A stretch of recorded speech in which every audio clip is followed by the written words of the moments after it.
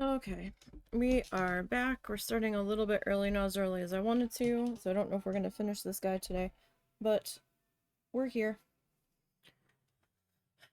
We have the link in the chat to the tutorial that we are following from Bob Ross. We're going to go ahead and pin that, so if anybody wants to watch the tutorial in full, feel free.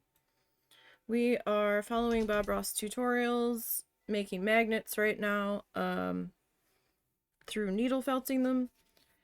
And we're currently using acrylic yarn because it fits my budget a bit better than the roving does. You use what you want to if you want to do this.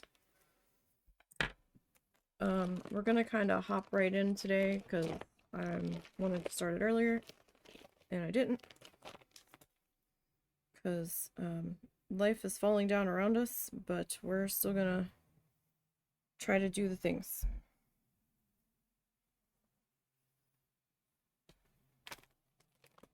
So we are going to continue putting our water bit in here. So we've got our jewel and our marine blue that we were using to kind of color our water here from last time. And I'm sorry I didn't go the full 4 hours last time, but I kind of got sensory overwhelmed, and that happens sometimes.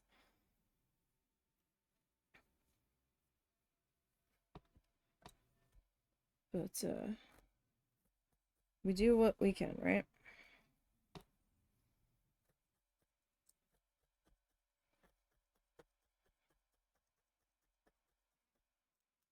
Doesn't always happen, but I'll tell you, last week feels like a month ago.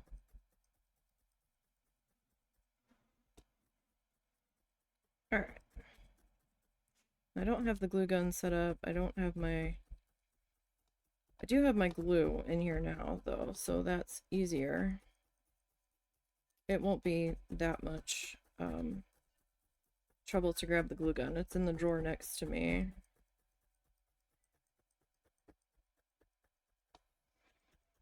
If we need that guy.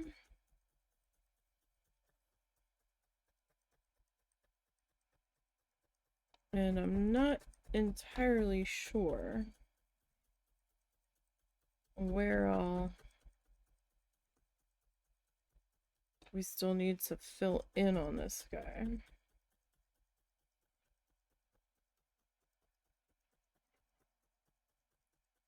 But that's definitely not thick enough. So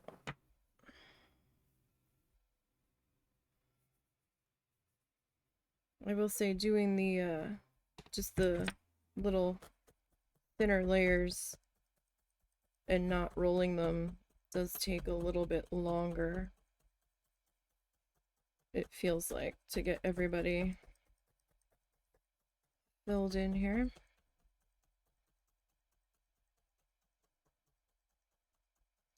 So how is everybody on this Tuesday?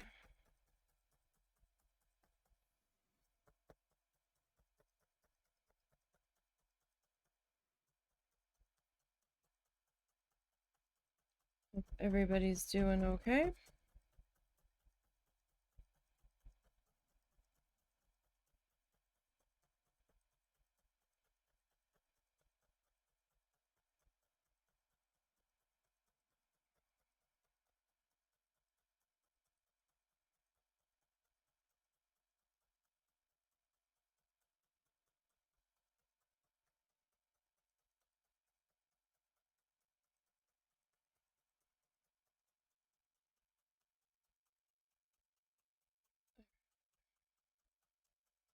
So our sides got a little scrunched in, but I think we're okay.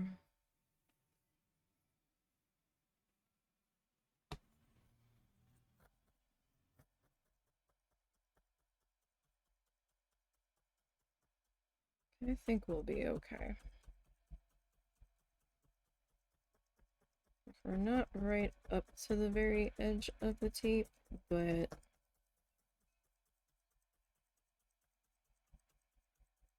I'm not sure what kind of land is coming in here on the edges. Because I kind of looked, well, we both kind of looked, well, kind of looked at the end of the last magnet, but I don't remember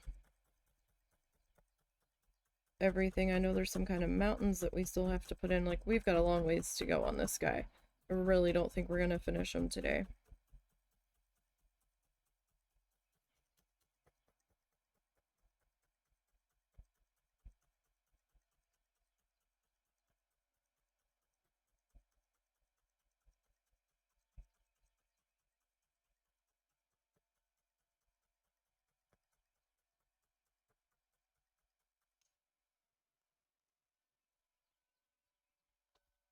Okay. A little bit of our lighter color. It's gonna kind of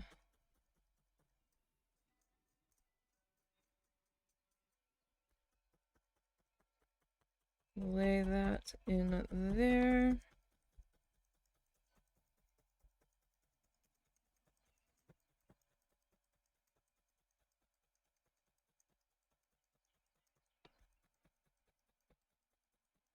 Yeah, I don't even see my pen line anymore, so I don't know why I don't see it. It's not even under the tape, so I imagine I'm on it.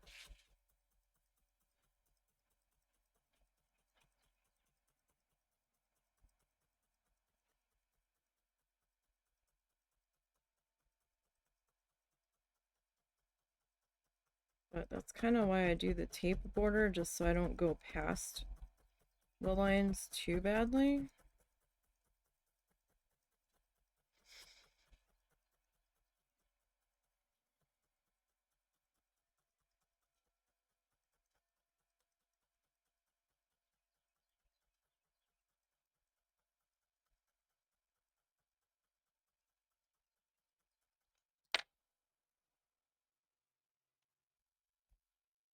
Alright. So it's not fully tacked down there, but I think we'll be alright. So we still have other stuff coming in on top of it.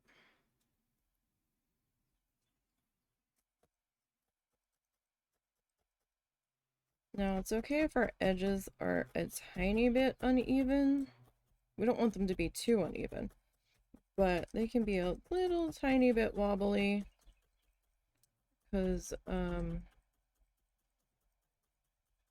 we still have to put our frame around it, so that will cover up a little bit of the wobbly edges.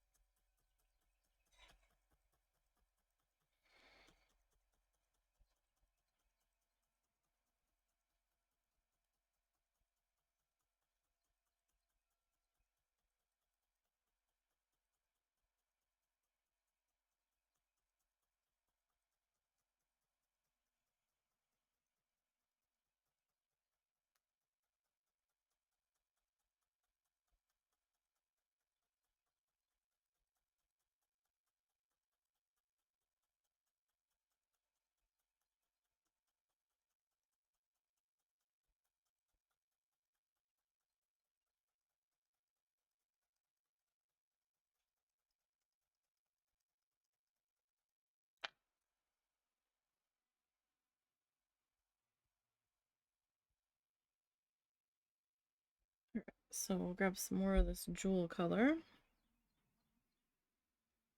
So yeah, I do use the acrylic yarn for budget purposes.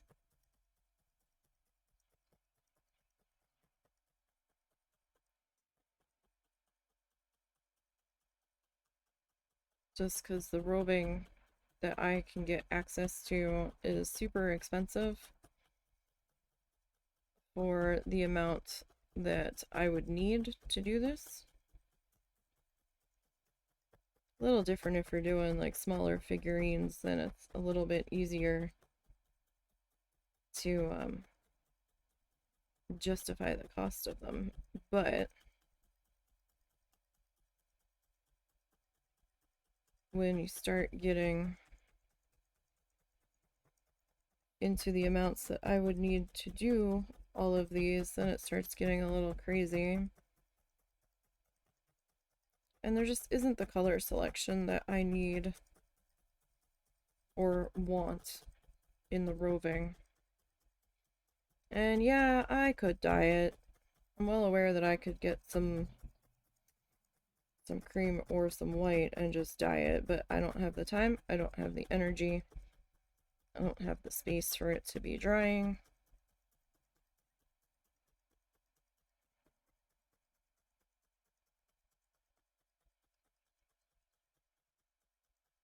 It's just kind of the way it goes.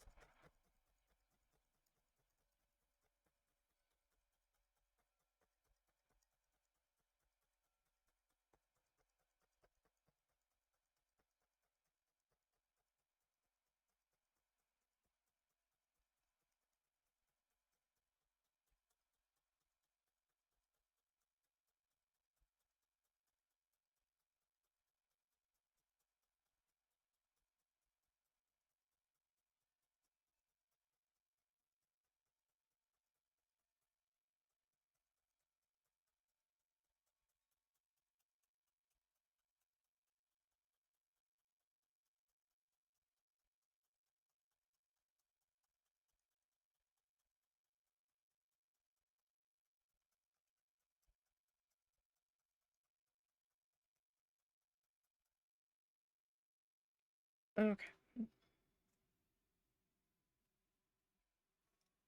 So I just need a little bit more on this color. Let's get a little bit more highlighty action on our water here.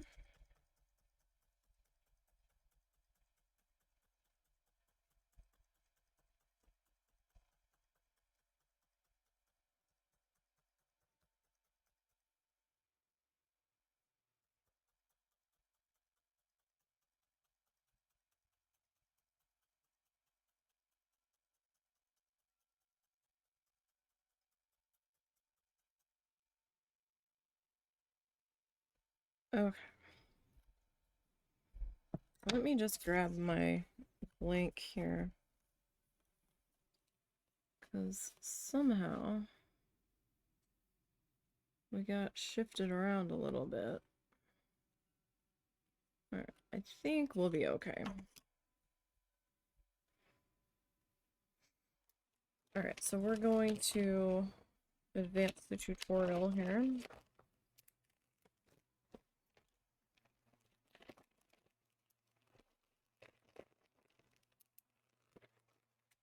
And see where we're at. We do have it muted. We do have closed captioning on.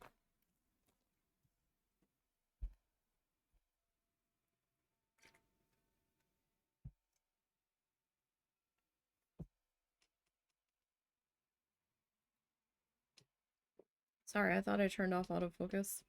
Apparently I didn't.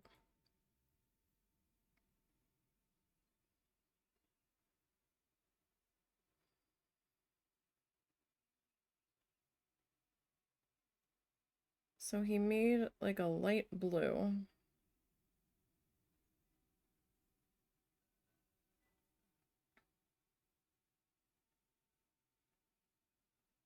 To kind of put in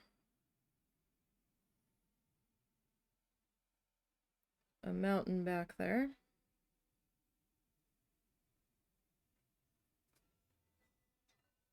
A tiny mountain.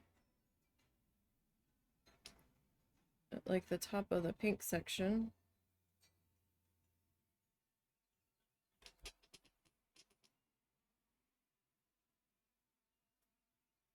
A phthalo blue. Alizarin crimson. And then he's gonna make a lavender color.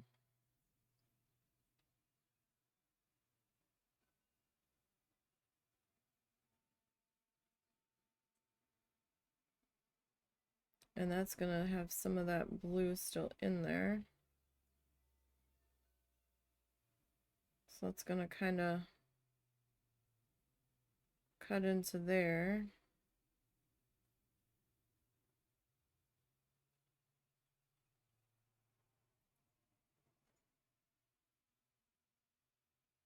So it almost looks like a purpley gray.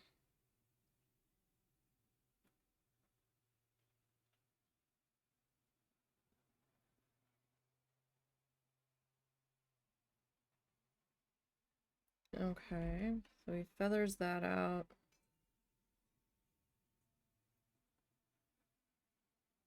And makes it look a little fuzzy.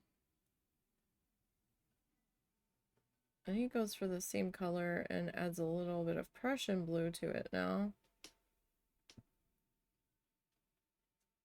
to make it a darker purple. And then he's got another one. Wow, this is all happening in this pink section. I don't know that we gave ourselves enough of a pink section.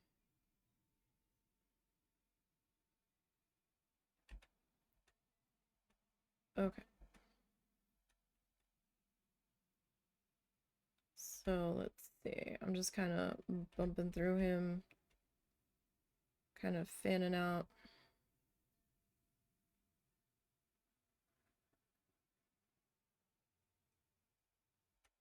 All that. Oh, he's got to have another one. I don't know if I have that many shades of purple, Bob.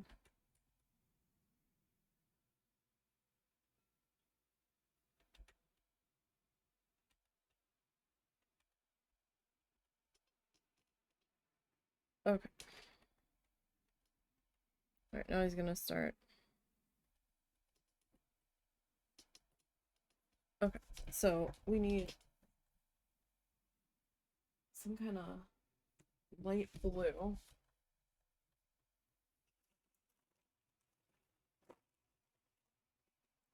I think we used cornflower for the sky. So we'll do cornflower for the back one. I mean, sky blue for the back one. We have another.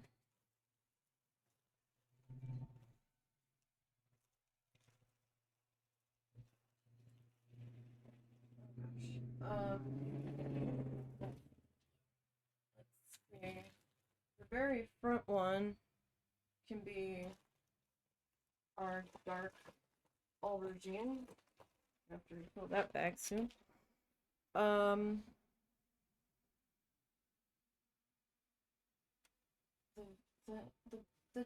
further back purple. Oh gosh. Let's go with like a dusty lilac. And then we need a color in between the dark aubergine and the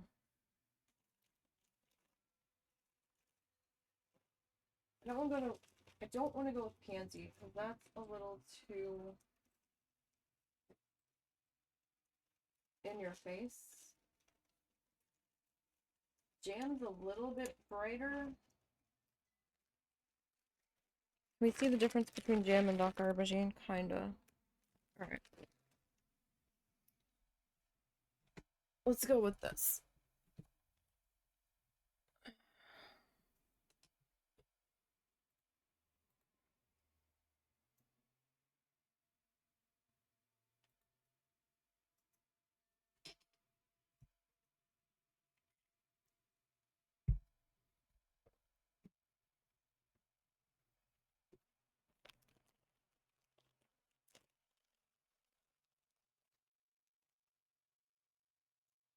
Alright. So this is sky blue. Now I am going to roll this. It's almost white. Okay. So we need a tiny, tiny guy. Alright, so...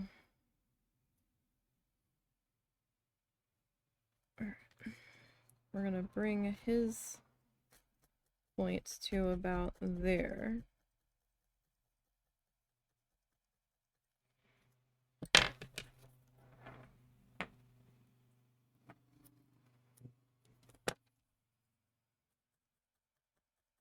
Try to like take him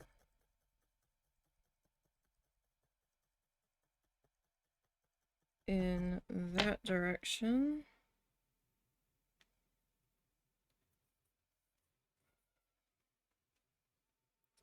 And this guy.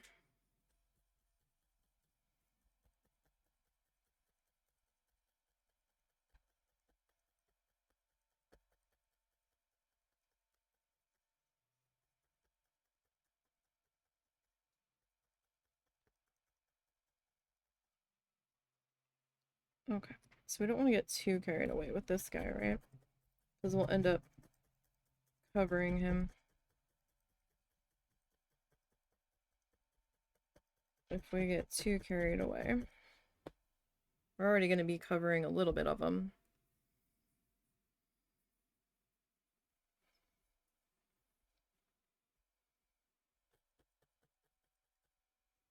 Okay. So I just want to fill in my outline here.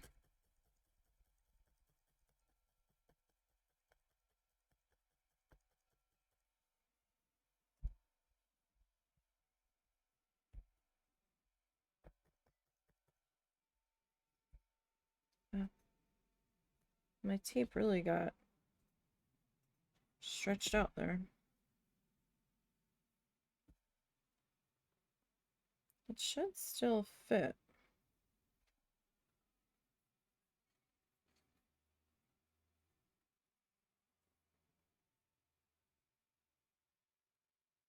Okay, so I'm just kind of scrunching our left down a little bit.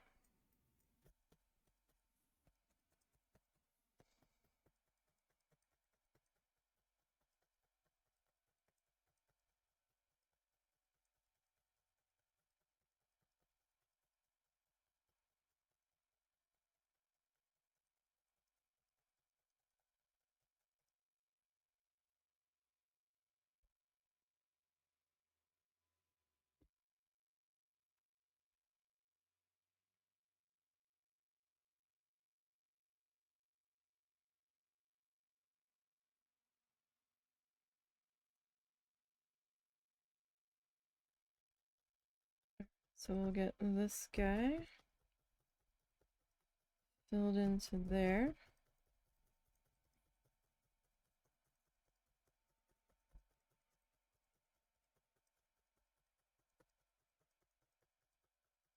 He's just kind of gonna stop, but that's okay, because we're gonna have other stuff coming in. Sorry, I'm real crooked and stuff. Alright, okay, so then it's this like lilac-y color.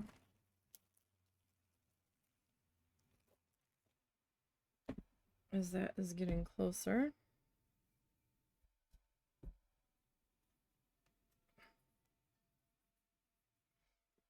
It is just a little bit of water that I've got sitting there.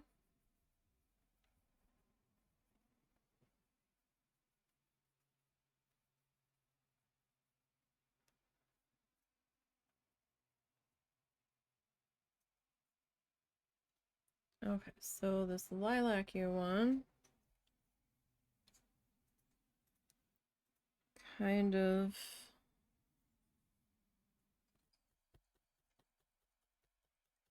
points there and kind of like curves a little bit.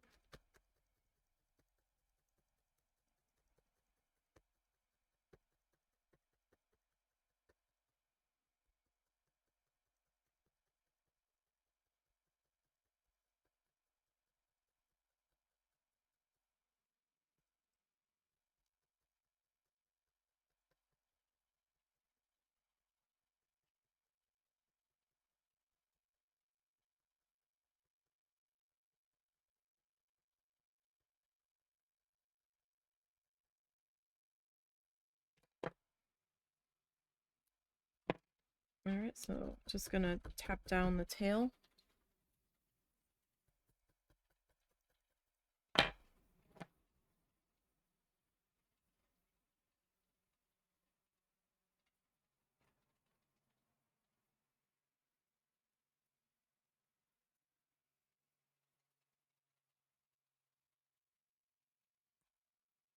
And then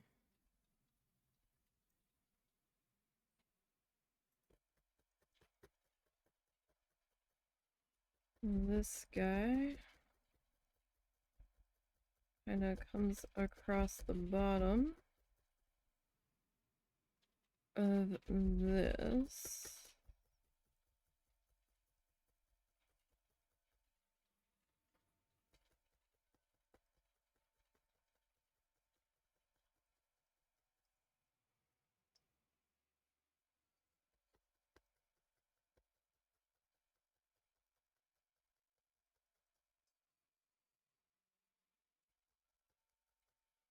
Okay. So this guy, I am going to kind of take back in this direction.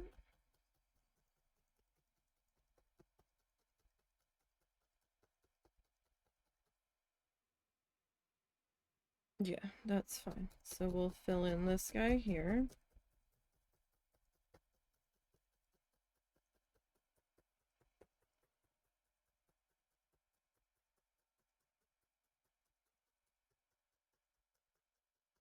Okay. So it's still a little tough to see it.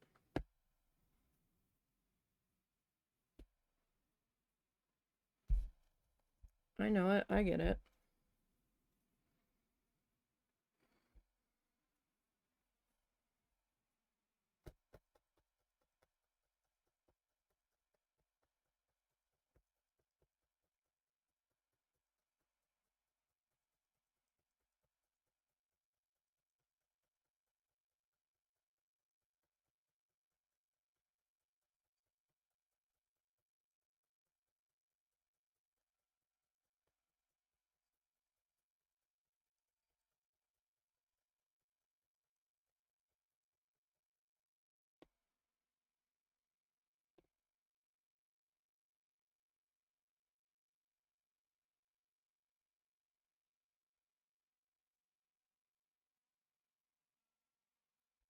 Okay. This next bit filled into here.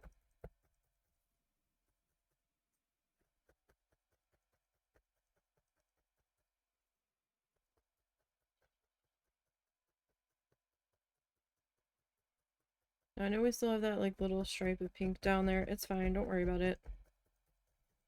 It won't be an issue once we finish getting this filled in.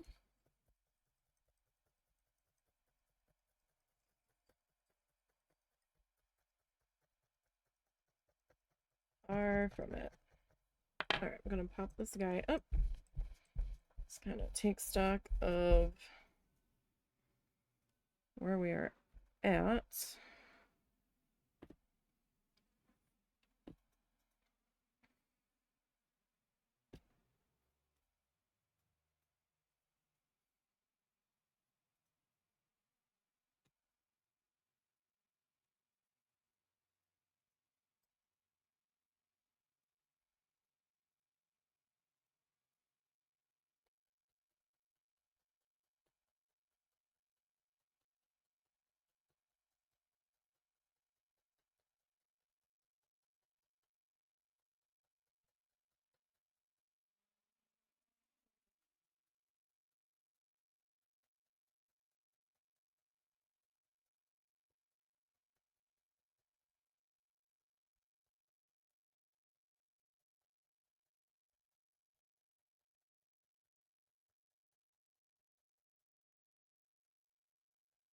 Okay. So we've got this little bit coming into here.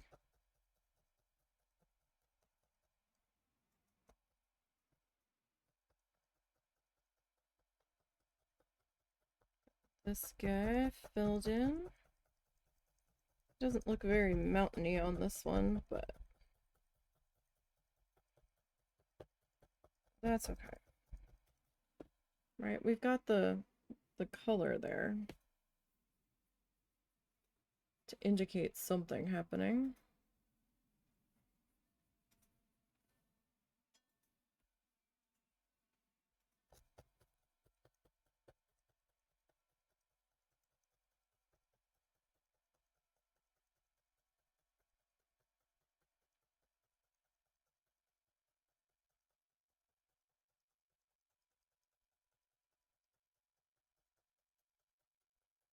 Always a bit harder to get these mountains in when they're so much smaller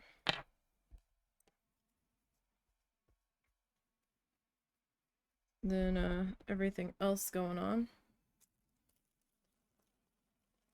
Okay, now we need the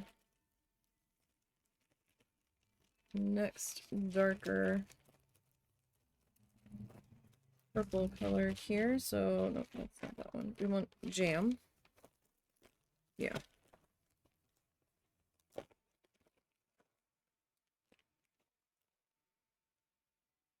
feels so crazy putting this many different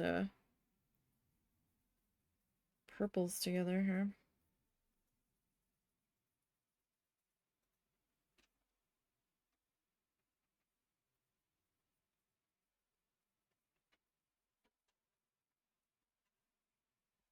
Someone is smoking something. I can like wood smoke smoking something. It shouldn't be somebody's fireplace or a wood stove because it's like 67 degrees out. And the smell is killing me.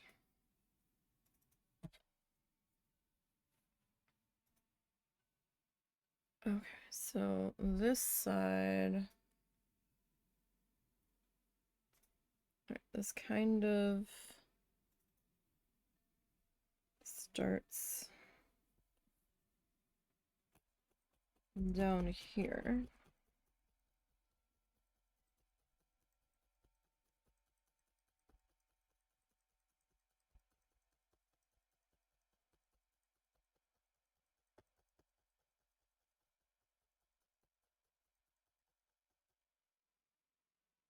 All right, and that's gonna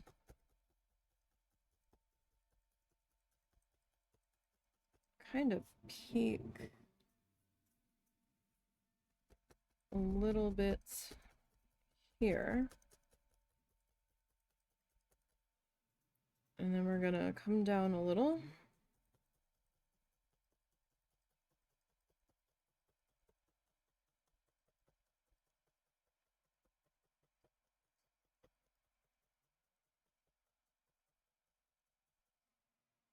And then we're gonna kind of go that way.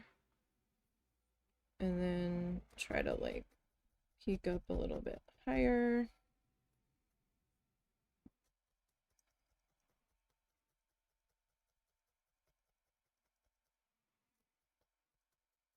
All right, and then I'm just gonna kind of tuck our tail in here.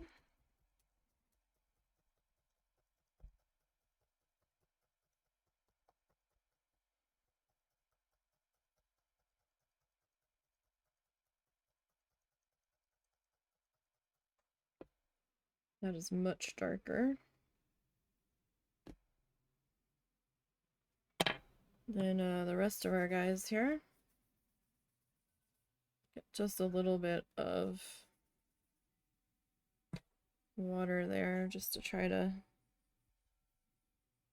help us get that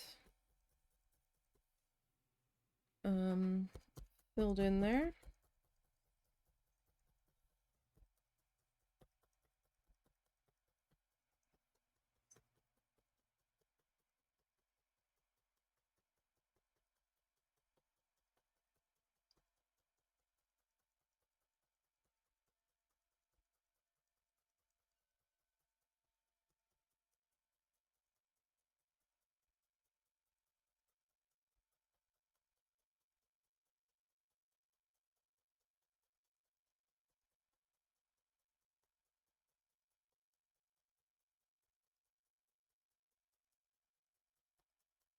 Okay.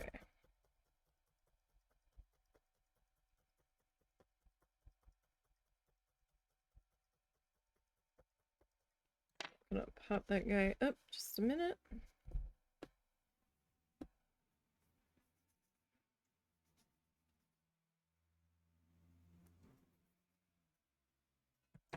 Okay. Work on just filling in our mountain shape here.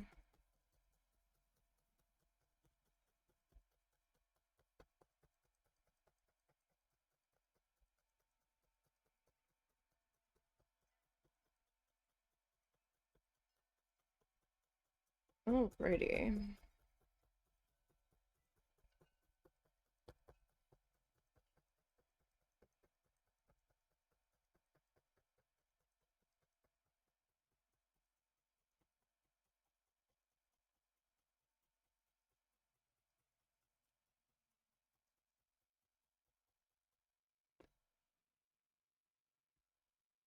So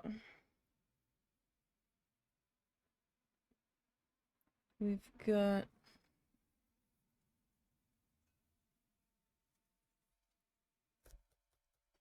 this color.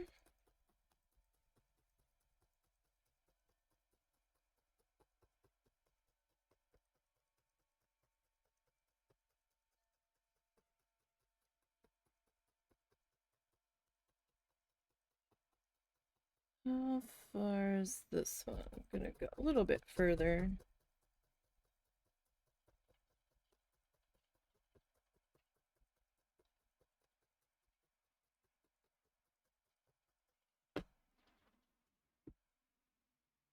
Alright. So this one I am kind of rolling just a little bit just so we can get the shape right.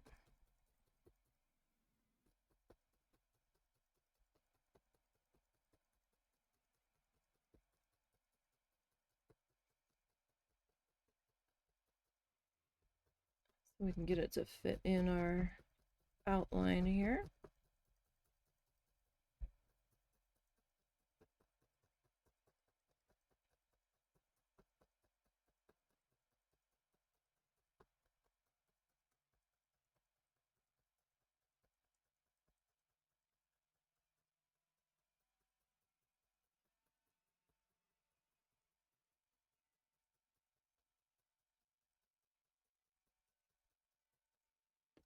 Okay.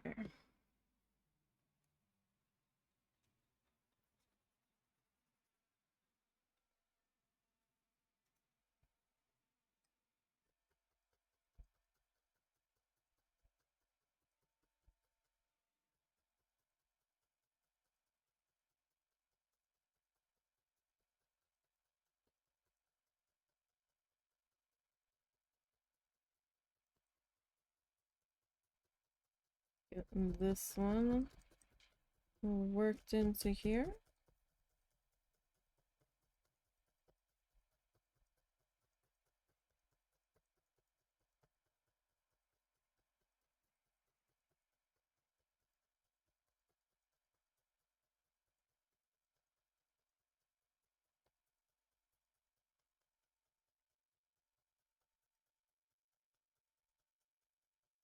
Alrighty. So get this guy popped into here.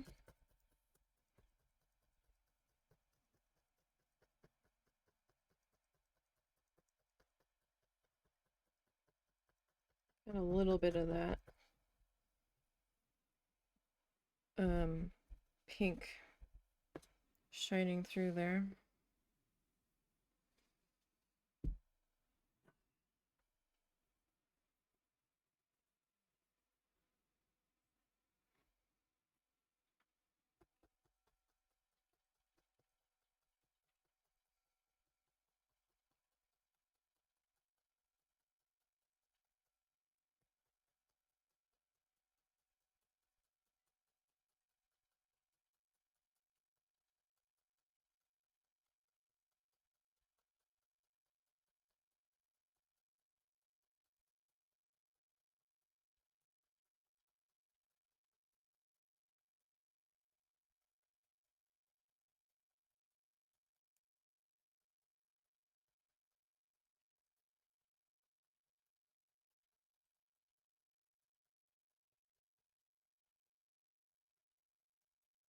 Alrighty.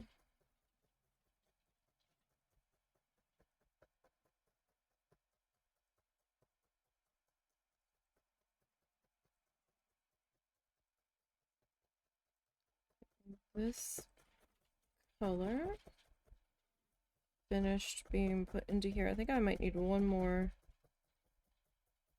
piece. So we still have some pink shining through. More pink than I want there to be.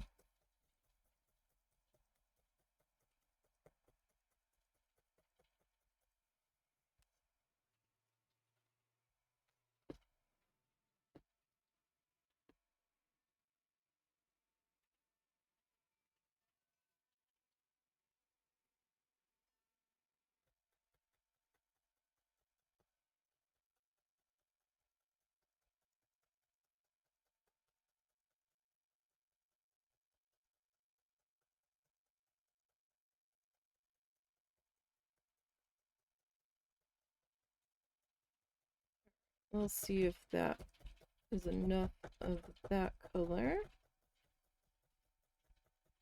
It might be. We don't use this purple very much, I will say.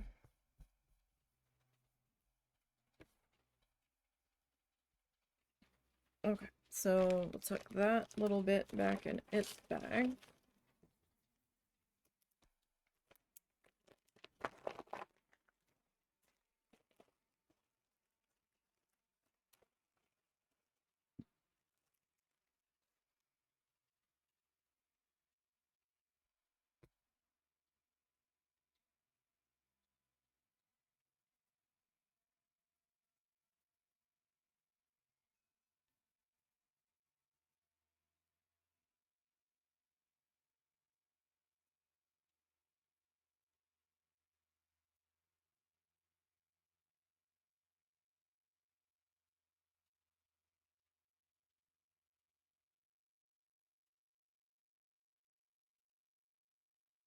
Okay, so our last color kind of cuts across from here. Oh, this looks darker than this. Okay, so this guy's gonna kind of sit in here.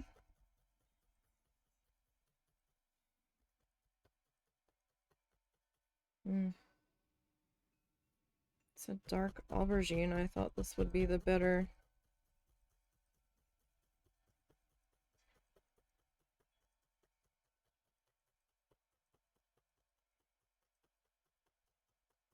I think this one's getting some green on it though, so probably won't be so bad.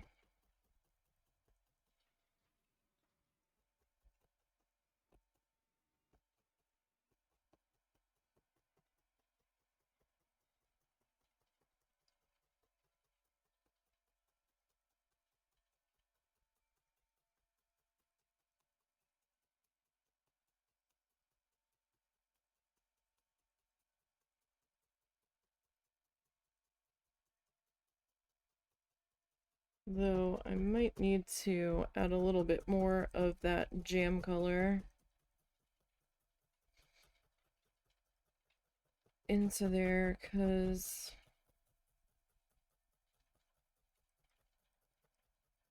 it looks kind of strange with the watercolor kind of poking up there. You can't even really see the difference between those two colors, can you?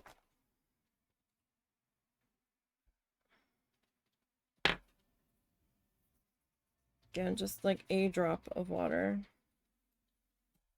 off like the tip of my finger. Okay.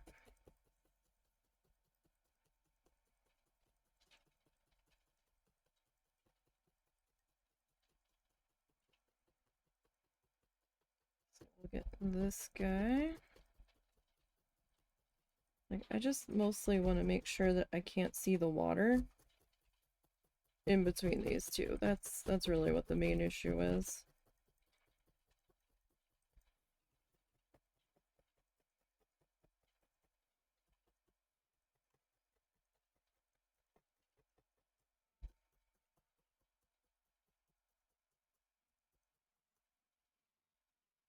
That and too much pink. Kinda poking through there.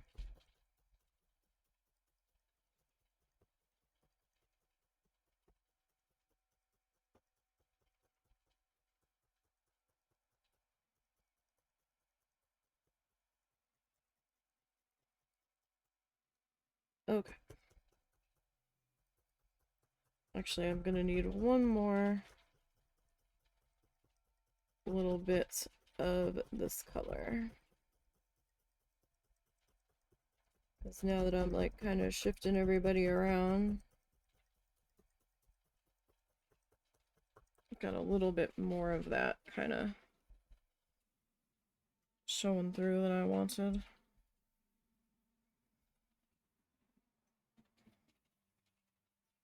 Some days it's definitely a back and forth. Oh, hold on one second.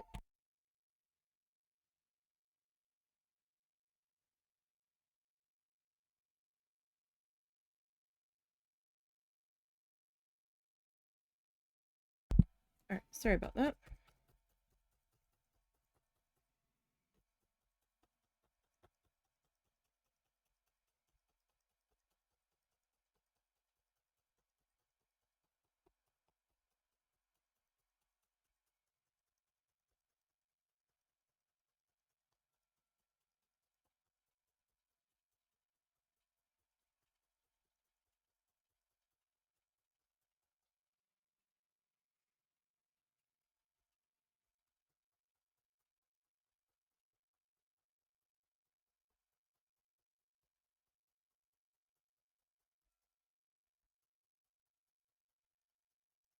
Okay.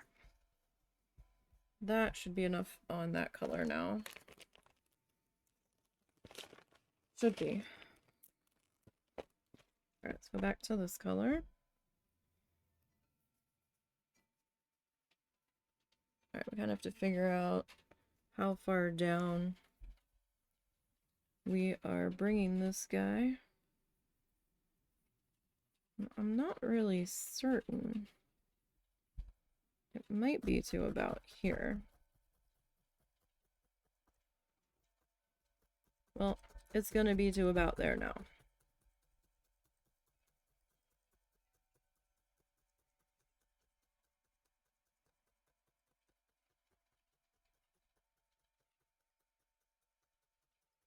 And we will get this in here as straight as we can.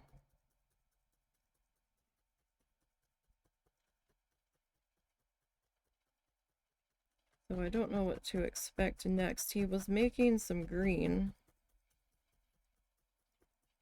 So I think this is getting a grassy treatment, but I'm not entirely certain if the grassy treatment is going all the way up or not.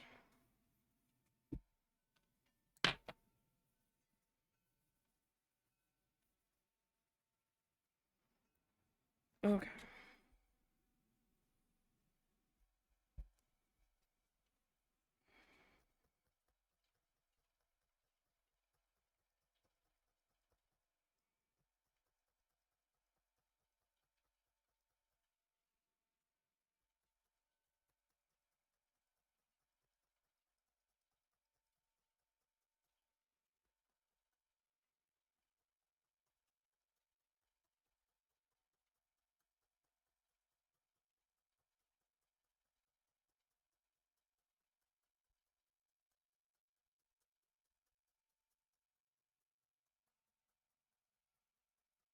Work on getting this guy worked into here.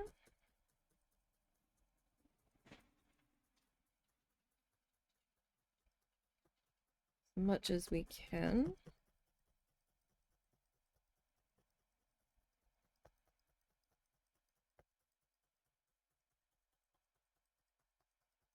So I'm going to need to get a little bit more to kind of fill in this section down here,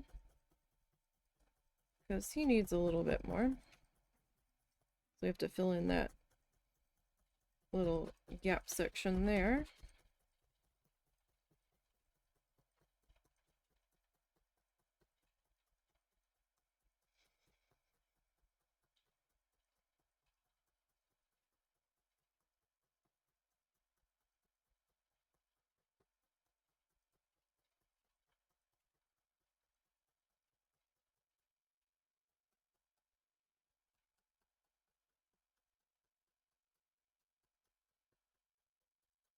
Alright, so we're gonna need a little bit more of this in a couple spots, but that's alright.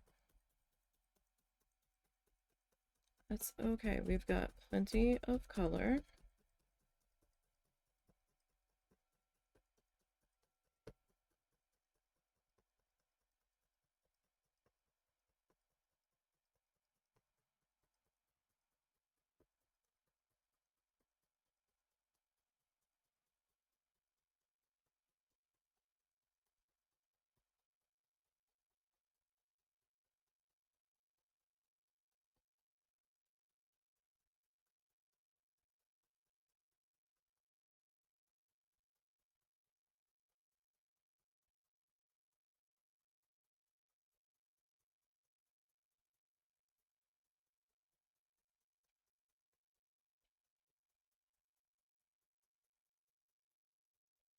Okay. It's taken a little bit of time to get all worked into there, and that's okay. I mean, it's gonna happen, right? Like, it's gonna take a few minutes to get it as attached in there as you're potentially looking for. Just give me one moment, you guys.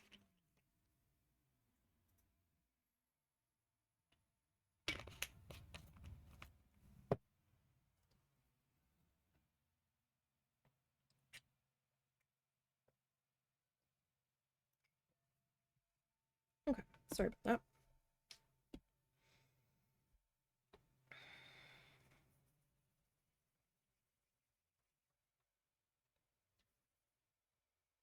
that. Okay.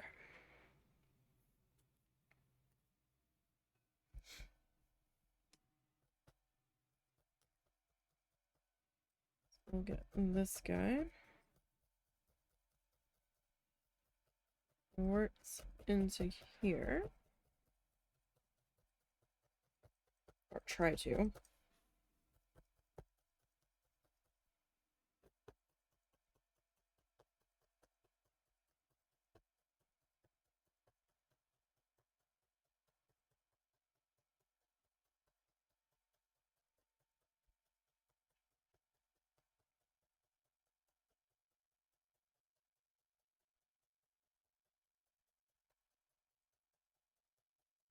Okay.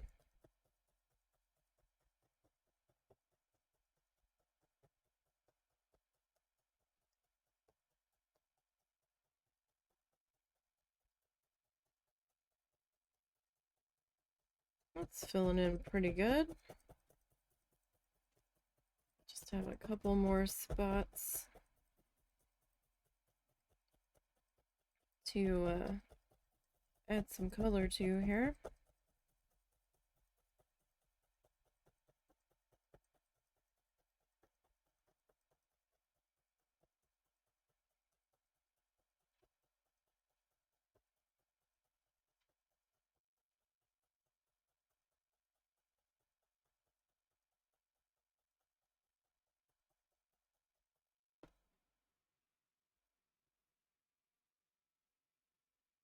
Okay, just a little bit of water.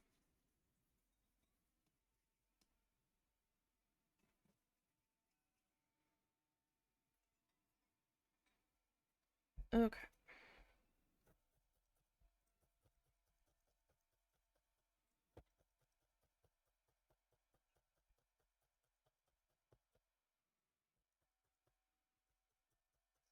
This section filled in here.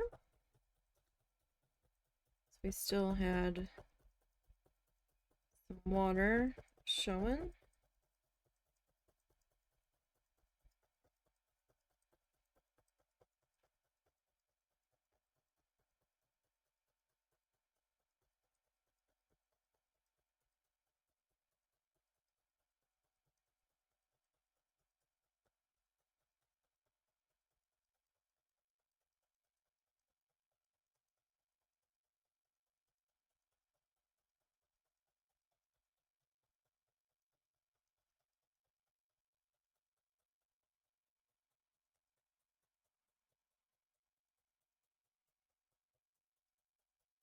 Okay.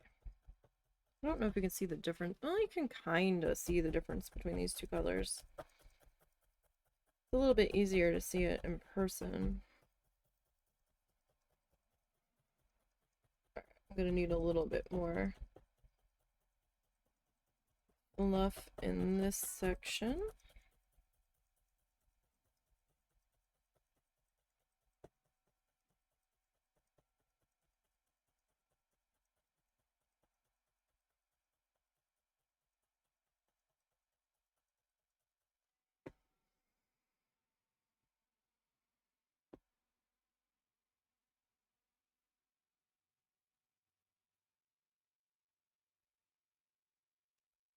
Okay.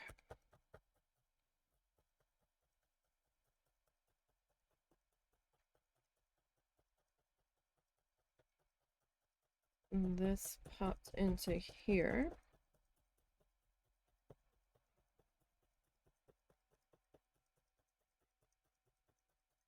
Ooh, I saw some exciting news on Facebook. The Tulsa Zoo's starting their big cat, well, not just big cat, but their like African expansion, and redoing some habitats. So the lions are going to get a new habitat. They're bringing back zebras. They're gonna, I think the painted dogs are getting their area redone.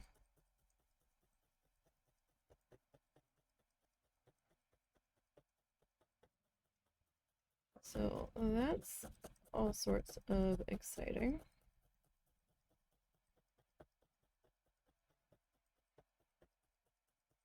And they just finished refurbing the Arctic fox's habitat. Again, kind of exciting because their habitat was definitely in need of some, shall we say, refreshing at the very least.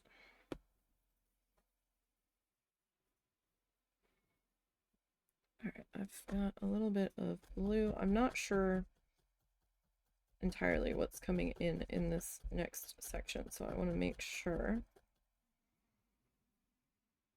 that any of the water color that is poking through is covered.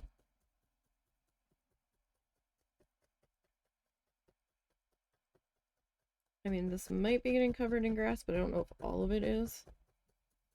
Might only be like the bottom edge of it. Or he's got this like darkish color here. It's kind of more of a gray purple at the bottom.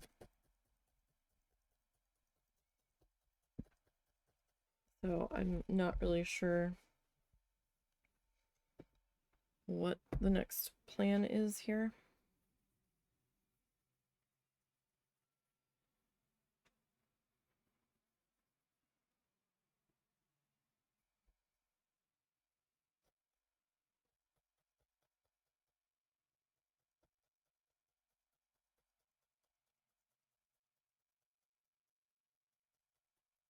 That piece was probably overkill, but that's okay. It'll fill it in.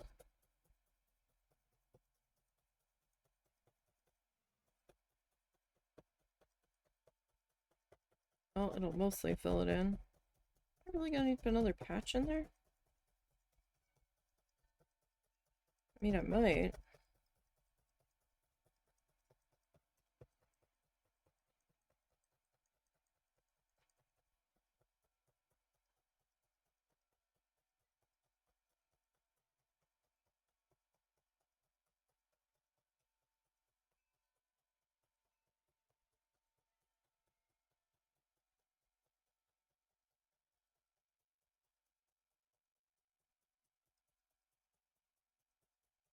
Very possible that I might.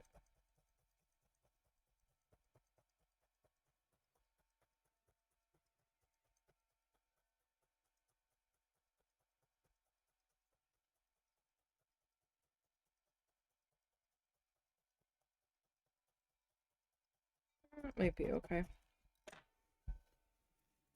Okay, just gonna brush down the back. Okay, time to reposition this guy anyhow.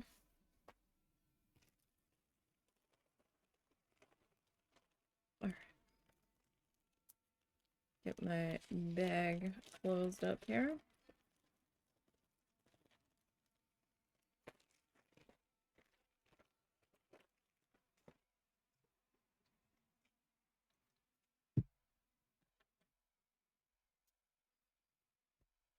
Okay, so let's see what we've got in store for us next.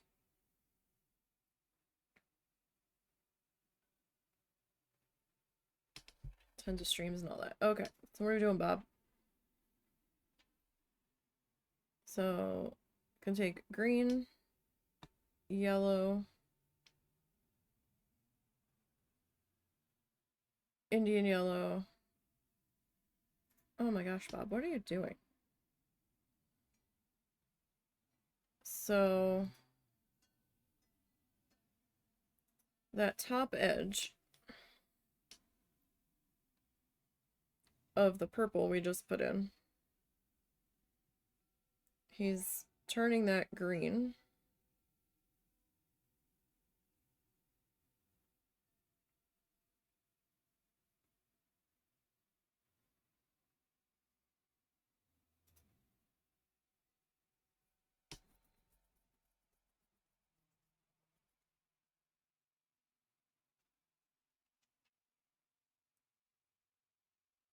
So,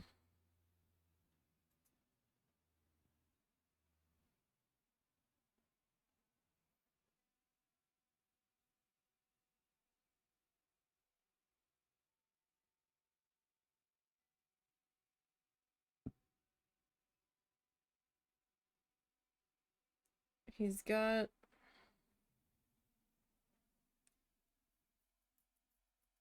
some like different green values coming in here. That feels like more of like a mustard.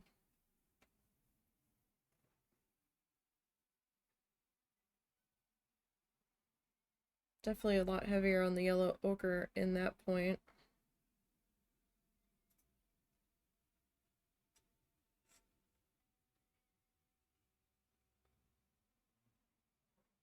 Okay. Sorry, I'm trying to figure out my plan here.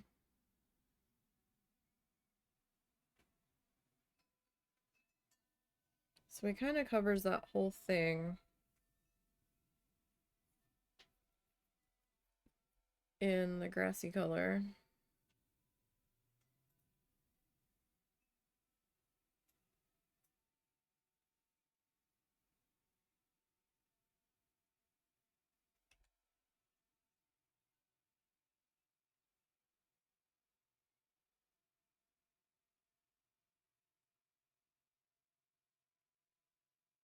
Okay.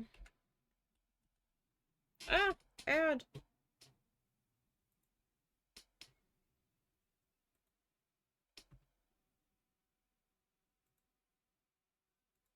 Okay.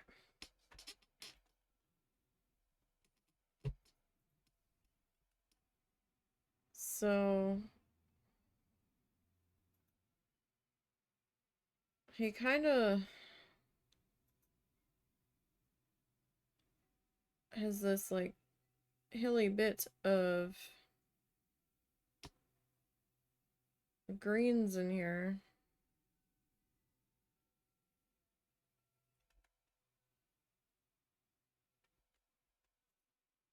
Then what are you doing? Hang on, let me just see what he's planning on doing next. He made a dark color.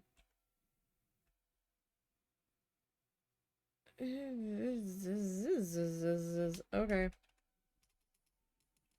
Let's see if we can get...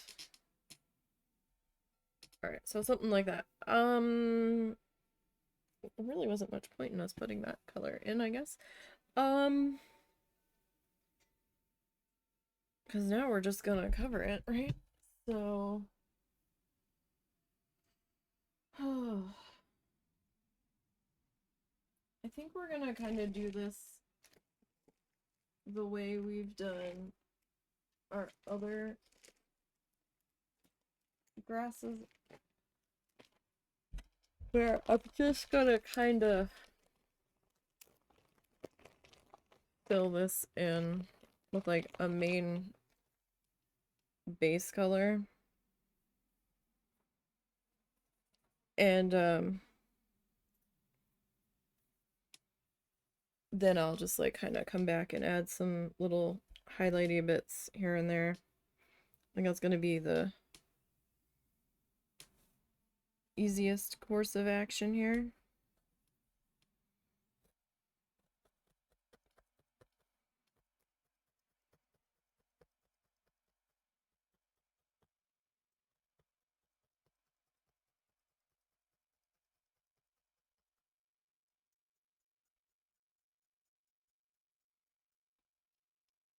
Okay.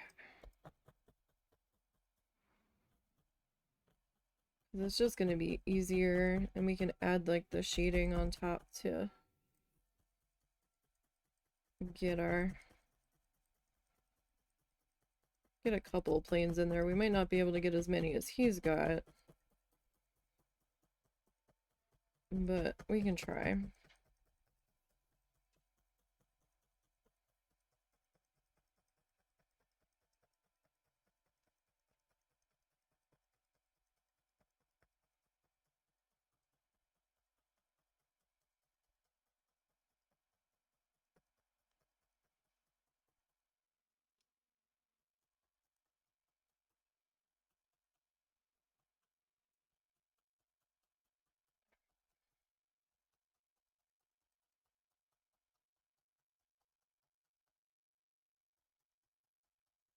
Gonna kind of try to get that filled in along that edge line there. I'm gonna have to add more of this, obviously, but it is giving us a jumping off point.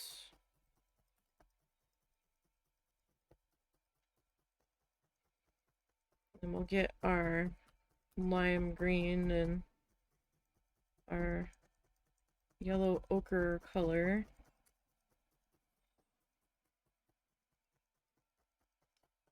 And we will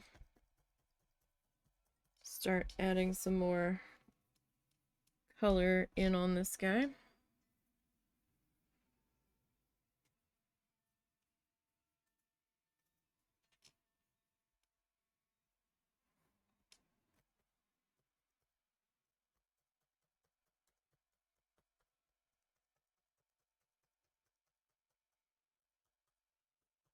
Okay.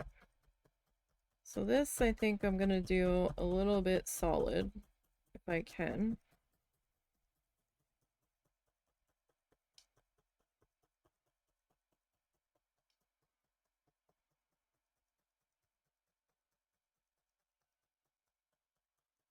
That way when I come back in with my highlighty bits and my low lighty bits,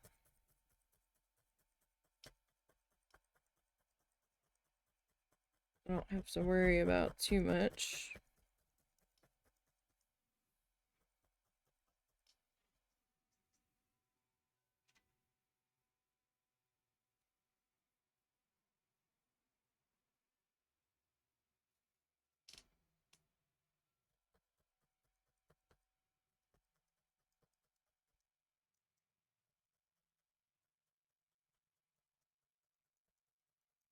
All right.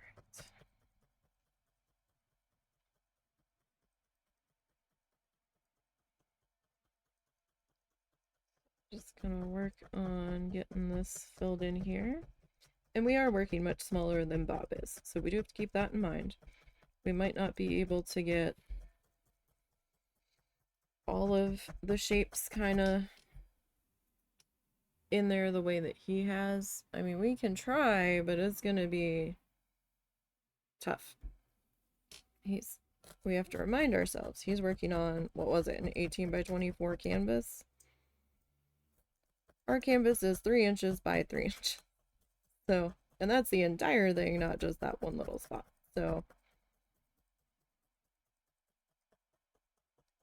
you have to remember to tailor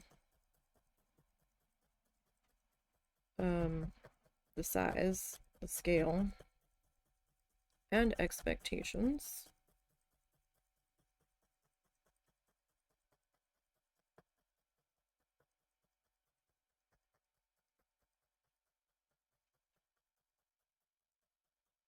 Okay.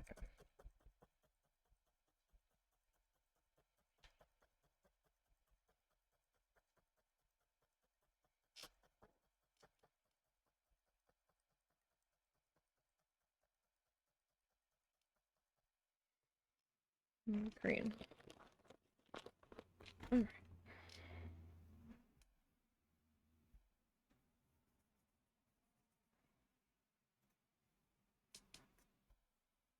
Okay. I don't really want a whole lot of that purple shining through here. At least on this bottom one.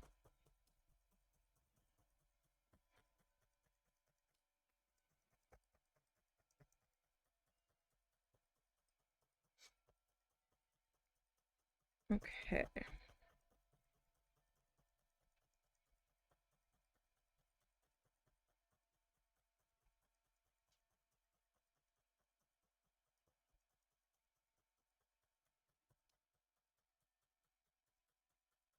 This might take a little extra adding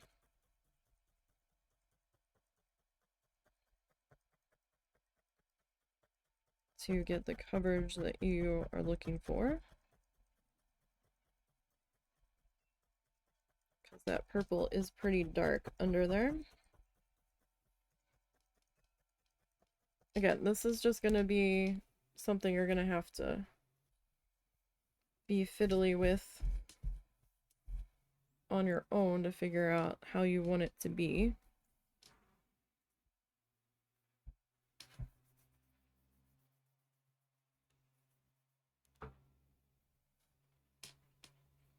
I'm actually going to bring mine down just a skosh lower.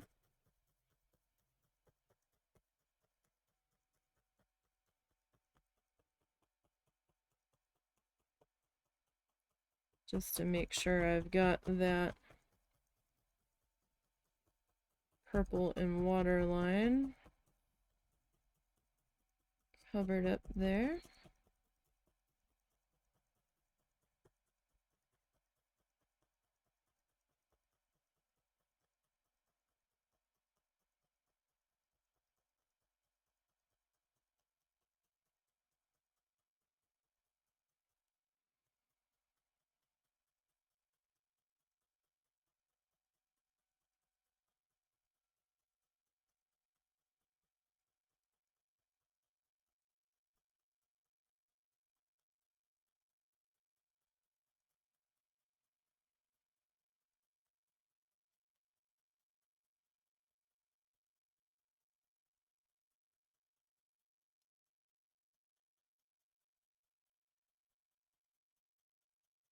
I know we are sideways at the moment, but it's gonna help me see what I'm doing.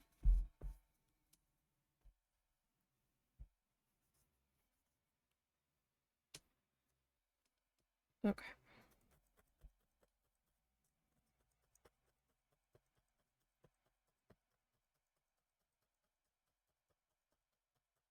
Still had a bit more purple shining through.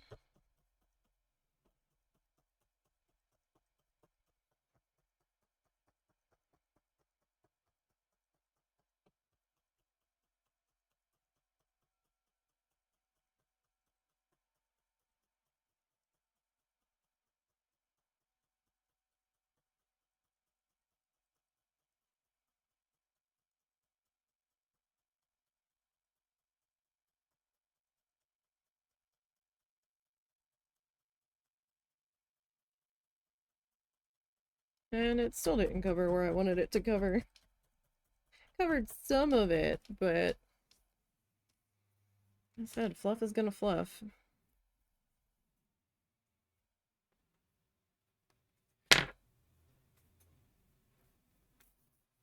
Now if you want to pull those fibers in tighter, get a drop of water and roll it a little bit to just kind of pull them in on themselves.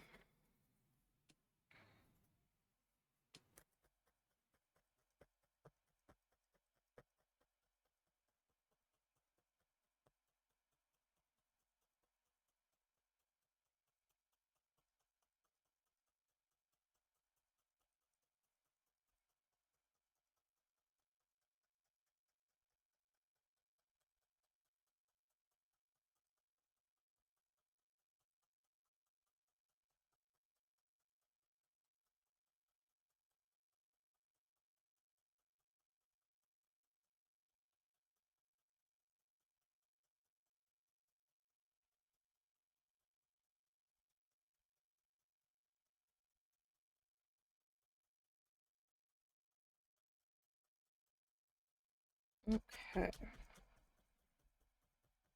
Getting there. Not quite there to how I want it to be, but we're getting there.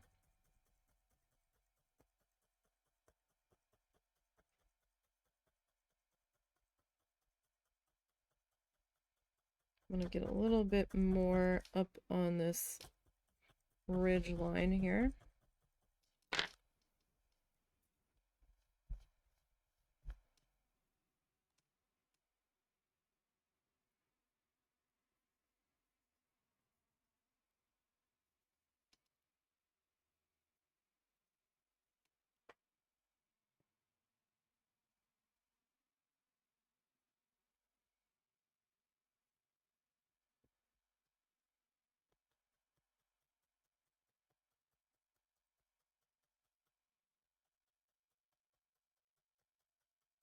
Okay.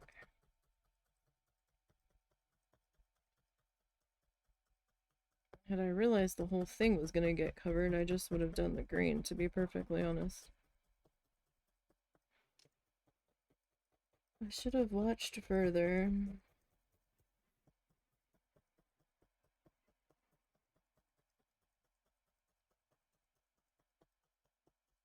But I mean, he did kind of leave it where if you want to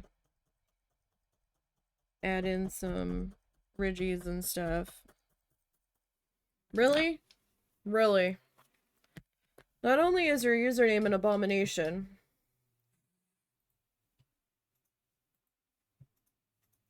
and totally inappropriate,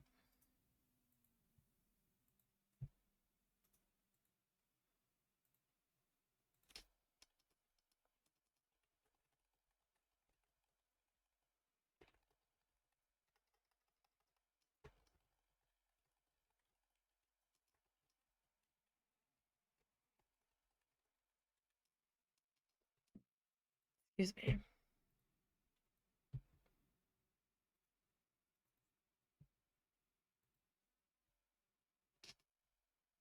Thank you, Moobot. If only Moobot could do the auto report. All they can do is remove the message.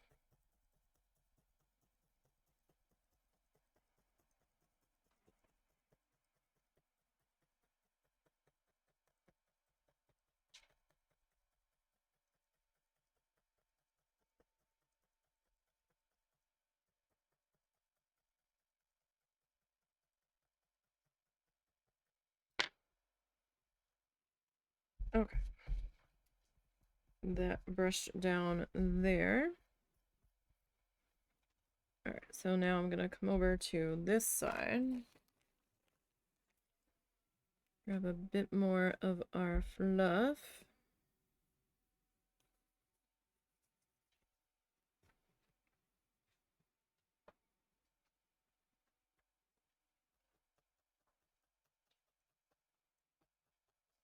And we'll get this filled in over here.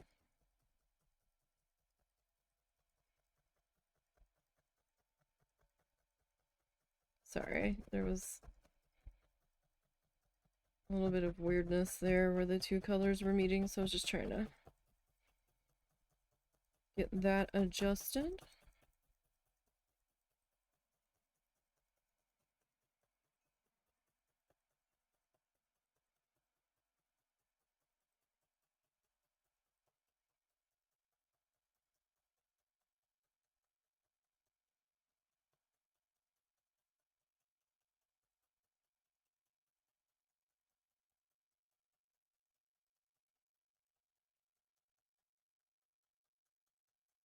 I'm probably going to add just a little bit more in there. Just, you know, add till you're happy.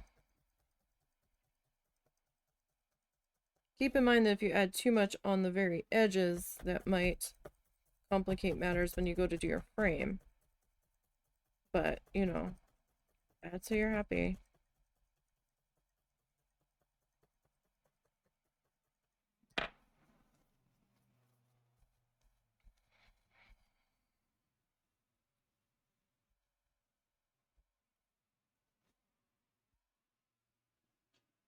Man, all kinds of sirens today.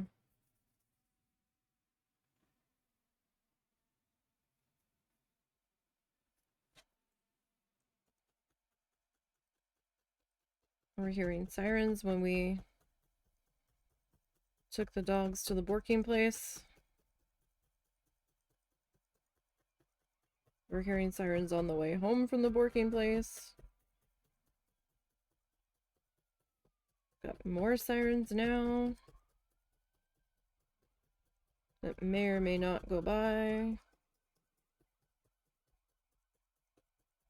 A lot of the time they've been turning before they get to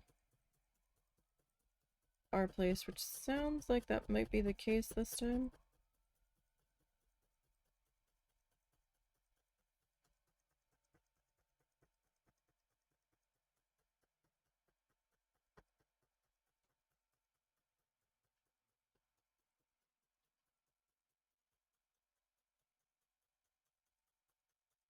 Okay.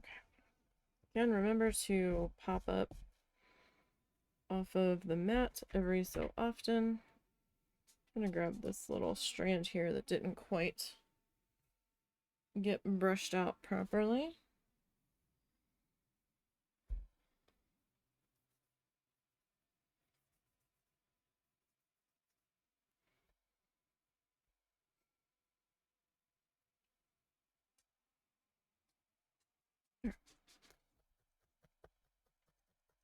Go ahead and we'll add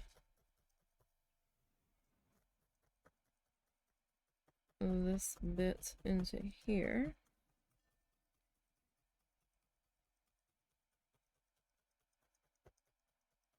And he pretty much took that all the way across where this dark grayish purple Payne's gray kind of color was hanging out.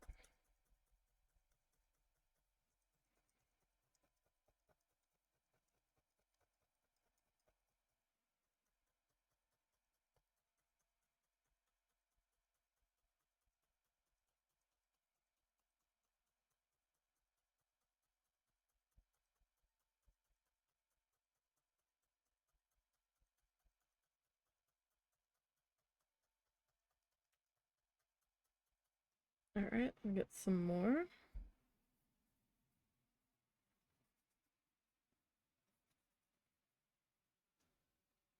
That guy kind of popped into here.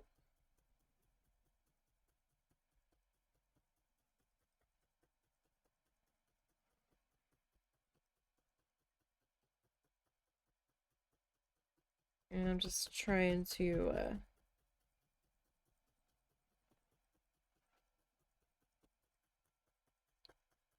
cover up the majority of the purple. I'm gonna have some dark spots poking through, it seems. But that's just the way it's gonna be. At least at the moment. We could keep going at it with our green until we are satisfied, though, because it's our piece, and if that's what we want to do, that's what we can do.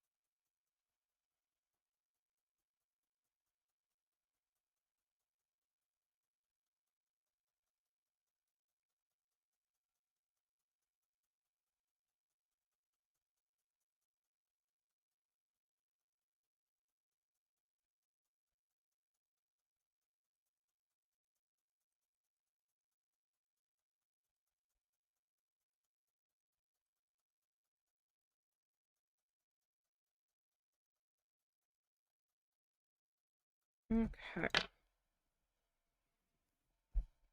I'm gonna turn our mat here, because it's about time that we did.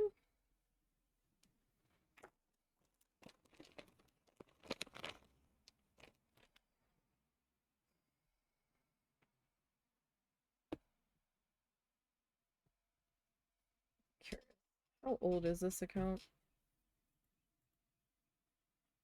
Created 19 hours ago.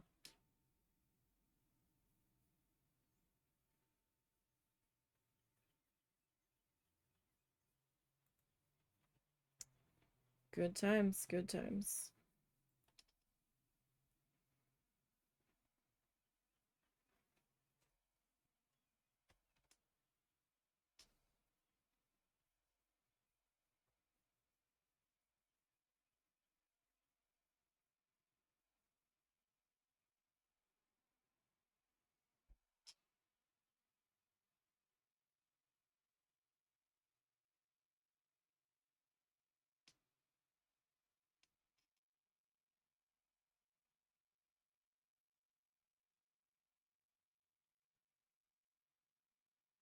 Okay, that should be good on that piece. Sorry, I was checking on something.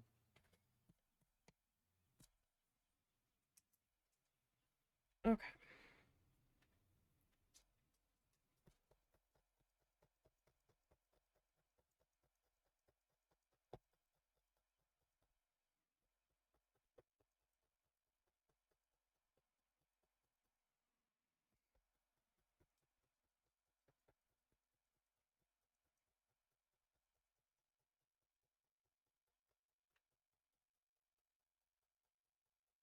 We will get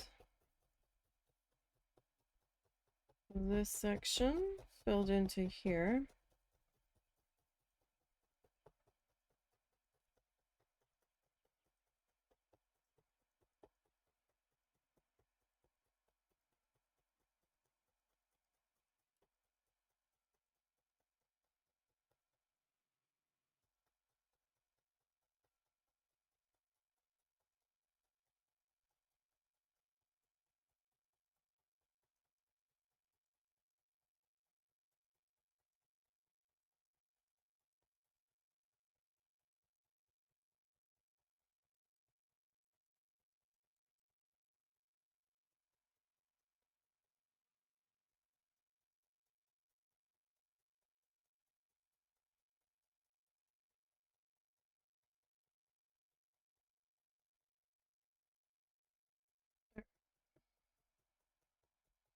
I'm gonna add a little bit more still. Well, number one, I have to cover this bright splotch of purple down there.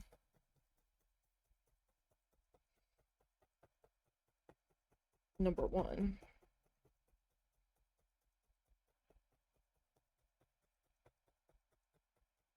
And it's still a little splotchy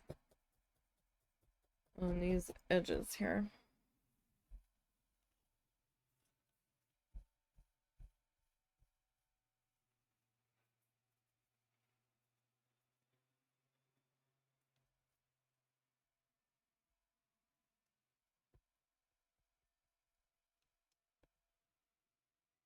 All right.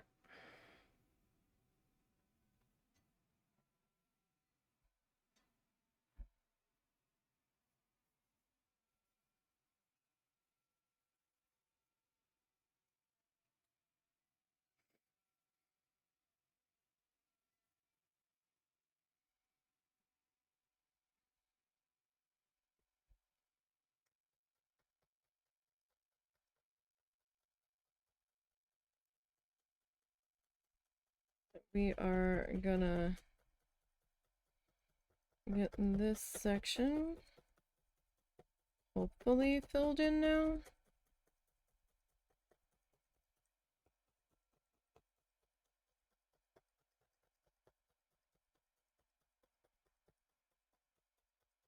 That section is still very strongly purple popping through.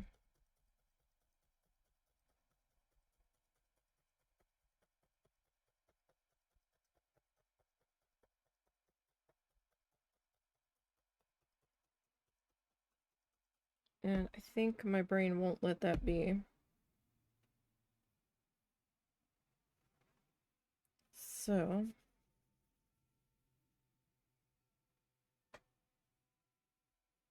let's see if we can fill that in.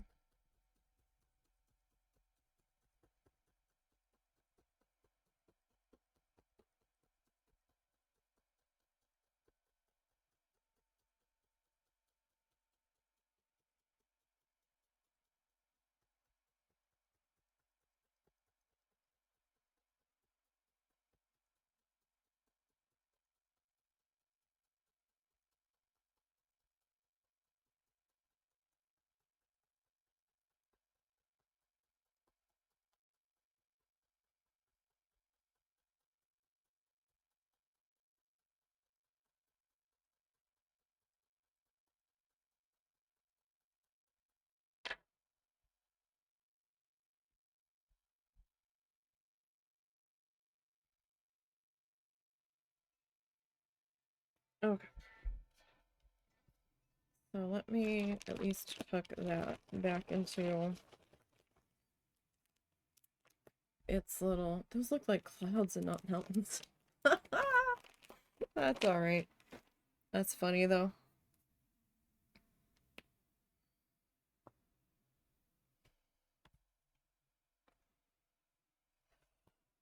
Sorry, I had to do the stretches. Okay. So we need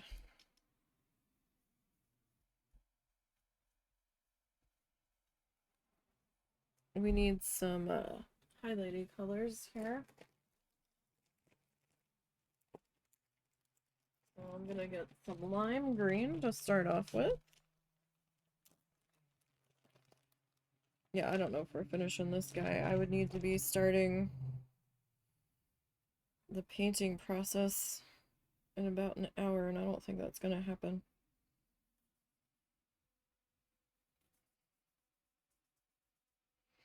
Alright, I need to change how I'm sitting.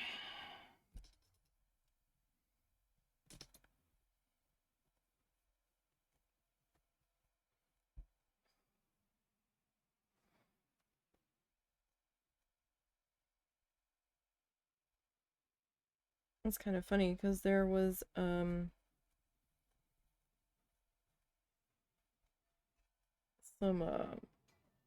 watercolored fluff in with that green there. Alright.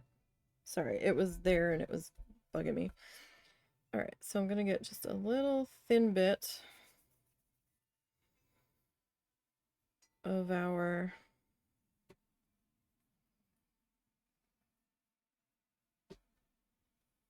lime green color. And we can start to figure out where we want some of our highlighty bits to live.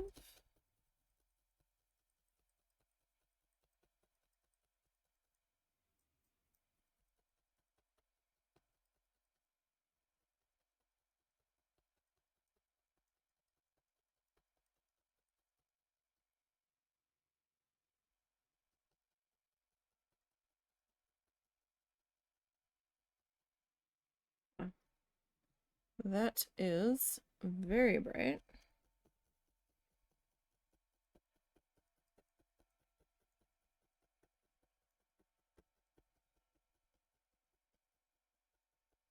Maybe we should have gone with like spring green or something, or light green. That is quite bright in there on that edging.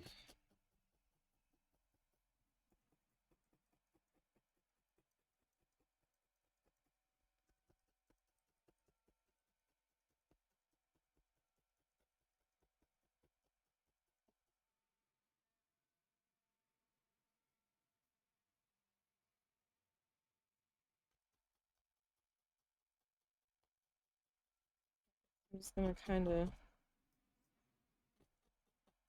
work that into there. I was just trying to scoop up, wind up the little bit of tail that had been there.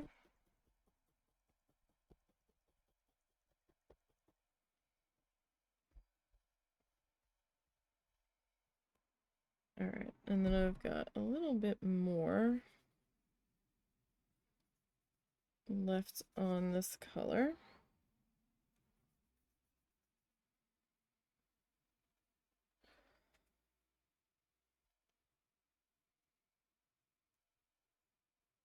And I'm just going to add a little bit more to this section.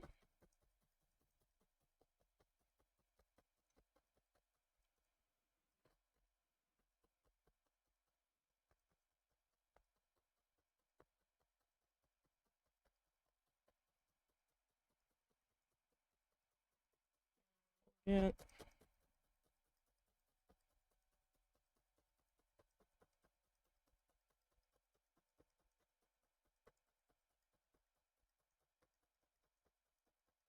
All that kind of worked into there. All right, and then let's see. Tuck that back into that bag just so I don't lose it. We'll grab, let's see, he's got like a yellowy ochre color, but it's kind of like a rusty color too.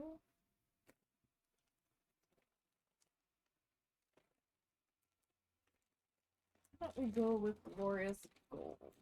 This color has served us pretty well over the time span that we've been doing this.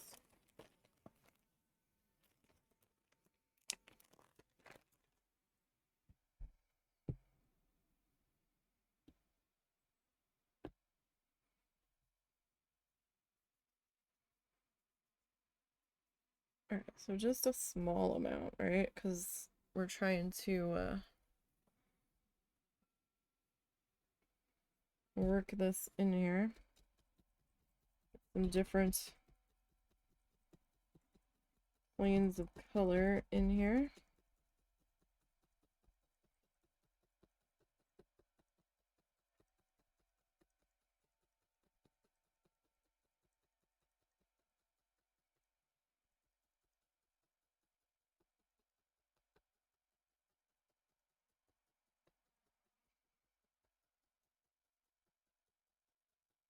Not sure I'm a real big fan of that. That might have needed to be a little bit more scraped out instead of a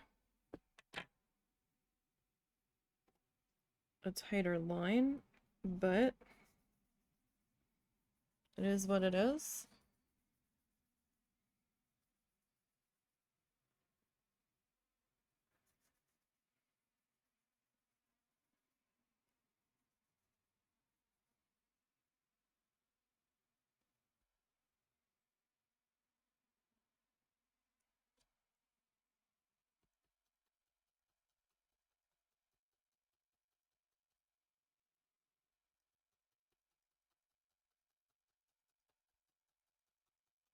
Like, I don't want it super, super thin because then as we stab it in, it's just gonna like completely melt into the background. I don't want it super thick either.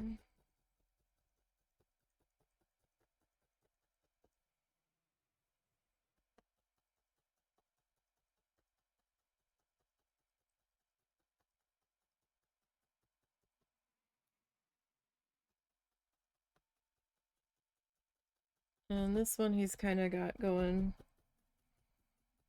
pretty much all the way across in spots here.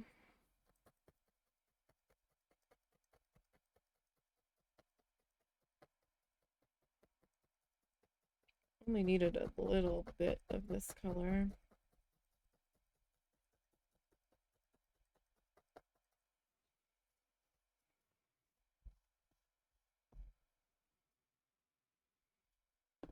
Alright, and then I'm gonna go for one more color. I'm gonna grab that like light yellow green color.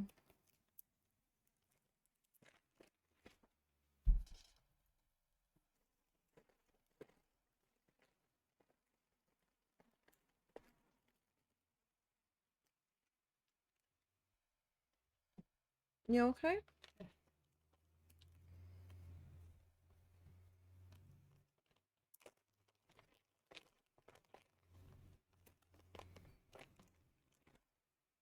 So this is considered light green.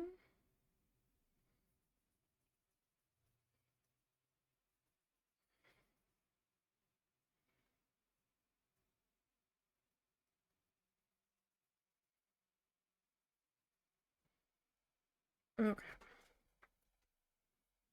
We're gonna have this guy kind of hanging out towards the bottom section here.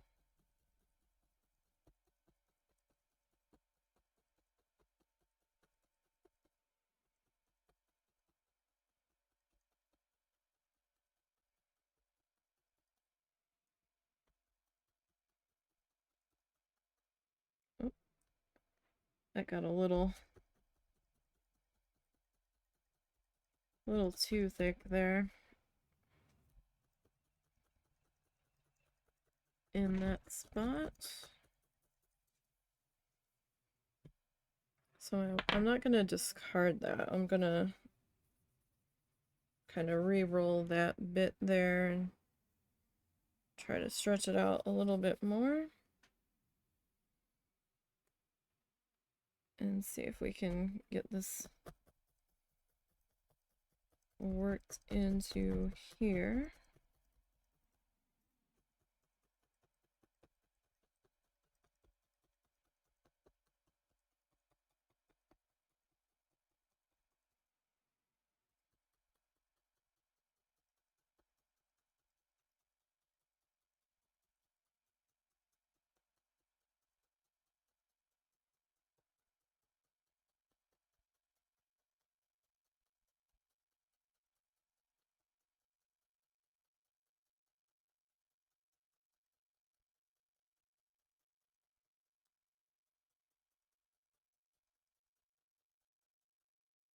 Okay.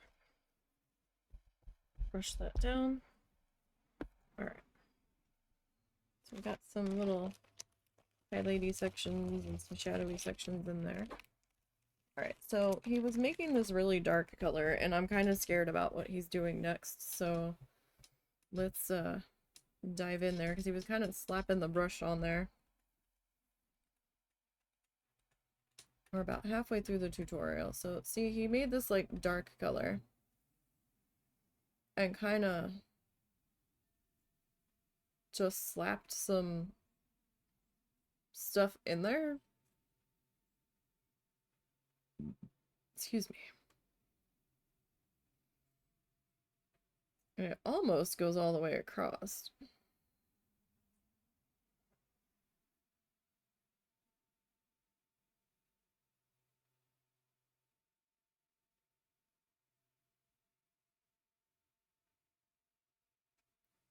And I'm not real sure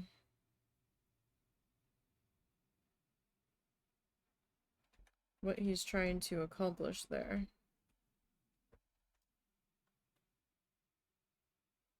Bob, that ain't sticking.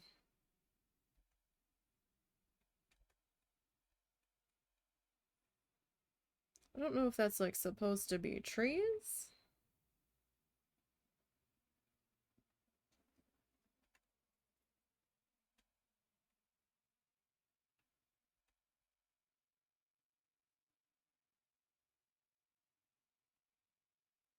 What are you doing, Bob? Okay, so he does end up taking it. I guess it's supposed to be like sticky trees, maybe?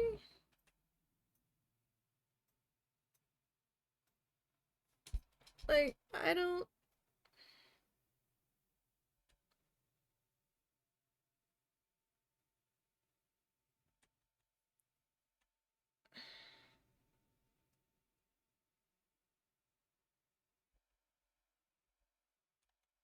Alright, well...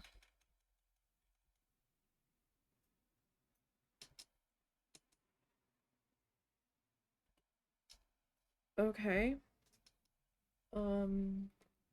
Sure. I guess. I don't really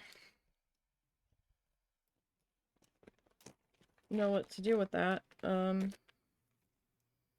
I guess we'll grab our hunter green.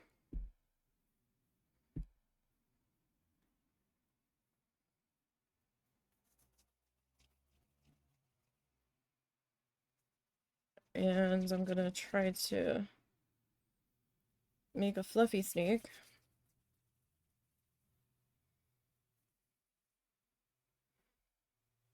Alright, hey, how far over? Alright, it's almost all the way over, so...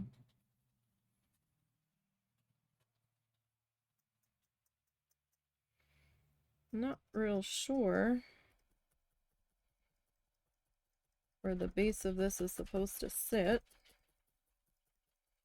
I'm using a hunter green to kind of just get this started here.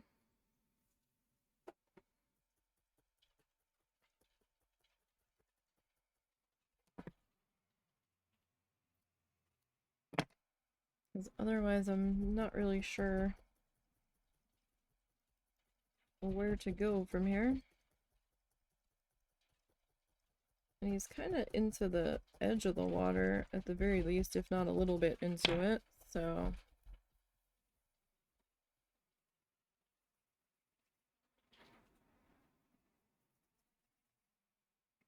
This kind of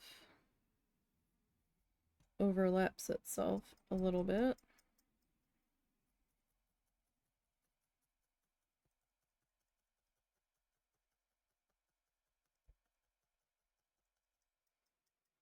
I'm gonna try to scrape up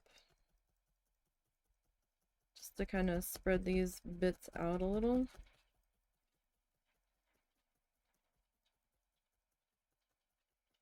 At first I thought maybe it was reeds, but maybe it's like a distant grove or stand of trees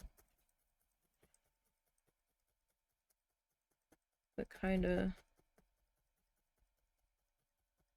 jut out into the water here a little bit. I don't know.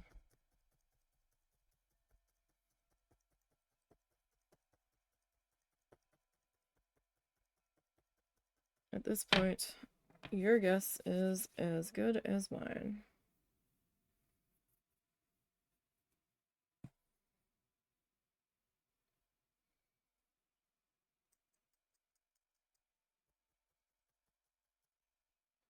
Careful, this is where the finger protector definitely comes in handy. I guess we can variate their height a little bit.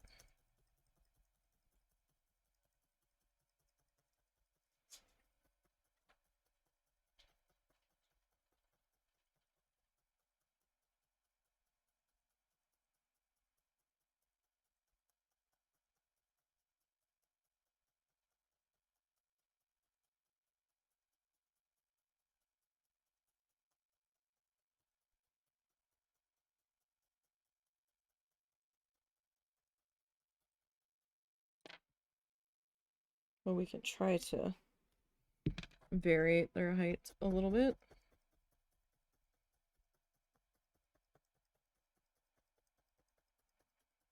Doesn't seem to be working that well, but you know, we're trying. That section got a little sparse on me.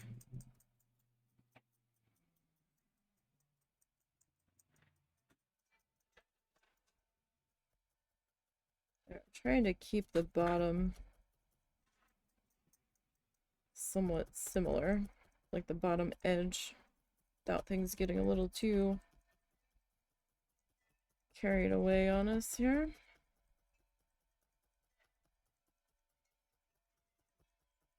Like, he kind of added a little bit of color to part of it, and then the rest of it he didn't seem to, so I'm not sure if I should be adding a different shade of green in with this yet. Like, I don't know. Alright.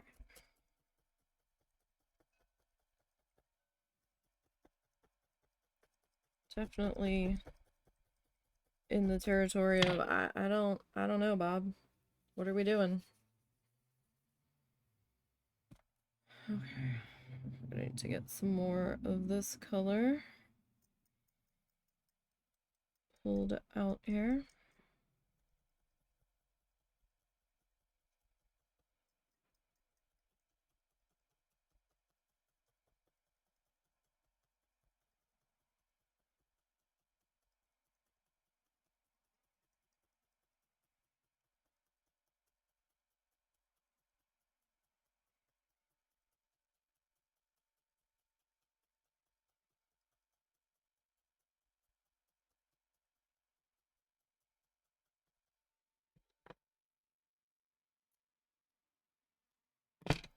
Okay.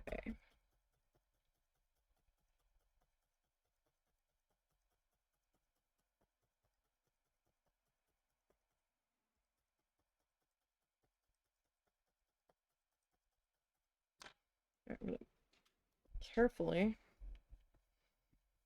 pop that guy up.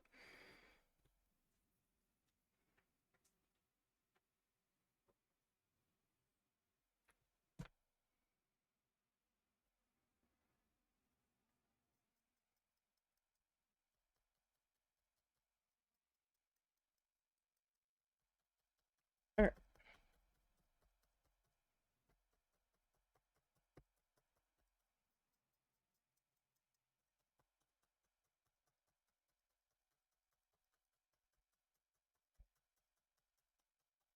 So we'll get this guy.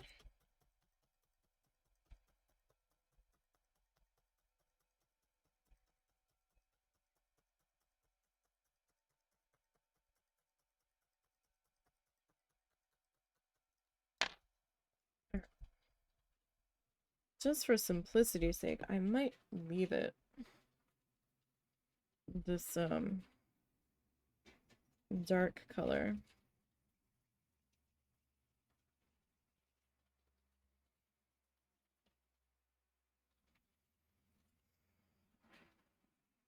Okay.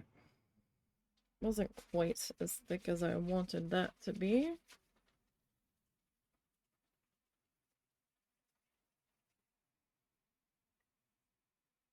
Like, I know the thicker part's a little...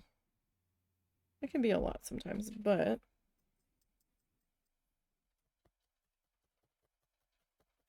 It'll... a little bit thicker. It'll help us get this in a little bit faster.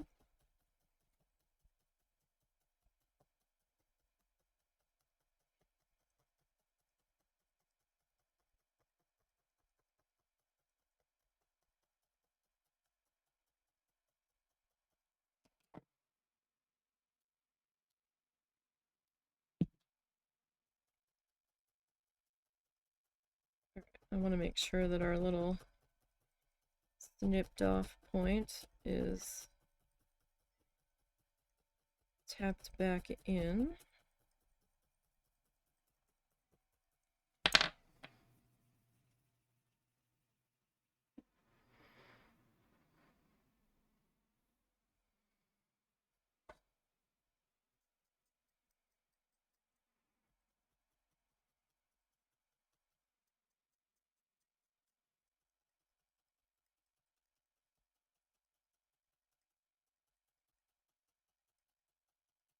So we'll get this bit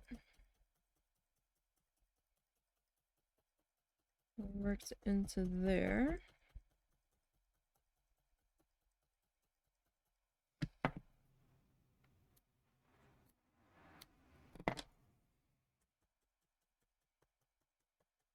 Because right now, there's not a whole lot of detail to this. Like, I don't know if I should be grabbing my grass screen and adding on top of it. Like, he did something to the top edge, like, over here. but it just kind of like blended into the back of the hill. And it kind of felt like, well, that was silly, right?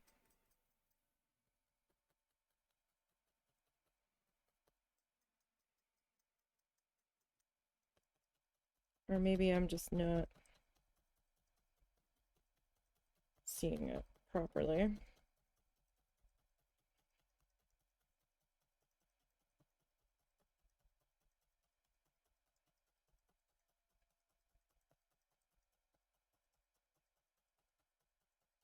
Which is possible.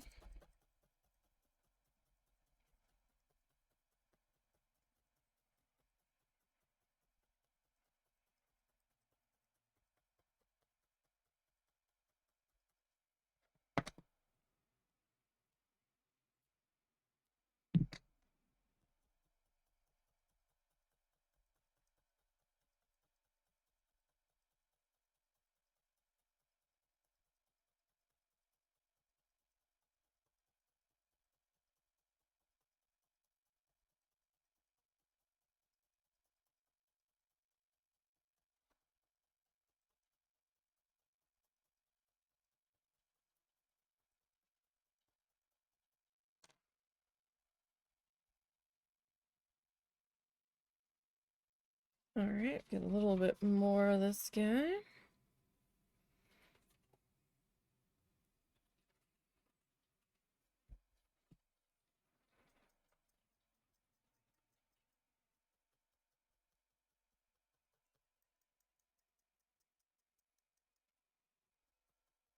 So I'm just kind of fanning out the tops, lightly scraping them on the surface, just to kind of spread out those fibers a little bit. Just to kind of get this shape that he ended up with. Sort of. I know it's not going to be perfectly the same shape, but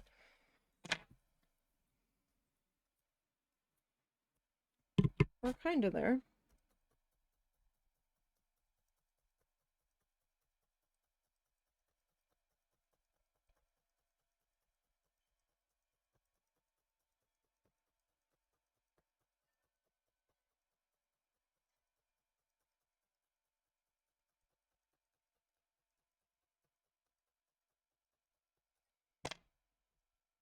Okay.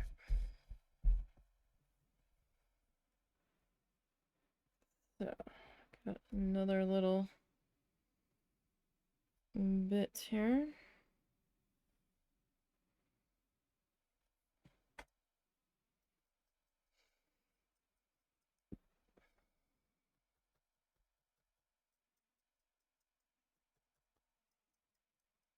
I'm trying to vary the height a little bit. So it kind of gives it more of a reed or tree feel or something.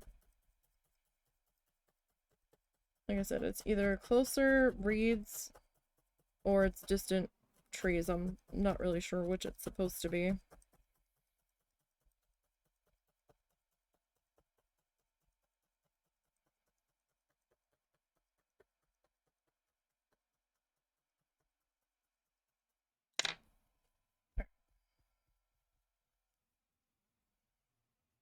Next, need a little bit more of this. So we need to go the rest of the way across here. And then we'll go ahead and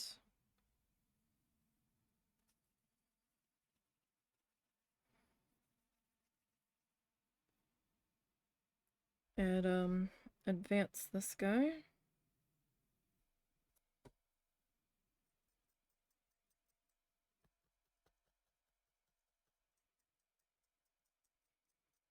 Now I am overlapping slightly.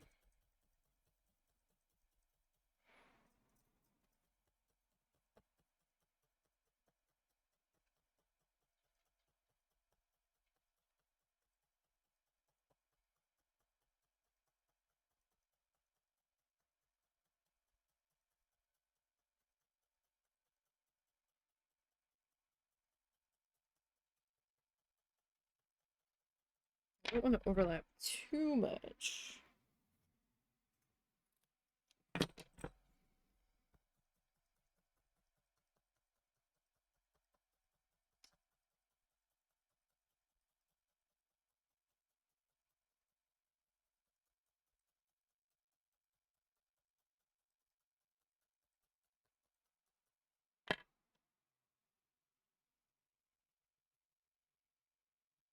Alright, we're almost to the edge here.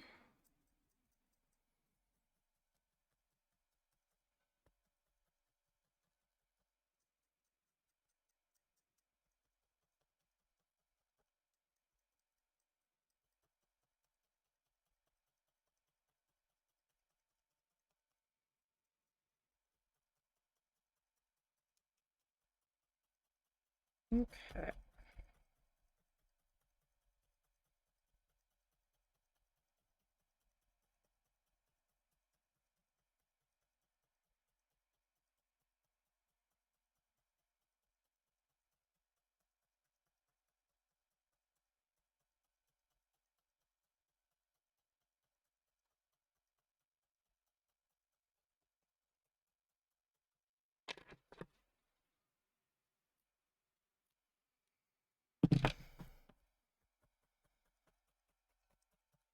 Alright, we'll get this guy.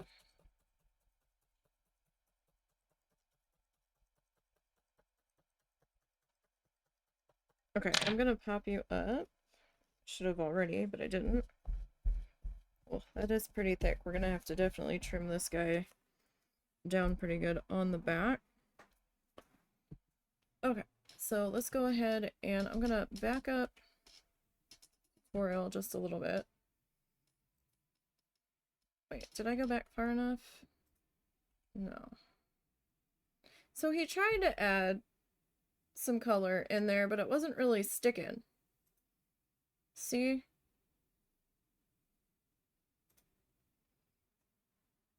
So I don't know if I wanna bother.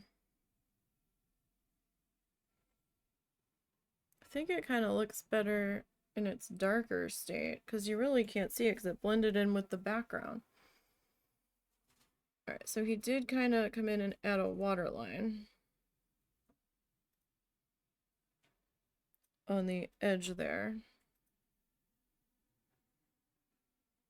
And we can probably do that.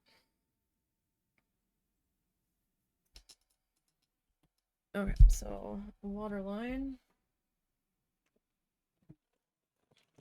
Gosh, how many colors of fluff do we need for a tiny 3-inch magnet? More than you would think. More than you would think. Okay, so just a little bit of white. So we can try to put in a little bit of a waterline here at the base of our trees here, I guess.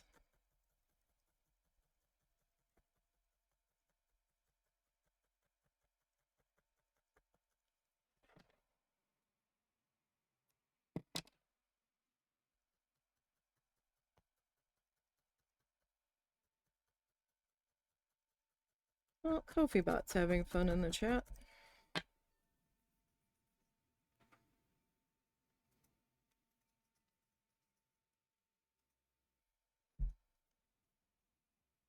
Alright, so another little bit of a waterline in through here.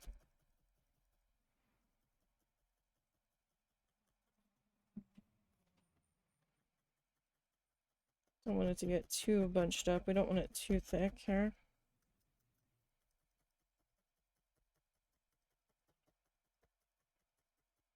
Bob said we just wanted a little indication of it being there. Nothing too dramatic.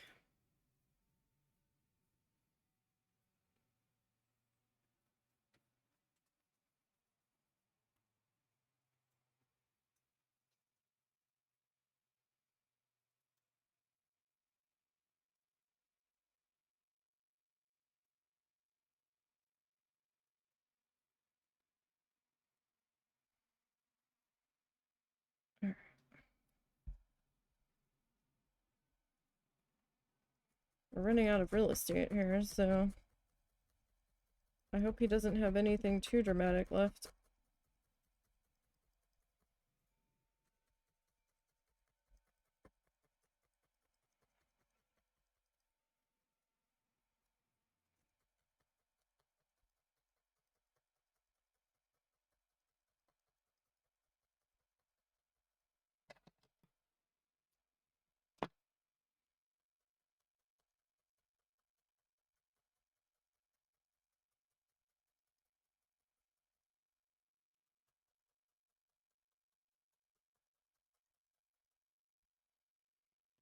Just brush that down there.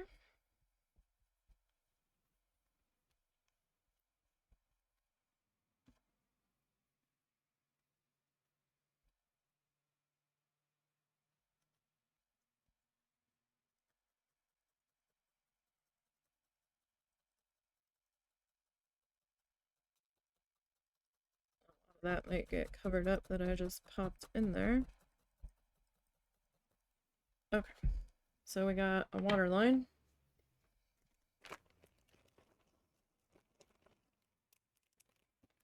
Alright, Bob. What on earth are you gonna hit us with next? So he's going back to this brush. And he fills in this corner here. And then he starts coming down a little bit. But I don't know how far down he comes. Is he coming all the way down? He's coming out pretty far. Okay, not all the way, but a little bit.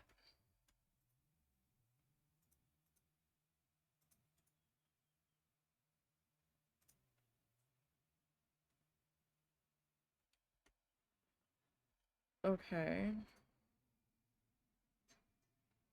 So there he goes getting that, like, limey green color.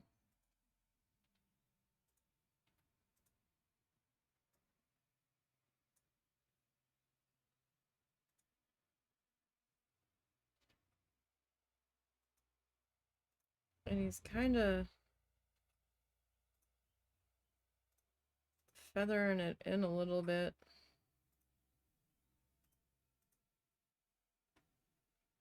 I mean, we can try to do that just to get some separation between the two.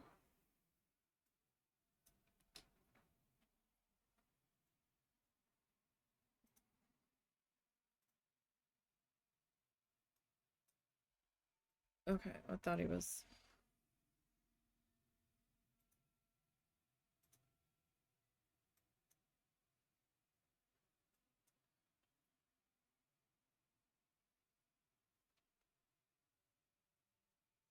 Okay.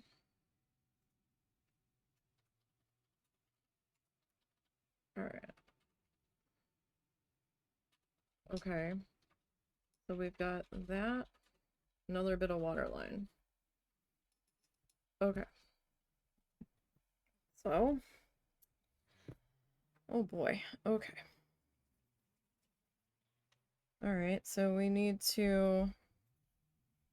He doesn't come all the way down though. He leaves a little bit of space.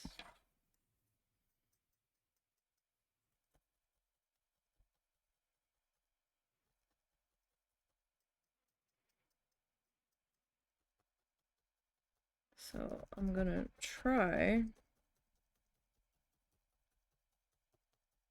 to make that happen.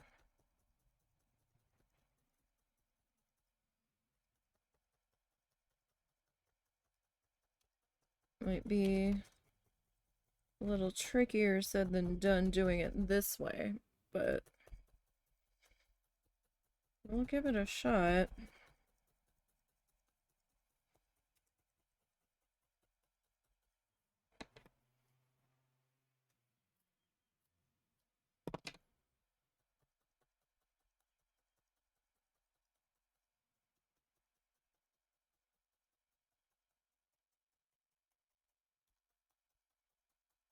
Okay, so this section isn't, like, it gets to a point where it's not as tall.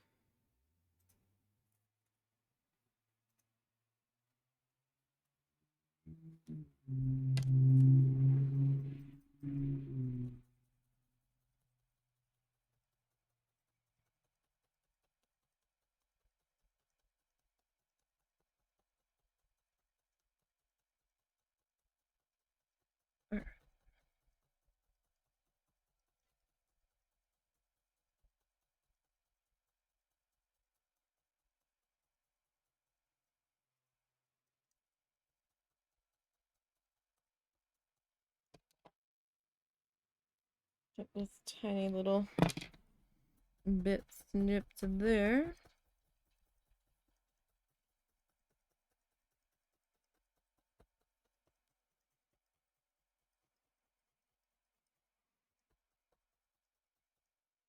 I'm gonna gently pop that up. All right.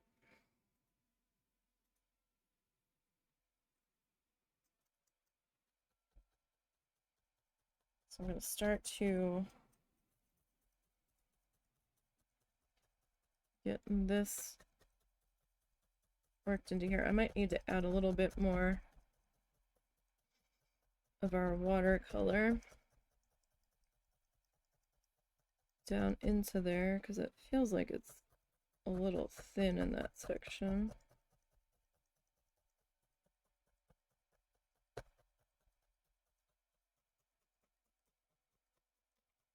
All right, how far over does he come with this?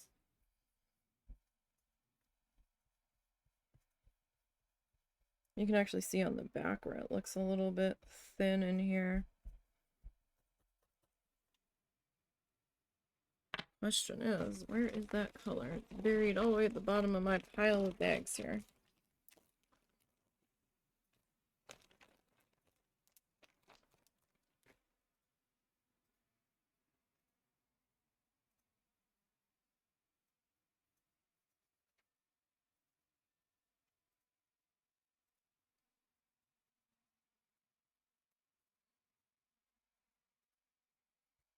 All right.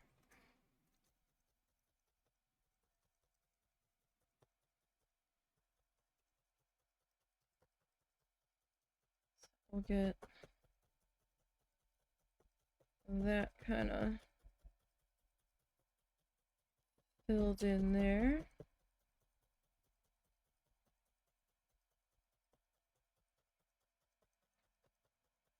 Now, I'm not done with that dark green yet. I want to add a little bit more. I think it comes over a little bit further.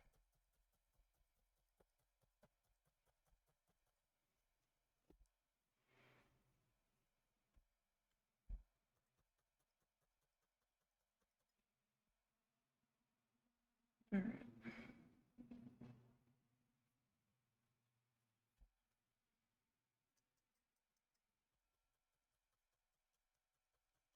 Get this guy.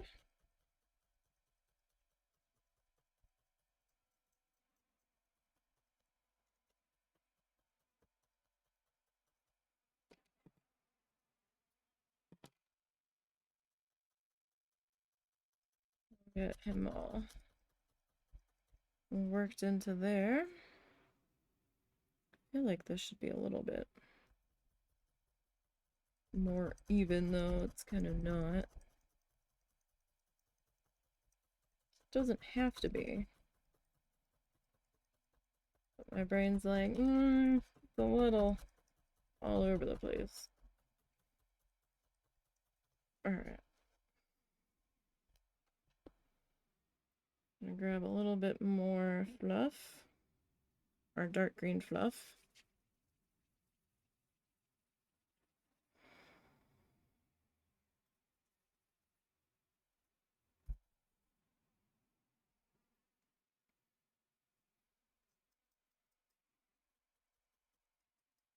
And I'll work on getting that popped into there. I'm gonna come over a little bit further.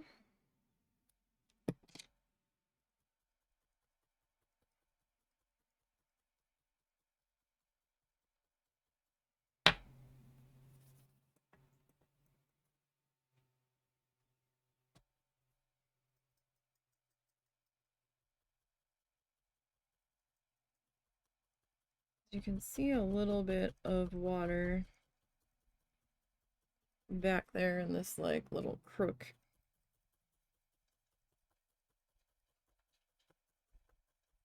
Back there, behind this little finger sticking out.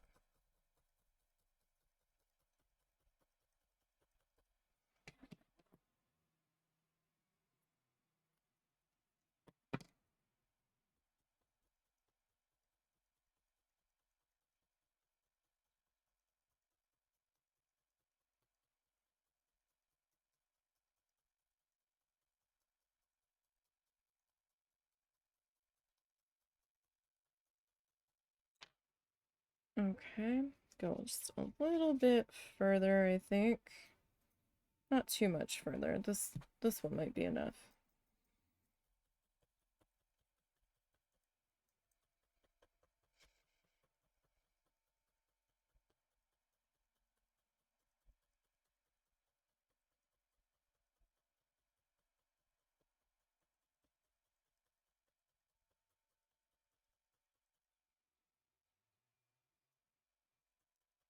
Okay.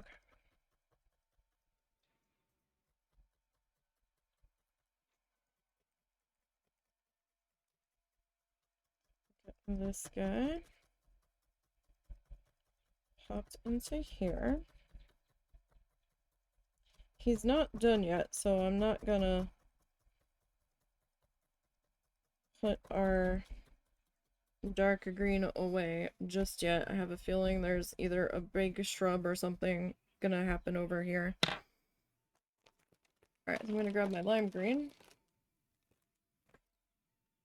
Just a little bit, though.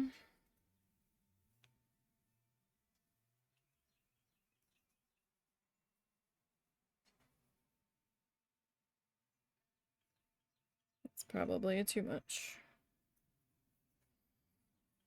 Because he kind of added some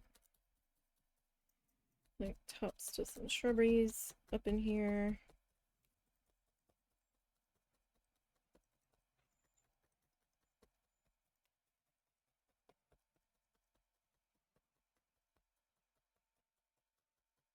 To kind of put a slight separation in there between the two.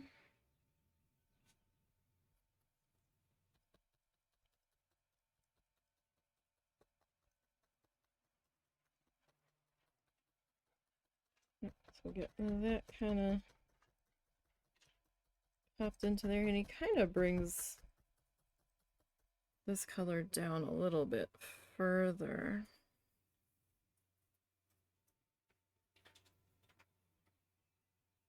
Right.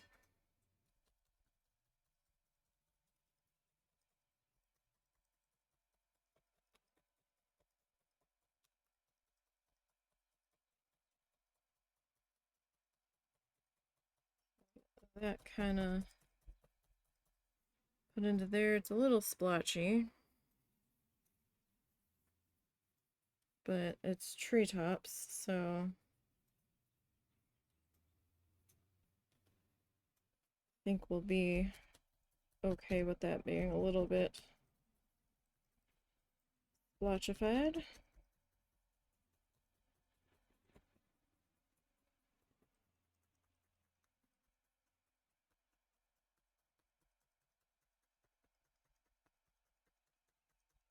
Alright. We're gonna take some more of that forest green in here too. Nothing too crazy, just along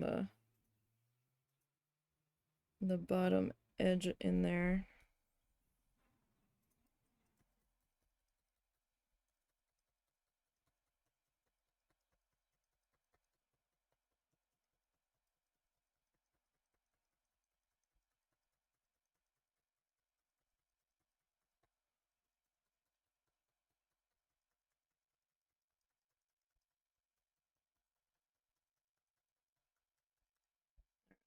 gently pop that up, brush it down a little bit, kind of get a better idea of what we're dealing with here.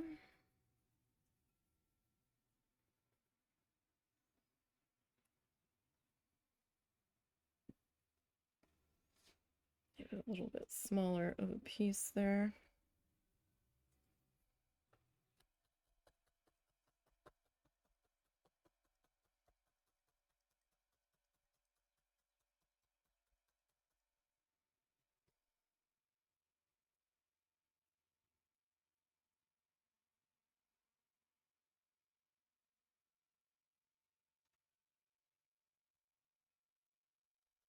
Okay, that kind of worked in around it there.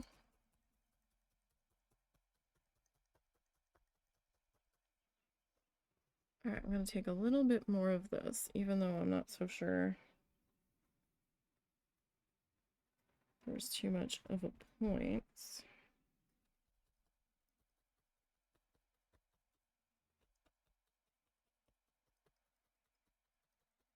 See if I can do something with the tops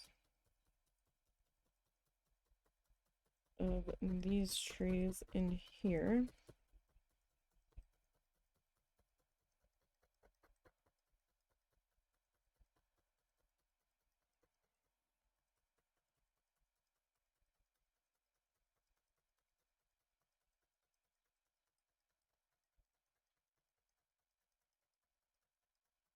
I mean, it might have looked a little bit better without it. Hello, Eero.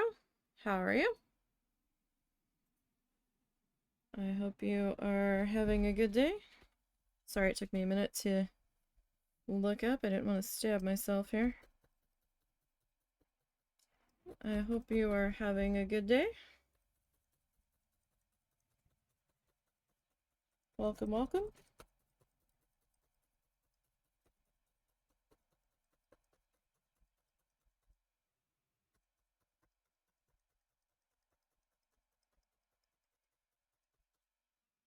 I am Nisey.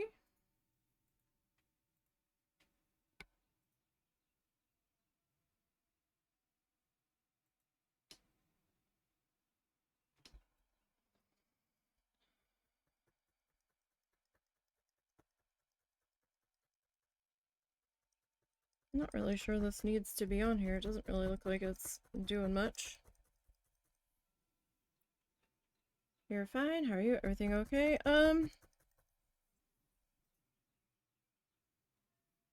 We're okay.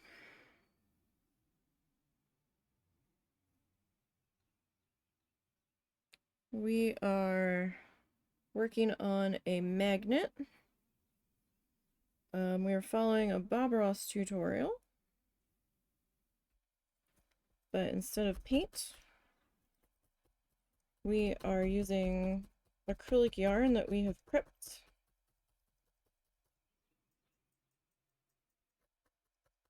And we are attempting to follow along with that. It doesn't really look like it's doing much of anything. It's kind of blended in with the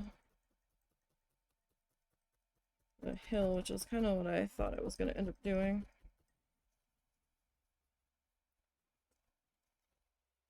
But we're doing okay.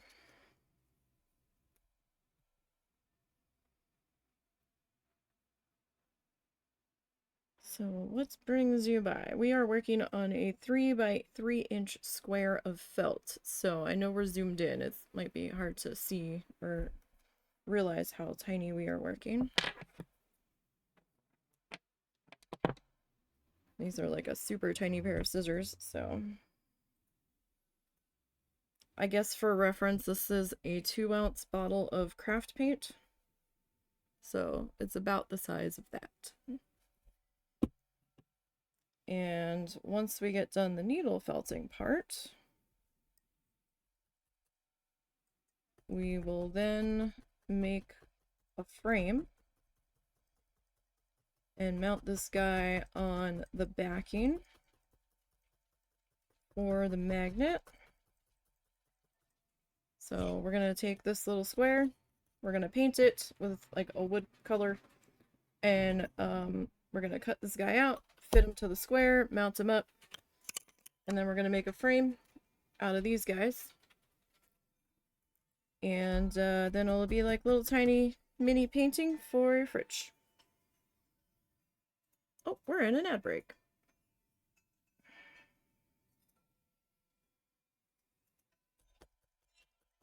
We're in an ad break on Twitch.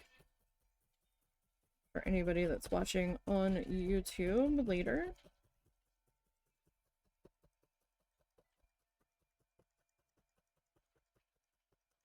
Okay. So we'll get that evened out there. I'm not sure I'm done with that color. Let me tuck my lime green back in my bag. Looks amazing, not gonna lie. Oh, thank you. I'm not sure I really needed to bother with that light green on that top section there, but we tried. Bob did it. We tried to do it. I don't know if it really did much on our scale, but what the heck happened there? My keyboard opened. Stop that. Alright.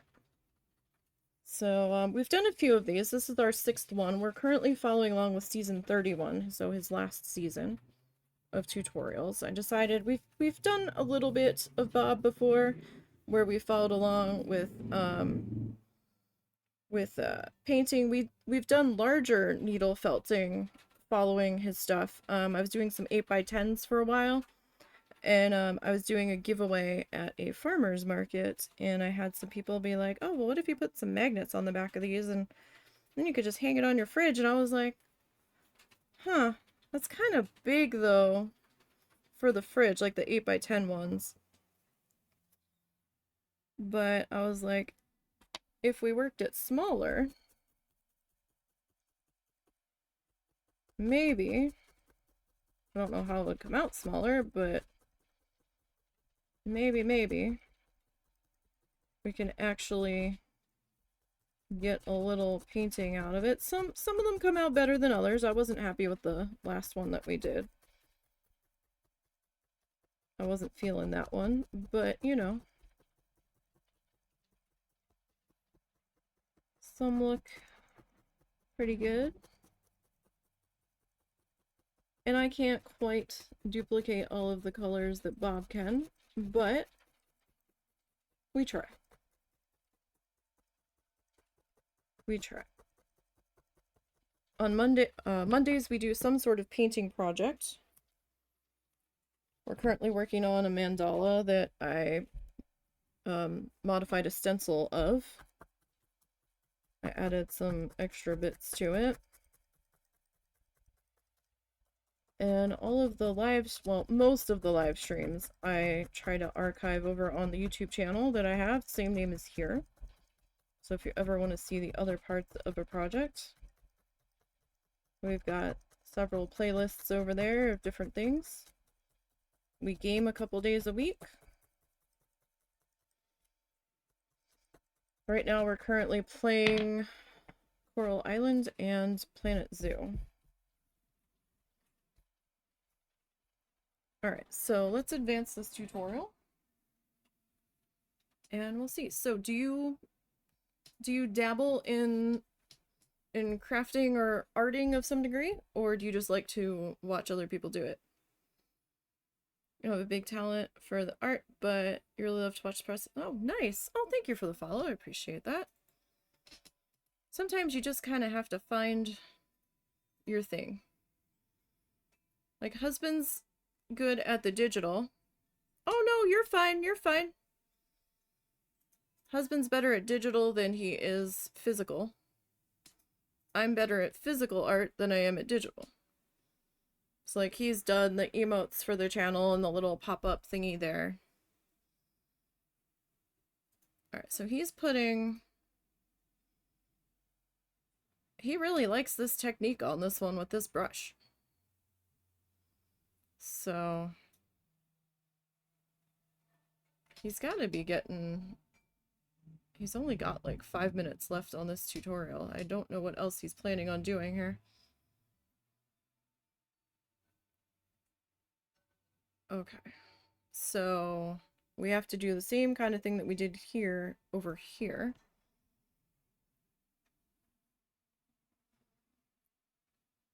And he's mixing some more color. What are you doing, Bob? What is he doing? He's got the fan brush. Oh no. Oh, Bob. Bob. He stuck a pine tree in there at the last minute. Bob. You stinker. Aw. These trees are very hard for me to do in the needle felting this tiny. Like, really hard. I might have to modify that tree. Oh, Bob. He's putting a whole bunch of them in. He's putting a whole tree family. Bob. That... Ugh. He covered up most of those trees that he put in there. I mean, we don't have to put them in. Oh, he's just going to town here. Okay, and then he added more of that along the bottom corner. Alright, so I don't have to finish covering that up, because the green's gonna cover that. You're an engineer, not quite your field. Hey, nothing wrong with that. That is a art form all of its own, if you think about it. Just more of a technical art form.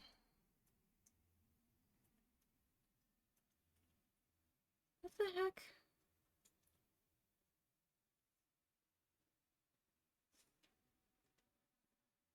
I'm so confused. What did he do here? So, I guess the water's flowing behind it? I'm so confused. Okay, so I guess he's gonna put some stickies in. Alright, let's take this back a little bit. A little bit further. Okay. Well, no, a little bit. Okay. We'll go there. Alright, Bob. Bob, you stuck these pine trees in. I'm not good at these pine trees on this scale. I'm just not. They're very difficult to put in and have them look like a pine tree. And I don't know how much of this is gonna show, because once we get this in on the block and mounted, right? We're gonna have our sticky as part of our frame, right? So some of this is gonna get cut off. Alright. We'll do what we can. We'll do what we can. No promises on how it's gonna come out here, though. Oh, Kofi Bot's having fun there. Alright, so I'm gonna pop this into here. I don't know if that really needed to be quite that high. How low are we bringing this? Needs to come... You know what? Too high. Change my mind. I'm allowed to. Not change my mind. I know it is getting hot in here. I heard that thump. I heard that thump. Huh? Who's thumping? When the dog is not getting our attention properly, he will slam his butt onto the floor.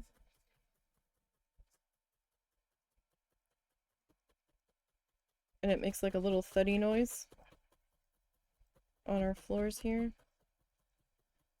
And he will do that repeatedly until we acknowledge him. I didn't hear him do it, so... I think it was him jumping Oh, I put it on that other container. I think it was him jumping on the old man stool. Yeah. The old man stool.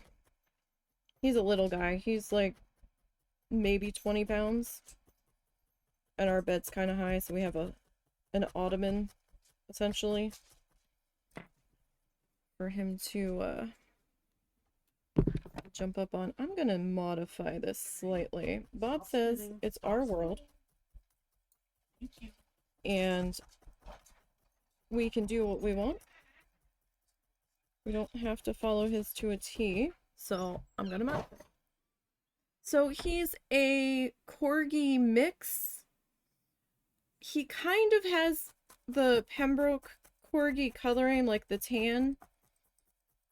He's got a little tiny strip of white, like between his eyes and partially coming down his nose and like going up onto the top of his head.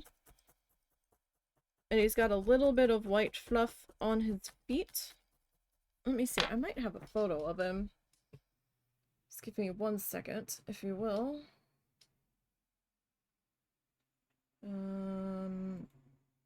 Nope, that's not the drive I want. This PC. Oh, I've got something here. Captures.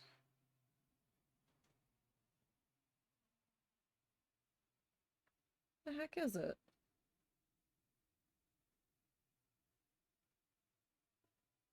Oh, that is... Thank you, Windows Defender. I didn't ask you to do anything, but okay. Oh my gosh. I used to have these. Oh, there it is. So, let's see. If I don't have a super recent photo of them. Alright, this one will have to do. Okay, let me see here. Reference. Browse. Screenshots. Pets. 1 second. I'll have it in just a moment. Where is he? There he is. Okay. Probably gonna be... Okay, so there he is.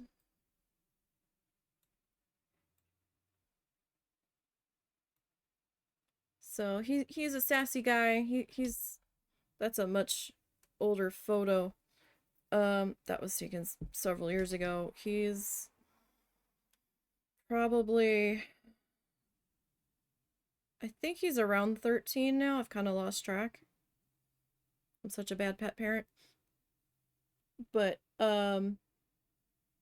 yeah, so he's around 13, I think.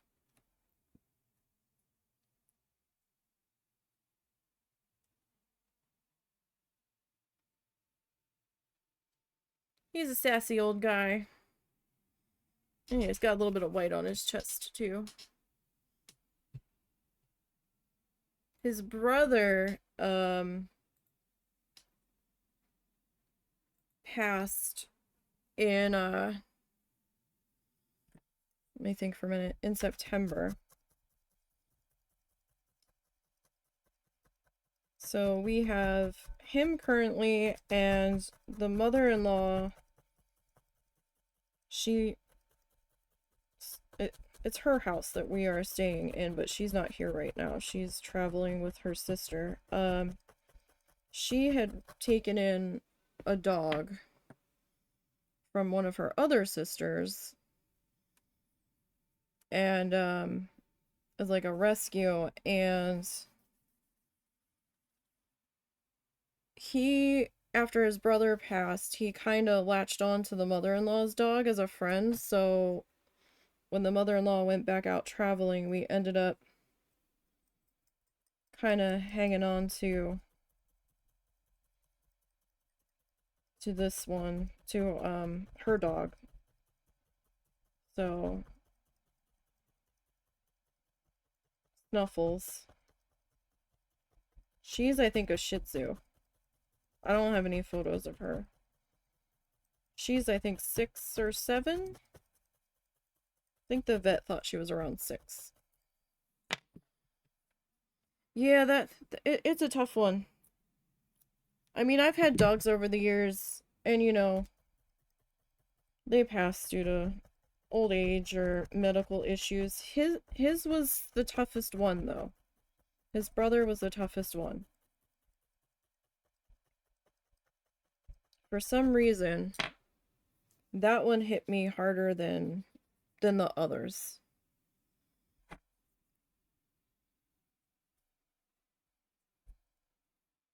I mean, that was back in September and it still hurts almost as much. But he had a tough battle for over a year. We didn't know what was wrong. Our I guess maybe 2 years ago, he had a bump on his neck removed that they thought was gonna turn cancerous or was cancerous. And he had a bunch of other bumps, but they're like, no, those are just fatty deposits. It's fine. This is the only one we're worried about. And I was like, okay. And he seemed okay for a while after that. But he started getting even more bumps after that. Like everywhere. And I was like, are we sure there's nothing to these? And they're like, no, they said that they were just fat deposits. And I'm like, okay. And then he seemed like he was battling a UTI right before we had gone away last year. So we got him antibiotics and we came back. He had finished his medication while we were gone. And the mother-in-law's like, no, he seems fine, because she was watching the doggo while we were gone. And we came back and we're like, no, this isn't gone. So he had to go back to the vet. They gave him a stronger antibiotic.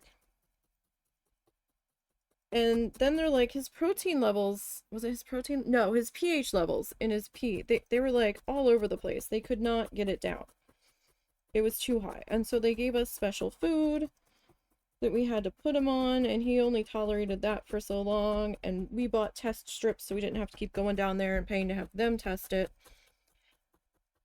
And it wasn't really improving. It didn't seem like. And we were getting frustrated. The dog was getting frustrated, and he seemed to be getting worse. And I'm like, what the heck? We thought we finally got the UTI gone. But something still wasn't right. So they did some more tests, and they're like, oh, there's some kind of mass in his bladder. And we're like, oh, really? And they're like, yeah, we don't know what it is. We've run blood tests for cancer, and nothing's coming up. And we're like, well, what the heck? And then they said he also had kidney stones real bad. And they said they could try to do something about the kidney stones, but they had to get him a little bit healthier first, because he was still having issues with bladder irritation and stuff from trying to pass the stones and from whatever this was in his bladder, this mass. And they couldn't give him, like, he was having to pee like almost every hour at one point. And he was whining and he was unhappy and in pain, and the vet's like, well, as long as he's still eating, we can try to fight to get through this. They gave us like the equivalent of doggy Tylenol. They're like, we can't give him anything stronger because of the kidney stones. He had a back injury a couple years before that. And we almost didn't think he was gonna make it out of that, but he did, and he turned around, and we're like, okay. But then this happened. And we had a really rough night with him, where we were pretty much up the entire night with him. petting him, trying to make him happy, and he was refusing to eat at that point. Olive, like, we were like, screw the special diet. We need to get this dog to eat. Uh-oh. I got a little too attached there. That's why you want to pick your project up.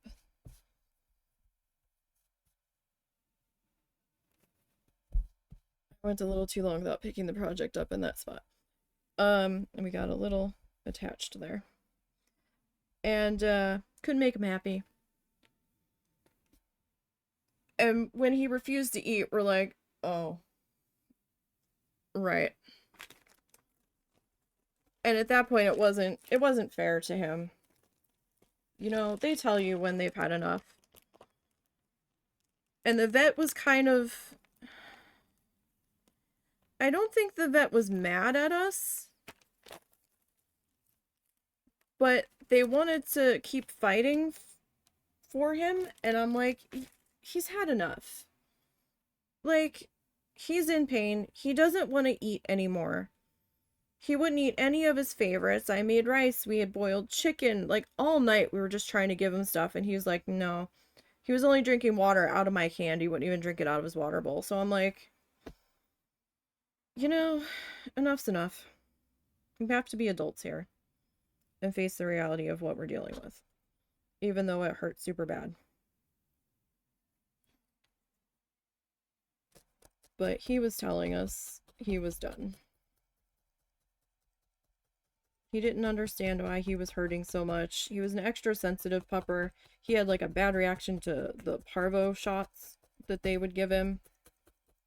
I was up with him like 24 hours after he had his parvo shot because he was like having such a bad reaction to it. Like, I could not stop touching him. He's like, no, you have to touch me. I'm scared. I don't understand what's going on.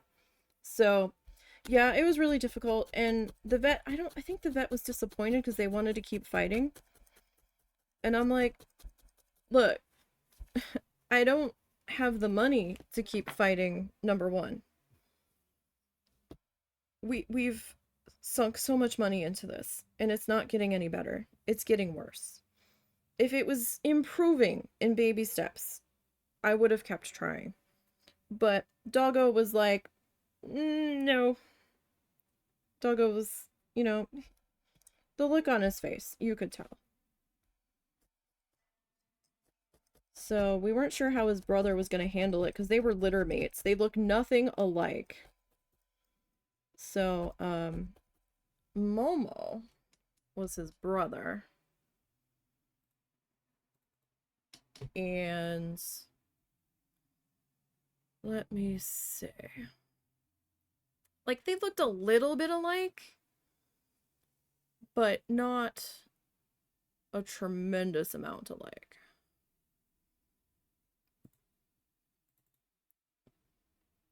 So that was Momo. Momo was skinny. He was like skeleton skinny always. Zuzu was is a lot chunkier than his brother ever was. His brother was like all bone. No matter how much you fed this dog, he like never really put on that much weight. But they really didn't look that much alike. Like, they sort of had the same fur color, but he was a lot more scraggly, and he wasn't as dense in bone structure. He was my buddy.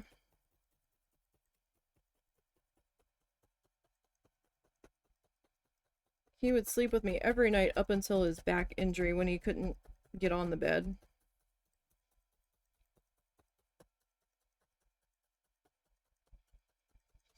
But Zuzu likes to sass us to get his way. So he kind of sassed the husband to take him outside to sit in the sun for a while. So that's where they're at the moment.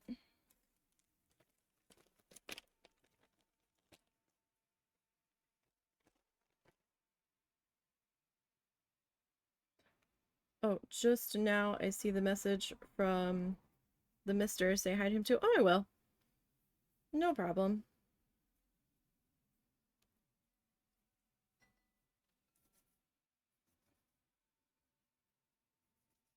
But,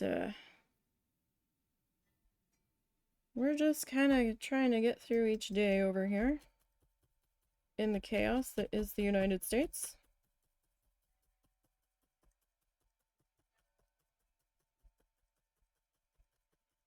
That has us evaluating all of our life choices. And not wondering what the next chaos storm is going to be. It's like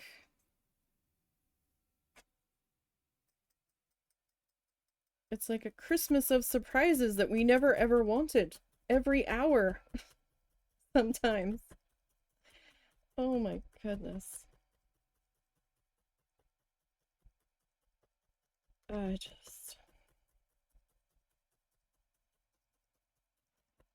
don't know. It's a little scary over here right now.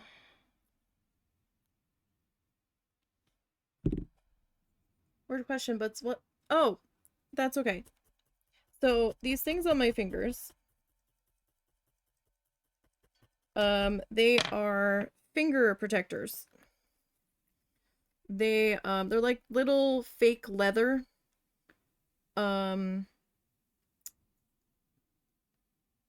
sleeves, I guess, that you put on your fingers to try to protect them from the needle.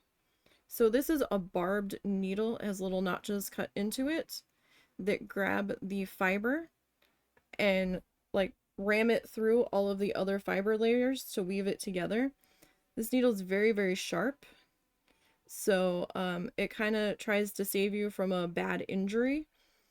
I have managed to take this needle through the protectors before.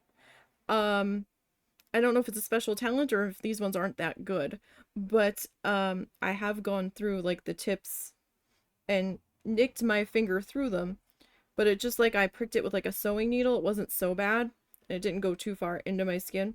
Just like a surface tiny prick going through these.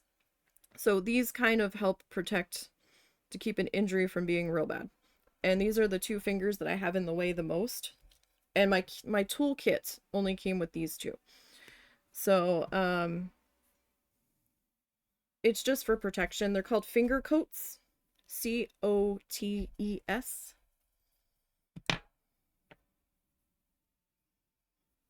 me see if I can. I can't type with them on though. Let me see if I can bring up the link for them. Oh, wrong place. There we go. I'd gotten my toolkit from Amazon.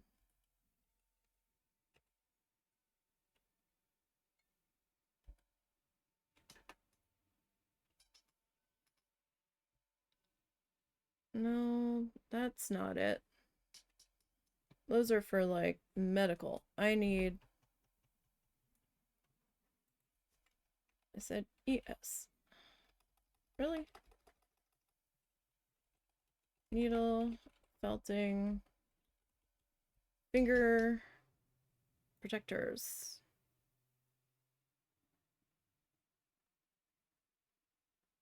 So they're essentially, maybe they are real leather. I don't think mine are real leather. I think they're fake leather. So they're essentially these. Ah!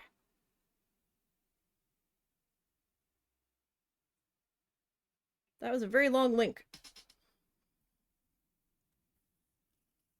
So basically that.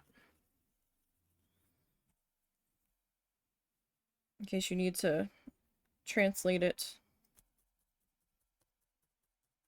into something that makes a little more sense. That's essentially what it is.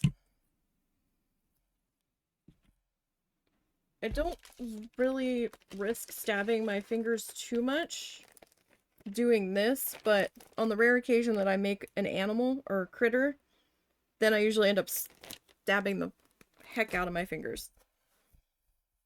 So, and this is just a needle felting mat. It's from Wool Buddy, not sponsored. I use the fabric mats, so this is wool wrapped in like felt or whatever.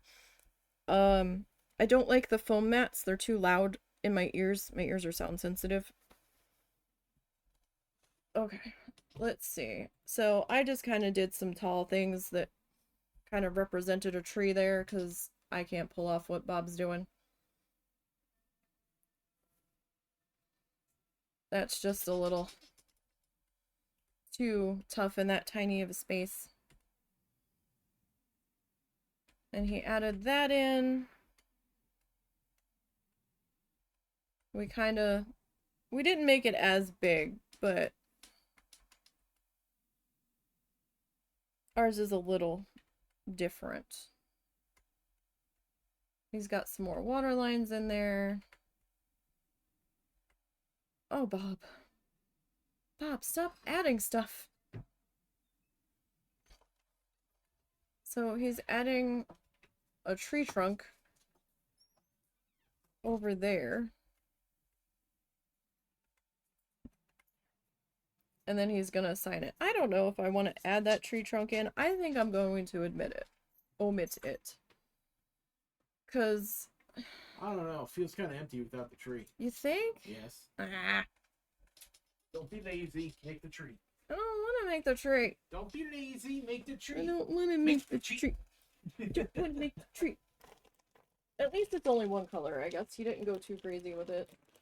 Like, I've already got so many bags of fluff next to me. I wanted to finish this guy today, but I don't know if we're gonna. Ah! Green. I don't want those colors to mix. I thought I had grabbed all of it. Alright, so this is chocolate brown. Most people traditionally use roving for needle felting, which is usually like a wool, basically. But you can do it with acrylic yarn, and that's what I'm using. The acrylic yarn's a lot more budget friendly for me. Where is this sitting? He's kind of got it like back into here.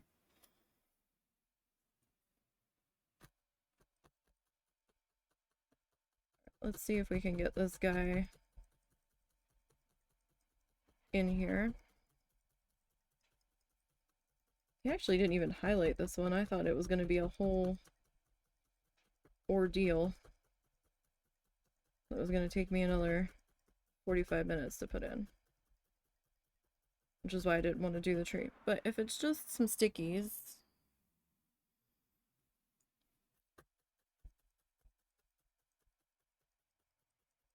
then we can probably get this guy in. Although this guy looks like really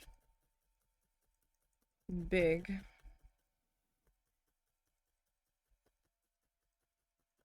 For our spot here.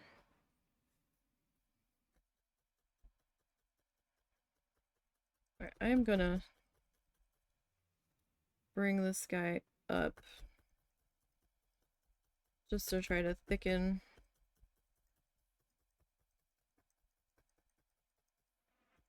our tree trunk here. Just a little bit. But yeah, I use the acrylic yarn because it's easier on my budget. Roving's expensive for me. Like, when I was first looking at doing this, it was like $5.99 for like a small little pouch. And I was like, oh, that's gonna be really expensive. Plus, there wasn't as many colors as I wanted. And yeah, I could get like a solid color. I think I was seeing like boxes of it for $30, and that was still pretty expensive. And I wasn't sure how far that would get me if I had to dye it, because I didn't know if I'd lose any volume trying to dye it. Which I really didn't want to do. I did not want to custom dye roving. I had no experience doing so.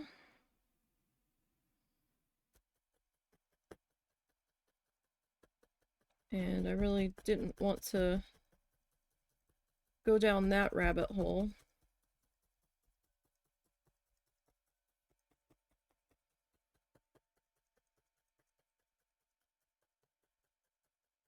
Plus, I didn't really have anywhere that I could properly dry it. Because we also have a bunch of cats, and they're into everything.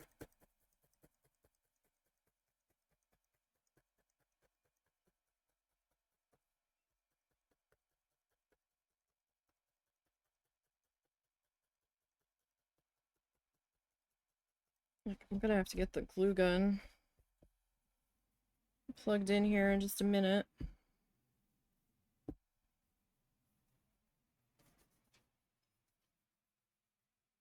Alright, I'm just trying to get some smaller bits here. This was just water in that little cup in case I needed it to help shape my fluff. But it is so hot in here that my hands are sweating now, so I don't need to use that. I'm just gonna snip off that little bit there. And come back in and tap in the tail. Alright. He's got a couple more branches kind of coming off this guy.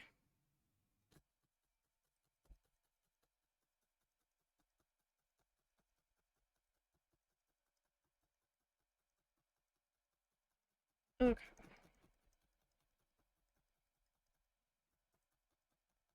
Alright, that's probably good enough there. You have 2 cats? You know what I'm saying? Yeah, we have 4. In various stages of age. I think our youngest cat is maybe 4. Maybe 4? We're really bad at keeping track of ages.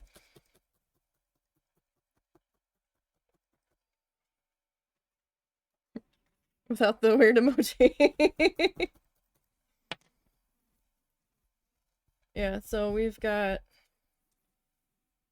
Actually, all of them were rescues, kind of. A coworker had, coworker's cat had kittens, and they had, like, 1 left, and they really didn't want to give it to their neighbor, because their neighbor was really bad with taking care of animals. And, so they really wanted an excuse for it to not go to the neighbor, and we're like, well, okay, I guess we can take him. And then the mother-in-law and the husband went to the shelter to get low-cost, neuter paperwork so we could get him snipped, so we had no kitten babies, and so he wasn't marking everywhere. And they were taking a really long time to come back from doing so, and I'm like, what is going on? And, they finally come back, and they've got a whole bunch of paperwork in their hand. I'm like, that's an awful lot of paperwork for getting a cat fixed. And, they're like, yeah, we adopted 2 more cats. I'm like, you what? So, surprise! And, so then we ended up with 2 from the shelter from there. And, wait, come on. There we go. I'm gonna pop this back into the handle, which also serves as a protector for that, so we don't stab ourselves or break it, because those needles are pretty delicate. I'm trying to plug in the glue gun. Come on. There we go. Alright, I have to remember that that is turned on and that is hot now. So I need this, and we went out, we had lost 2 of our other cats, older cats, within 2 months of each other. And we were out for a walk one night, And the cat distribution system decided we did not have enough cat. And this tiny kitten came running up to us in the dark at a car wash near our house. And this is just Tacky Glue, not sponsored. Came running up to us, meowing her head off. And it took us an hour and some heavy-duty work gloves, but we managed to capture it. And we couldn't find anybody that was missing a kitten, so we ended up with a kitten. Like, maybe had just been weaned kitten. She was so hungry, she was like trying to eat leaves off the ground, and we're like, oh, okay. So we brought her home. We gave her a bath. We fed her. Held on to her for a couple of days, expecting to see something about a missing kitten. Didn't see anything. We're like, okay. So we ended up keeping the tiny kitten. I know there's more glue in here. There's just not that much left, so it's taking a little bit. You found ears in a dumpster, a Siamese, and a British short hair. Huh. Yeah, she's just like a generic tabby. Like domestic short hair with like the little stripies on her. She has a mischievous smile in the fur on her stomach. And it has stayed there since she was a kitten. Let me see here. Like, nobody believes me until I show them. We actually took a photo of it. She can be pretty spicy at times. She can be pretty bitey and pretty pissy. And, so she had this, like, these, like, two eyes shapes in her fur and, like, a little mischievous smile on there. And I'm like, this is a sign of what we're in for.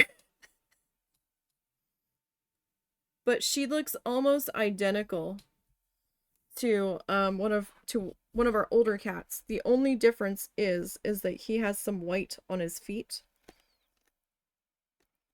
And he's a bit bigger than her. But when we first look at them, if we can only see their head, it takes us a minute to realize who we're looking at.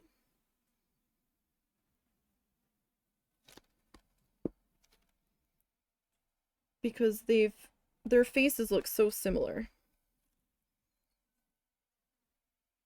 that it takes us a minute of looking at markings. The male that's older, he has a little tiny bald spot on the tip of his one ear from when he had to have surgery, and I guess they put a sensor or something on his ear and the fur never grew back. But the bad thing is a share brain cell. Oh no! Oh no.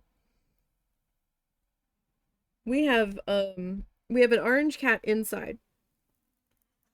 We also have two cats that decided to hang out at our house that are not ours, outside. We don't know where they came from. The one showed up with another cat that wanted to eat at our house that we could not let in because he wasn't fixed or anything. And we didn't know if he belonged to anybody. And he brought the female friend over, I guess, to eat at our house. And then he got hit by a car, and another one showed up almost the same day and was hanging out.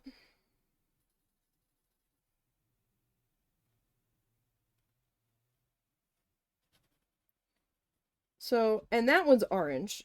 So now we have an orange one outside and an orange one inside. And we swear they share the same brain cell, or they pass it back and forth in between each other at times. And we've actually done double takes where we thought the inside orange one had somehow gotten outside and was sitting on our porch. And we're like, oh my god, the cat got out.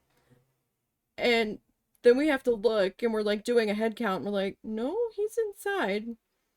That's how much they look the same. And I'm like, oh dear. I think the one outside might be a little bit lighter like might have like a dustier color to him.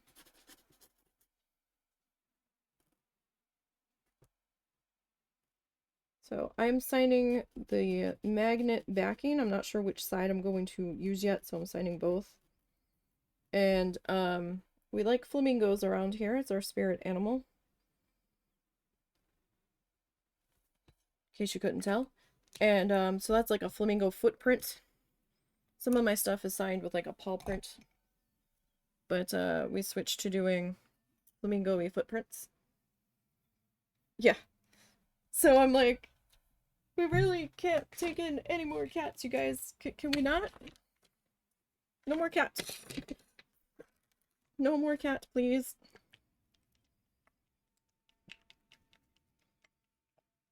We're all full. So these two hang around outside. The male is not fixed. We think the female that's hanging around is fixed. So she either was a catch and release or she belonged to somebody at some point. Because this is just craft paint in chocolate or dark chocolate color. Because she should have had kittens by now if she wasn't fixed, and she hasn't. So we're pretty sure she is fixed. Which makes us wonder if she was dumped or if she's somebody else's outdoor cat. We don't know what her story is. Nobody's ever said she was missing. She's pretty skittish. It took us a while to earn her trust, and now she comes...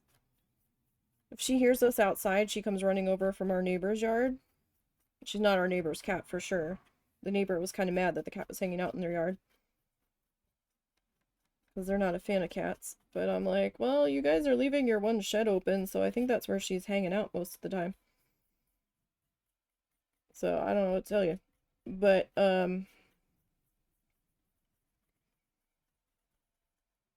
she kind of wants to come in. We had her in the house once for like 30 seconds, and then she started freaking out that she couldn't get back outside. And she wanted nothing to do with our other cats. Absolutely nothing. So I was like, okay. And she's a pretty nice cat. She doesn't really seem to be a lap cat, though. The orange one that's outside, somehow my mom convinced him to get in her lap when it was cold outside. And now whenever any of us sit down outside, he wants to be in our laps. And I'm like, hi. Okay, like this is happening. Okay. But it was bitterly cold for a couple days, and it was gonna snow. And we felt bad. My mom's like, I'm worried about the cat. He's gonna freeze. So we had to, we tried to make him a cat house. And we had tried to do that before for the other outside cats that have passed through here, and they wanted nothing to do with it. And I didn't want to spend a lot of money on a container that wasn't going to get used, that we were going to destroy. So we went to the hardware store and they had some moving boxes. Like just sturdy cardboard boxes. So we got a large cardboard box that was pretty thick, and we then went to the farm supply store. We live in a rural area, so there was a Tractor Supply. So we got a bale of straw. It was bigger than we wanted, but it's what they had. So we spent like 20 bucks making a cat house, and he does actually use it. And I'm like, of course you do, because it's a cardboard box. So, we did the best we could with our limited funds. And, I'm just getting the extra paint off the edges here. And made him a little cat house. And he does still go in it, so at least it wasn't for nothing. I guess that one had the brain cell long enough to figure out to go inside the box if it was too windy or if he was cold. But the cat distribution system loves us for some reason, and I'm like, stop, we can't do any more. There's rules about how many cats you can have in the city. Well, in our town. And how many dogs you can have, I don't think people actually adhere to it, because I've seen some places have more than what you're supposed to. I've also seen people have more chickens than you're supposed to be able to have.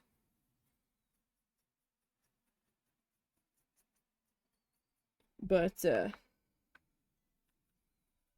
whatever. Although I haven't heard the chickens recently.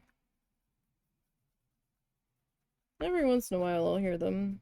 Unless they got rid of their roosters. You're not supposed to be able to have roosters in city limits. But some people did, because we could hear them. My mom wanted a chicken. I'm like, Mom, I don't have the energy to take care of a chicken. I really have the energy to take care of me and what little bit of shit I do around this house. I was like, I'm not taking care of a chicken, Mom. I'm sorry. I'm not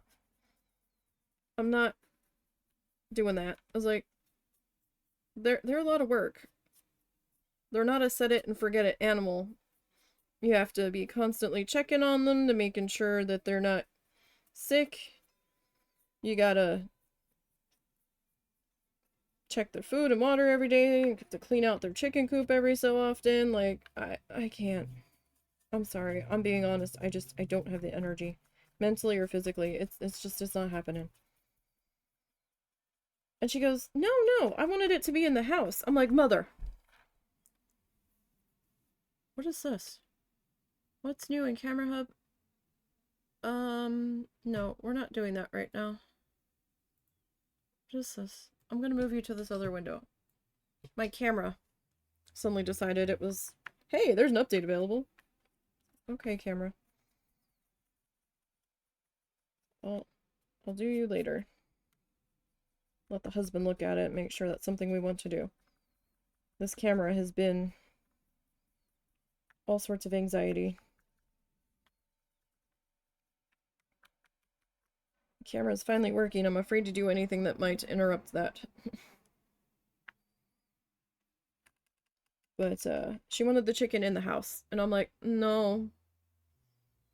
The indoor cat had send the word, and now, yeah, everybody's here now.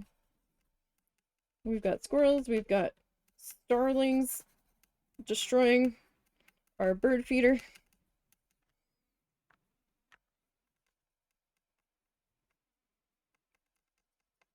There had been a couple of snakes in our yard at one point, like just grass snakes, gardener snakes, harmless.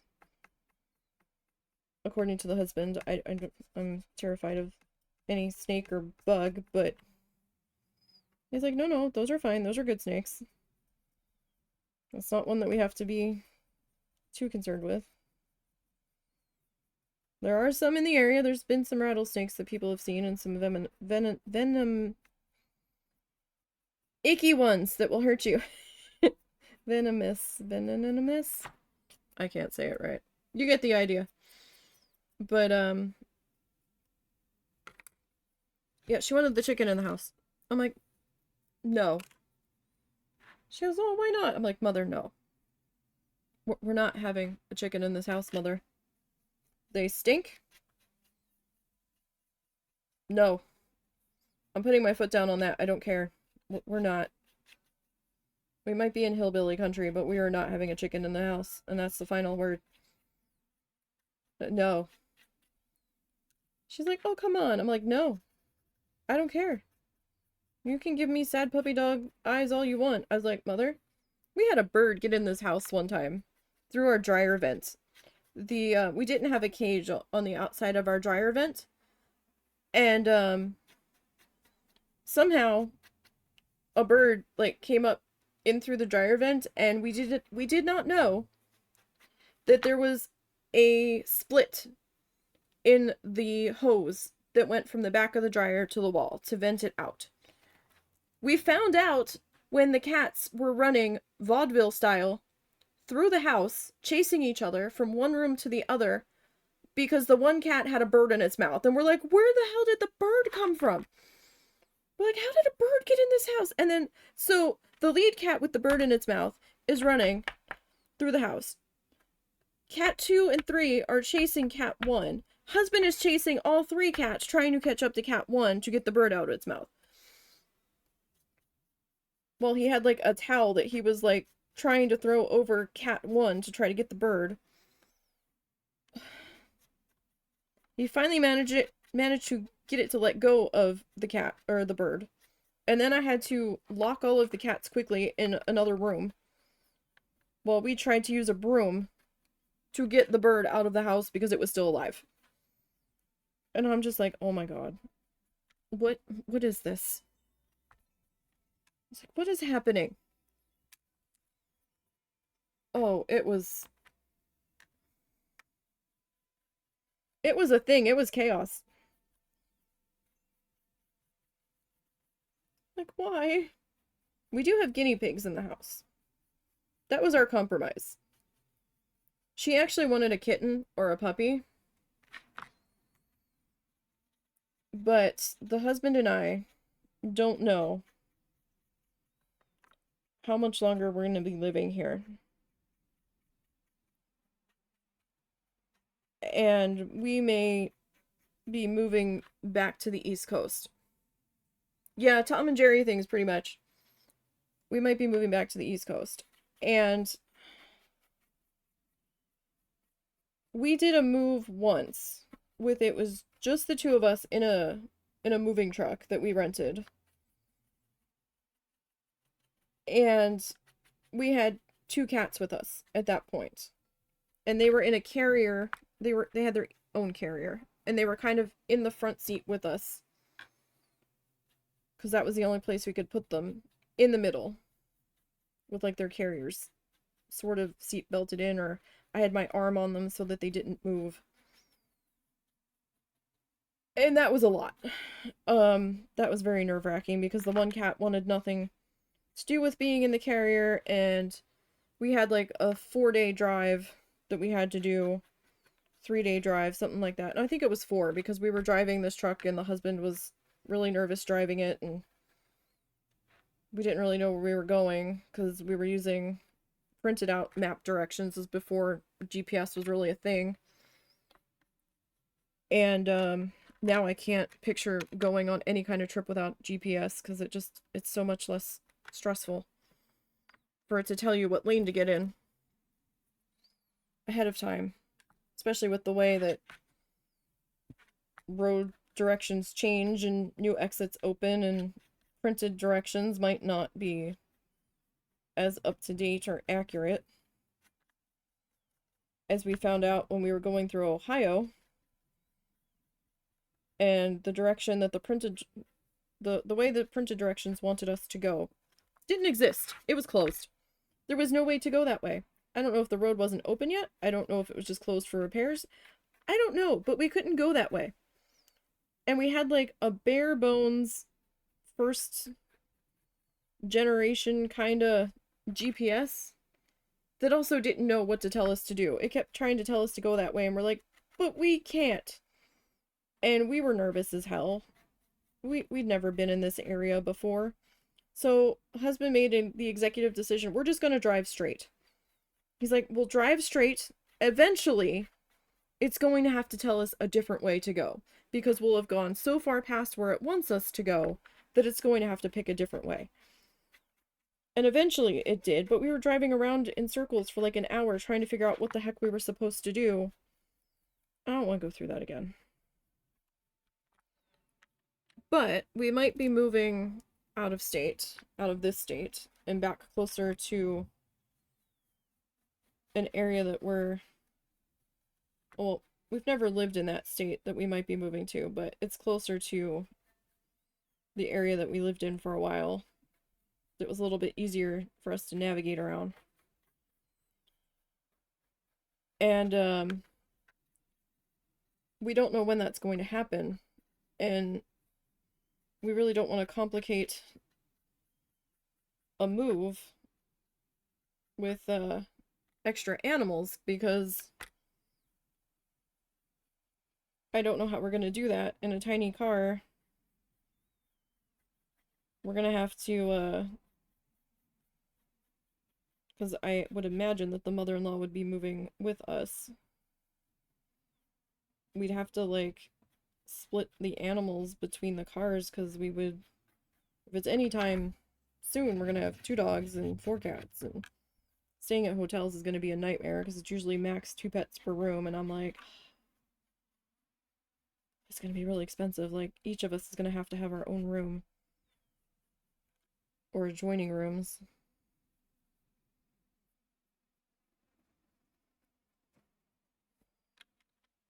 Or we're gonna have to get rid of our current car and get a van that we can stick everybody into one vehicle with.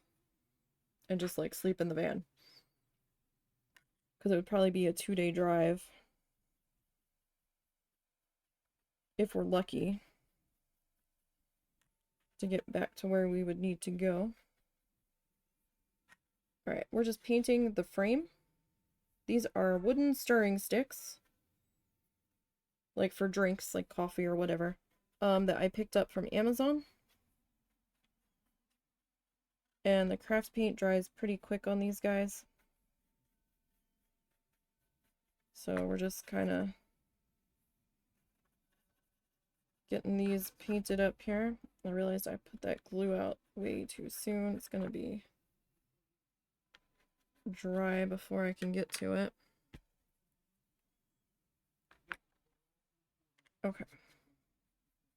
So this is just a lid from a container that I am painting on top of. These container lids clean up pretty good. So every so often as the paint builds up on them, I go and clean it. As you can see, I haven't cleaned it since the last time.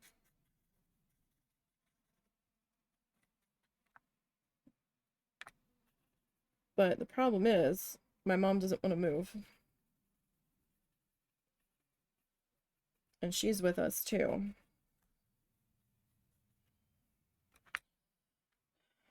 She doesn't want to leave my dad, who passed away a couple of years ago. She doesn't want to leave where he's buried.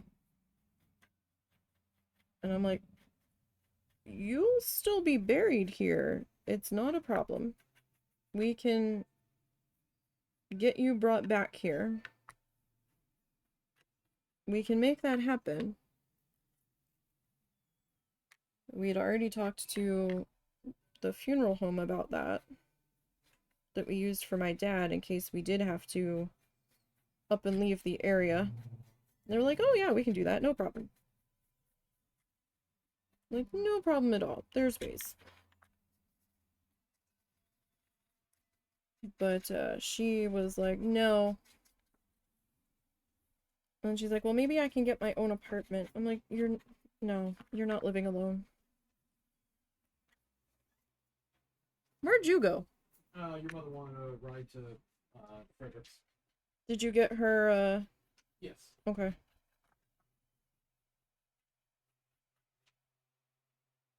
So, you recommend to get some stress pills for them that'll help so much for the trip? It might.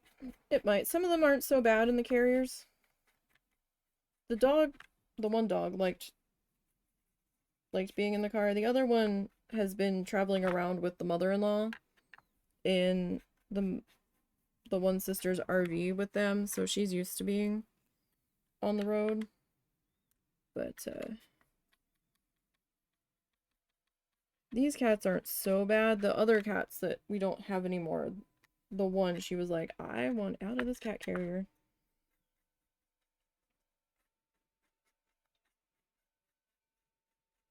But we would probably buy a larger carrier, and we might put,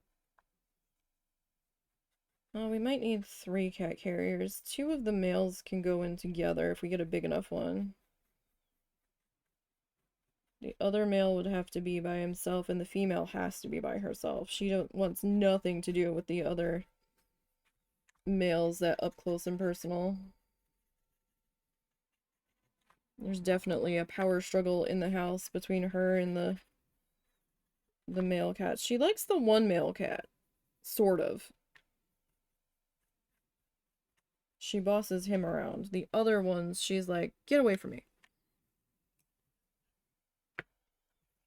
Okay, I'm gonna rinse that. I'm probably gonna have to get some more of this paint out to do touch-ups as we go. Okay, so now I'm gonna come back to this. I'm gonna pull off our tape border. If I can get it to get off my fingers. Let go. Okay. I'm gonna get our scissors. And I'm gonna cut this excess off to start with. Ah.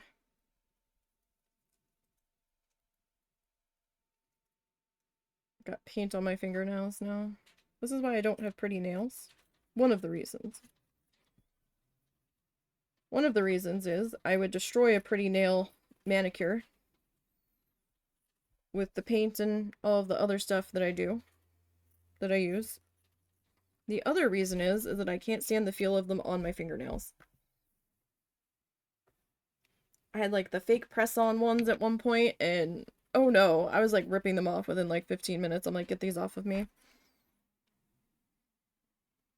Okay.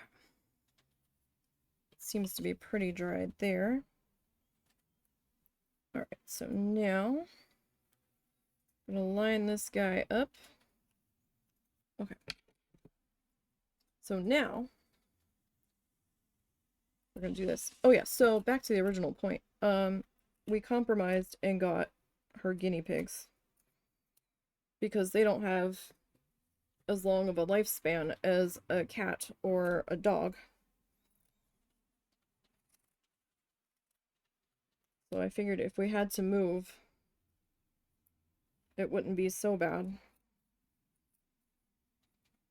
as trying to deal with another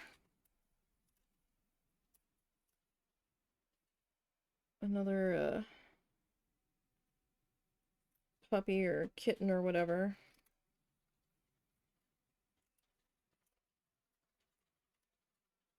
Okay.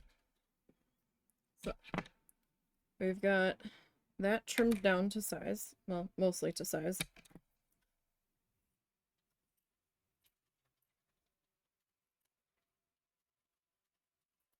That section won't be all that visible. Okay. Now, move this stuff out of the way. I need the flat scissors. Okay, so this guy gets pretty thick. Alright, so you can see the pink in here. That is our base felt. And the stuff on either side, that is our fiber. So it gets a little bit thick. And I need this to not be that thick. So we're gonna come in and give this guy a little bit of a haircut on the back side. We want to be a little bit careful that we don't cut into the project itself. But we also want to give this a haircut because we don't need all this fluff back here.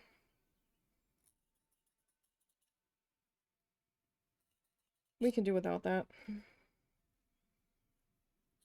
And it should not affect the fluff that's been stabbed through it.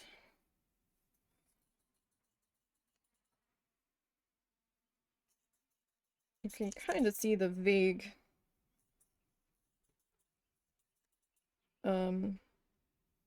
seam on the back side a little bit. Excuse me.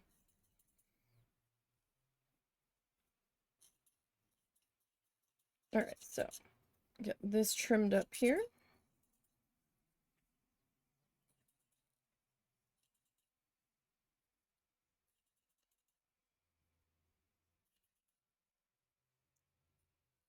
And I'm just trying to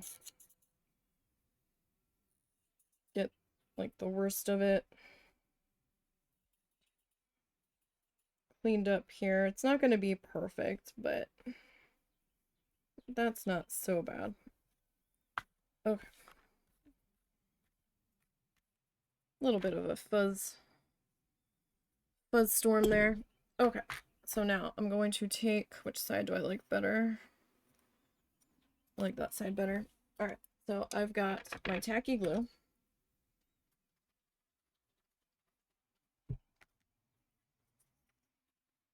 And I'm gonna get that laid in here. And this is just a paintbrush that I've had laying around that doesn't shed its bristles. So that I can spread the glue out with. I do have the hot glue gun here. However, the hot glue gun works okay for some things, but not for all things. And I just realized I'm doing this backwards, but that's okay. Like, my brain was queuing up another step, and I'm like, no, yeah, I jumped a step. That's alright. It'll be okay, I think.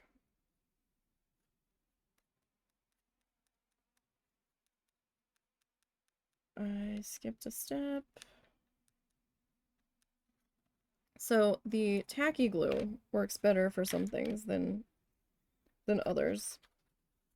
And the hot glue works better for some things than others. Now, I have found that this particular brand of hot glue doesn't do that well on its own. A lot of the time, it will peel right off, which is maddening.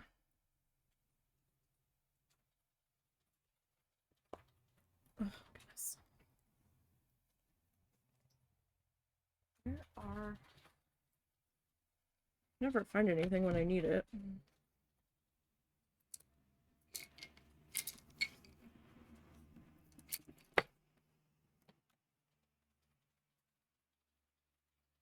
I should probably just give up and open a new bottle of glue.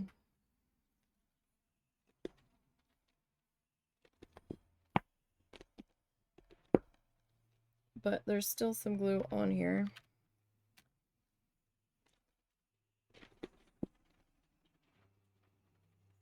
And I don't want to waste any of it.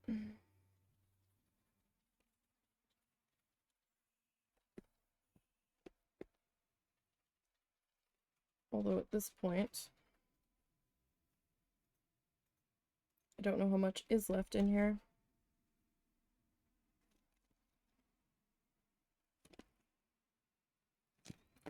Oh my goodness, come on. I know my hands are not that strong, but this is a little ridiculous.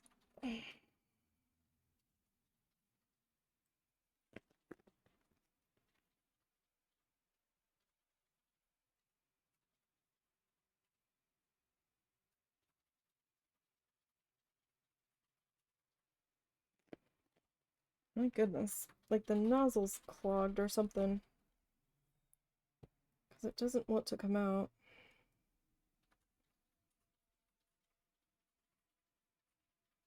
I need more of this, though, for the frame. So eventually...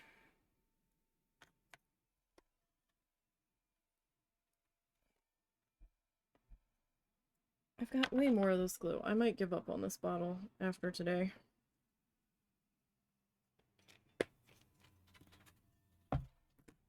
You know what? I'm just gonna stick you in there like that for the moment.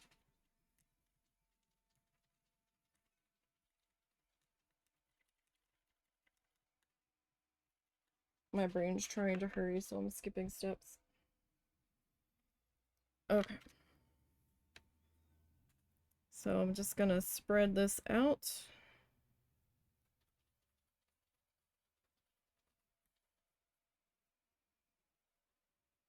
get that done here. So if I did this with the hot glue, the needle felted thing would probably just peel right out. Which is why we're doing the tacky glue to start with. Oh wait, but then I did this backwards. All right.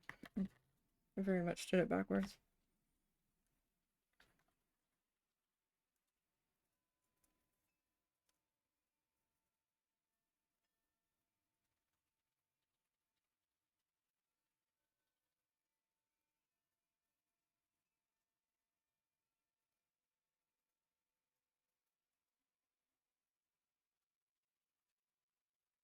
Okay.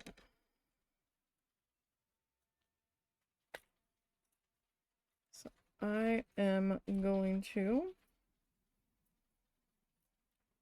trim a little bit more off the sides.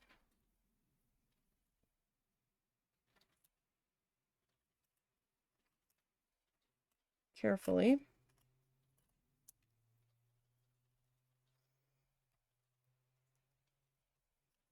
Okay. Now, I was supposed to put the sides on of the frame first.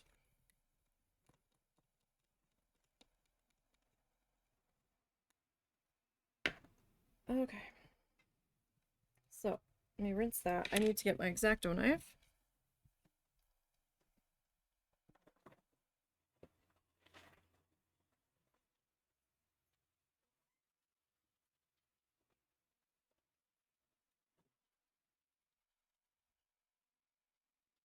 Do I need to move the cat?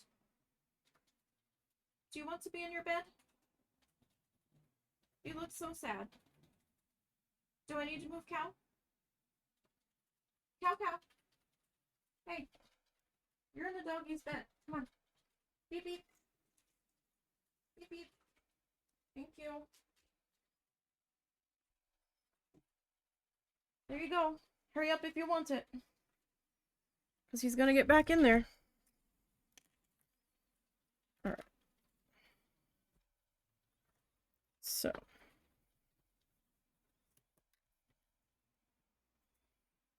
Now to make our frame.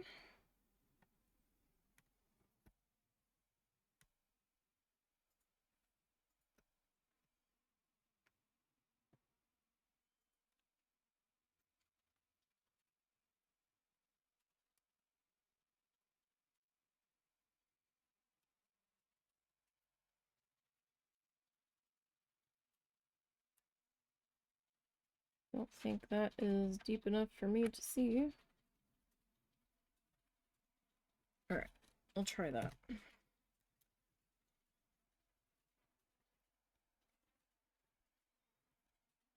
I'm just kind of scoring a line into this.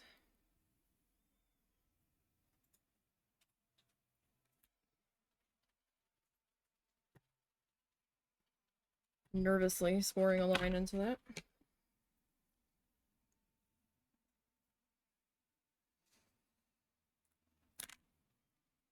X-Acto knives and I have a history. And it's not a good one. Alright, let's see. So that's gonna get popped onto there.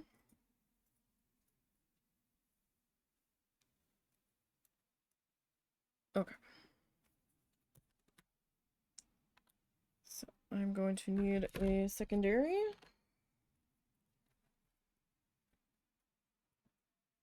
That is pretty much the same size.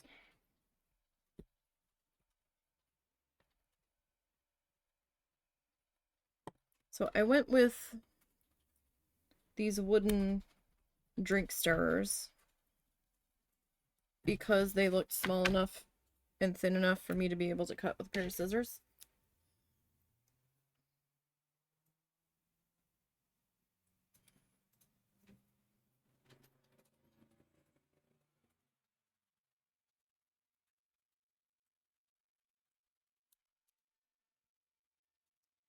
One of these days I'll remember that I need to cut these inside of a bag or something so the little pieces don't go flying. No, I didn't recognize where my fingers were at one point when I was using a much scarier X-Acto blade than this. And I had cut through a part of my fingernail when I was trying to build a dollhouse. That was not a fun time. Okay, so if I've got these two, I think these need to all pretty much be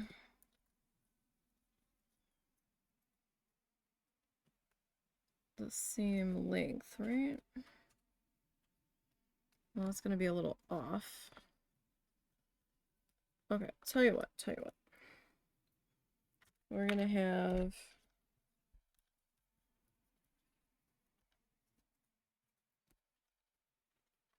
now I haven't attached these side pieces yet.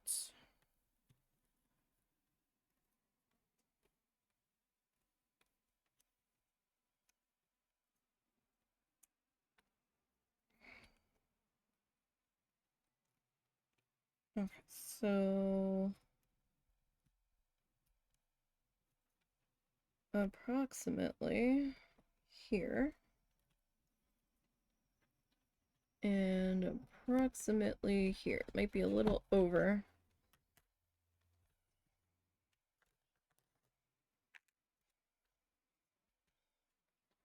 What side did I make these marks on? Really? I think one of the marks are right here. I think, yeah, that's one of them. Because I could feel the blade go into that spot. Okay, so the spot on this end, where... I don't see it at all.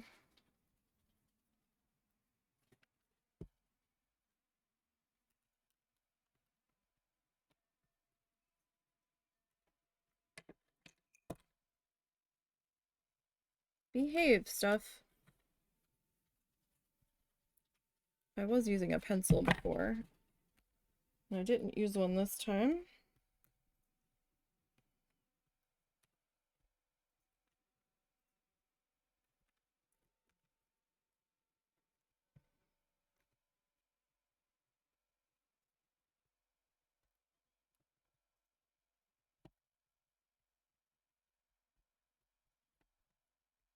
Alright, let's try somewhere about there.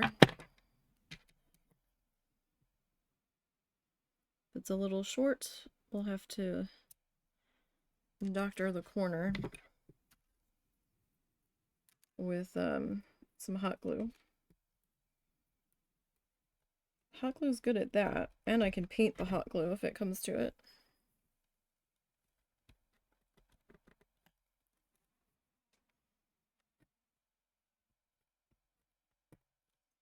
Okay.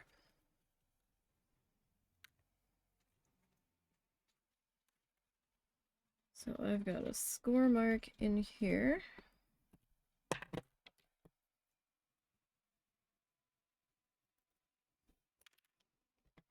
And score mark there. Yeah, that was pretty painful. It was not a good time, to say the least. That took months to heal and months for my fingernail to grow out long enough to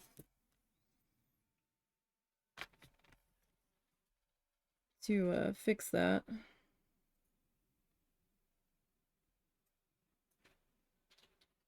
And it was weird. I was the one cutting it. And at the last minute, I kind of vaguely saw what was about to happen, but it didn't really register until I did it. And I was like, oh, I'm so dumb. So I don't really understand what happened there. Not one of my prouder moments, for sure.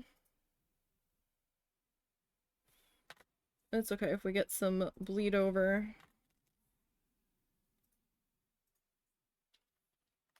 And when I did this the other way, I was using the hot glue to really secure this into place. I don't know if I'm going to need to do that on this one.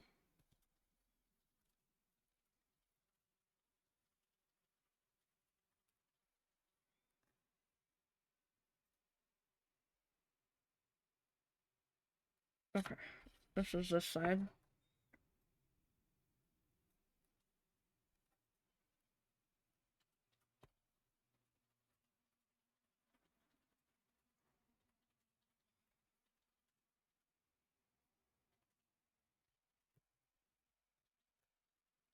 For a second, I wasn't sure.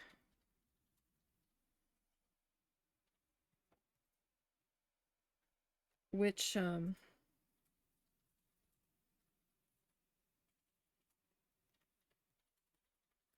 side needed to be, or which piece I had to grab. So it's a little bit faster when I can use the hot glue to hold it.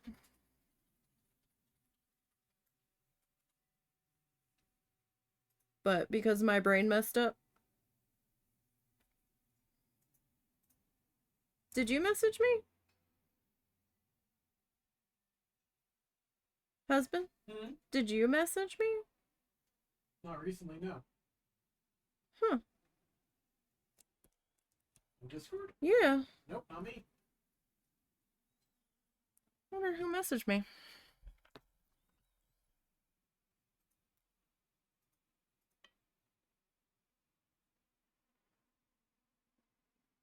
Oh, I think I know what it is.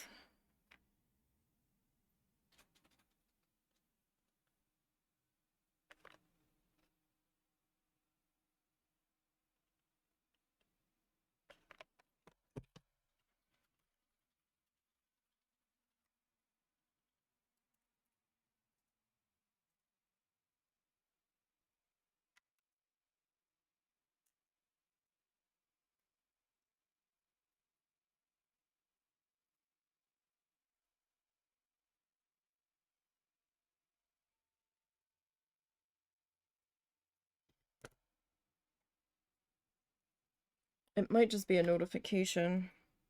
The one streamer that I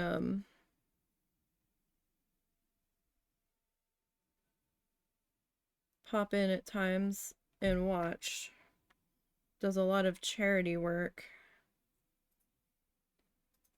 And they were doing a lot for, was it St. Jude or was it Starlight? It was one of those.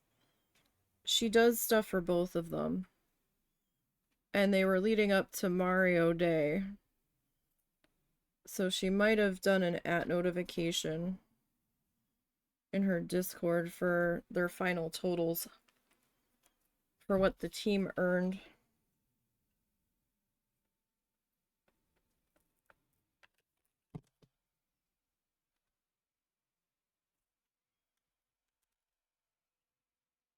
Please don't burn me, hot glue.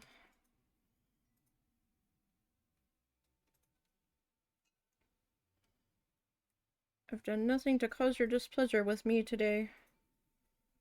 Please be nice. Okay. So, let's see. What is this notification about? Yeah, that's what it is.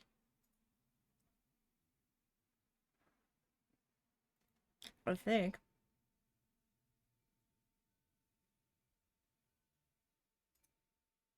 It had to have just happened.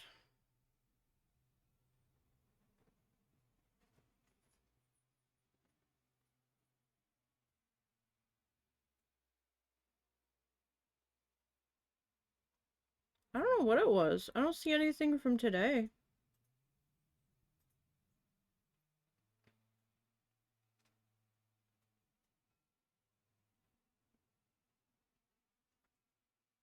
Unless it was, removed. I don't know. 9.5.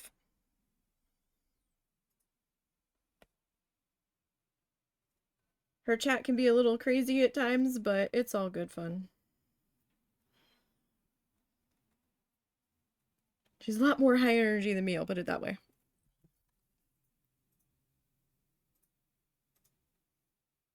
It's always chaos over there. She might be live right now.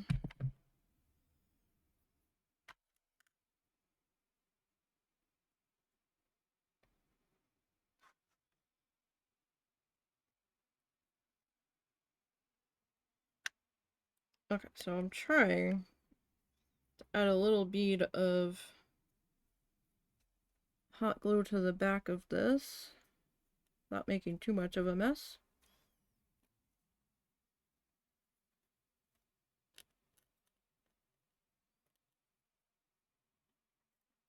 The good part about this is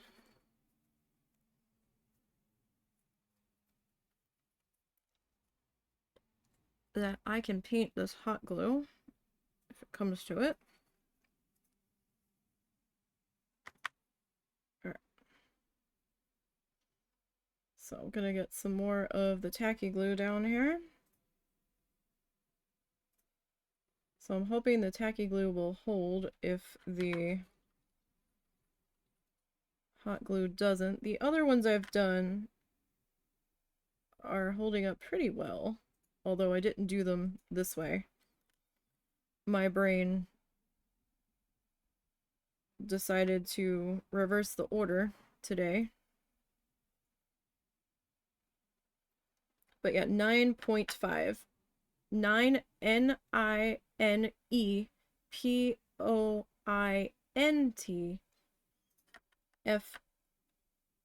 You know what? I'll give her a shout out if you need the link. She's probably gonna be like, what are you doing? Give me a shout out.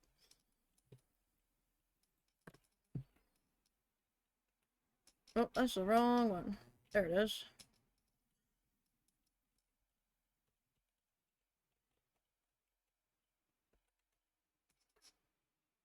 There we go.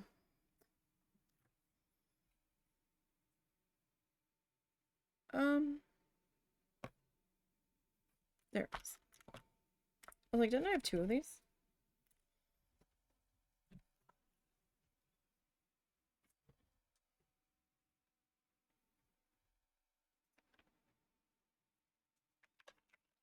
Hey, hot glue gun.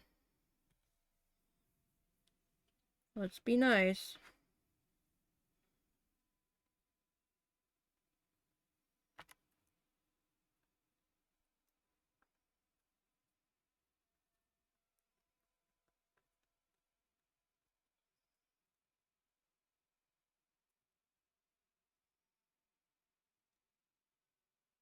Okay, so that was a little long.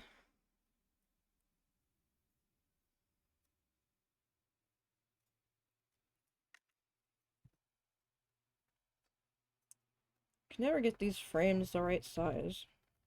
They're always a little bit off. But yeah, her and the stream team she's part of, I want to say it's the Quirky Cluckers, but I could be wrong.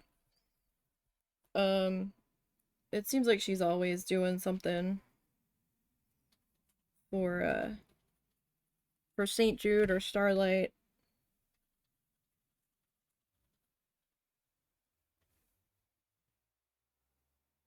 Most of the time.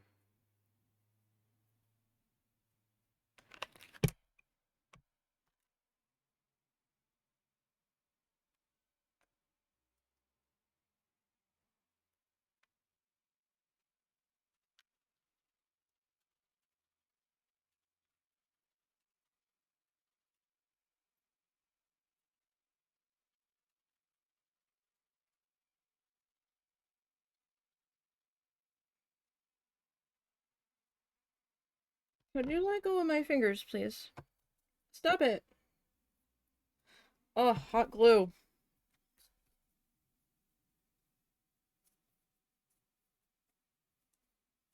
Hot glue is so stressful.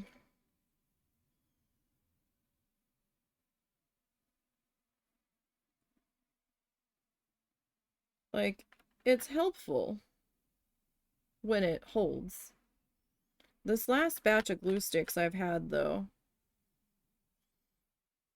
I've not been impressed with. I don't know why, but they have not been holding very well. The one batch I had worked great. Fantastic. But this last batch has left something to be desired.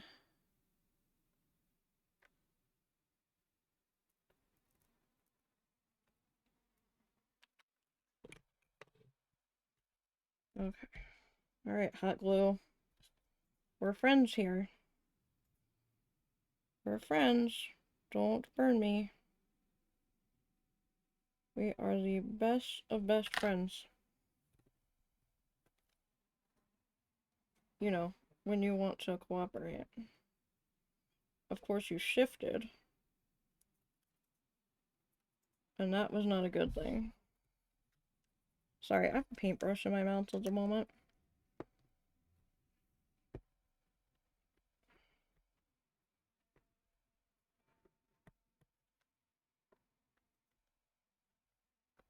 Oh, this back is a mess.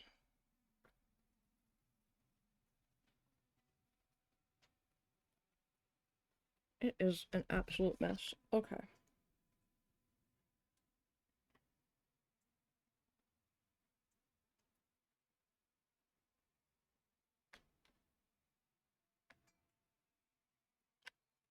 I mean, I could try sanding some of that.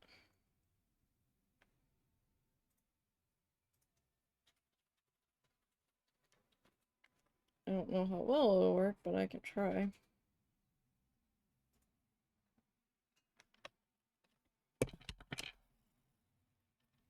Okay, I kind of have to let that chill out for a second. Metaphorically and not. Ah! Stop it.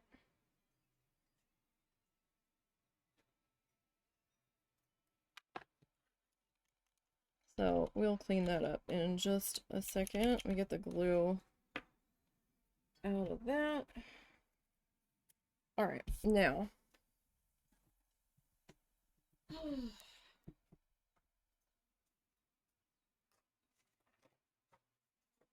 guess I moved cow for no reason. As the doggo, even though he was looking sad at his bed, didn't get in it.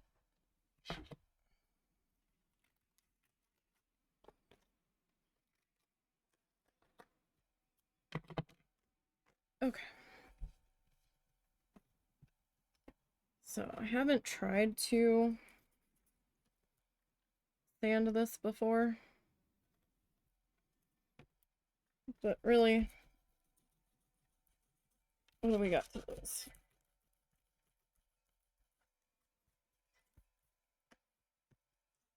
I just want to get some of this scuffed off of here. I don't have to get too much of it scuffed off. Just a little bit.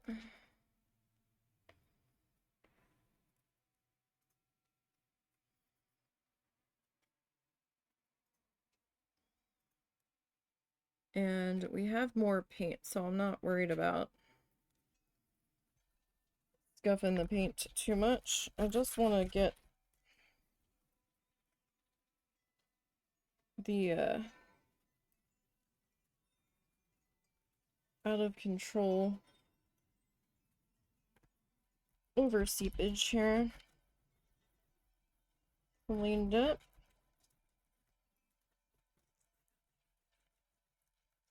Alright, these are going to be part of the art giveaway I do at the farmer's market. Or they might go for sale on eBay. I haven't decided yet.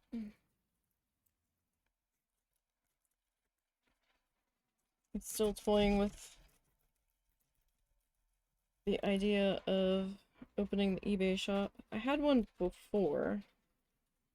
Ah, shit.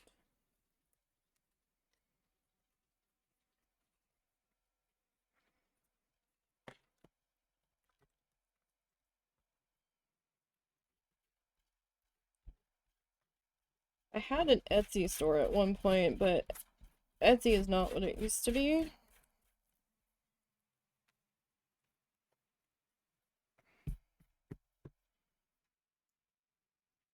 And they have just been going further and further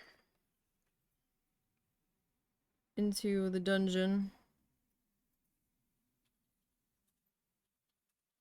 Especially now that they're allowing AI stuff on a handmade crafted site, which... Excuse me? How about no? I'm sorry. AI might be helpful for some things. But if you're a site that originally started and your big selling point was artists that handmade stuff being able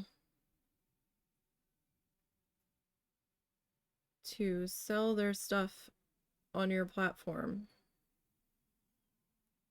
and then you turn around and allow people to use AI generated stuff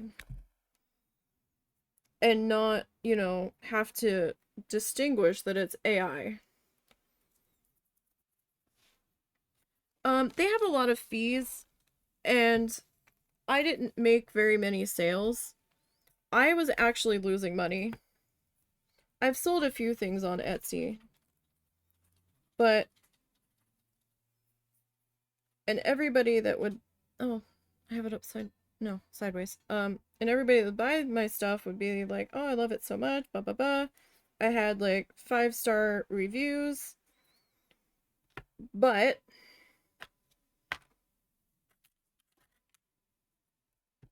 I was just getting lost in the crowd, so to speak.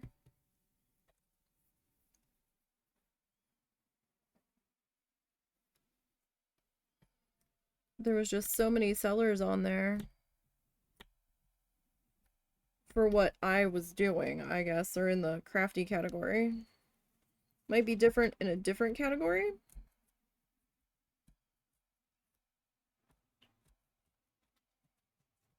But,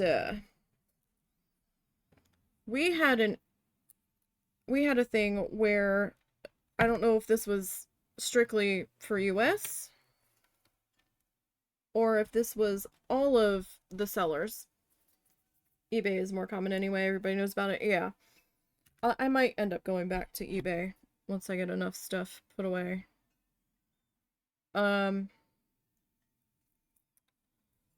Where Etsy suddenly wanted to verify your bank account, I guess because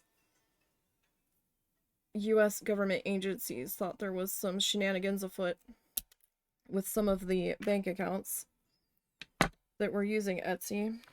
Where now they suddenly wanted to verify your bank account through a third party.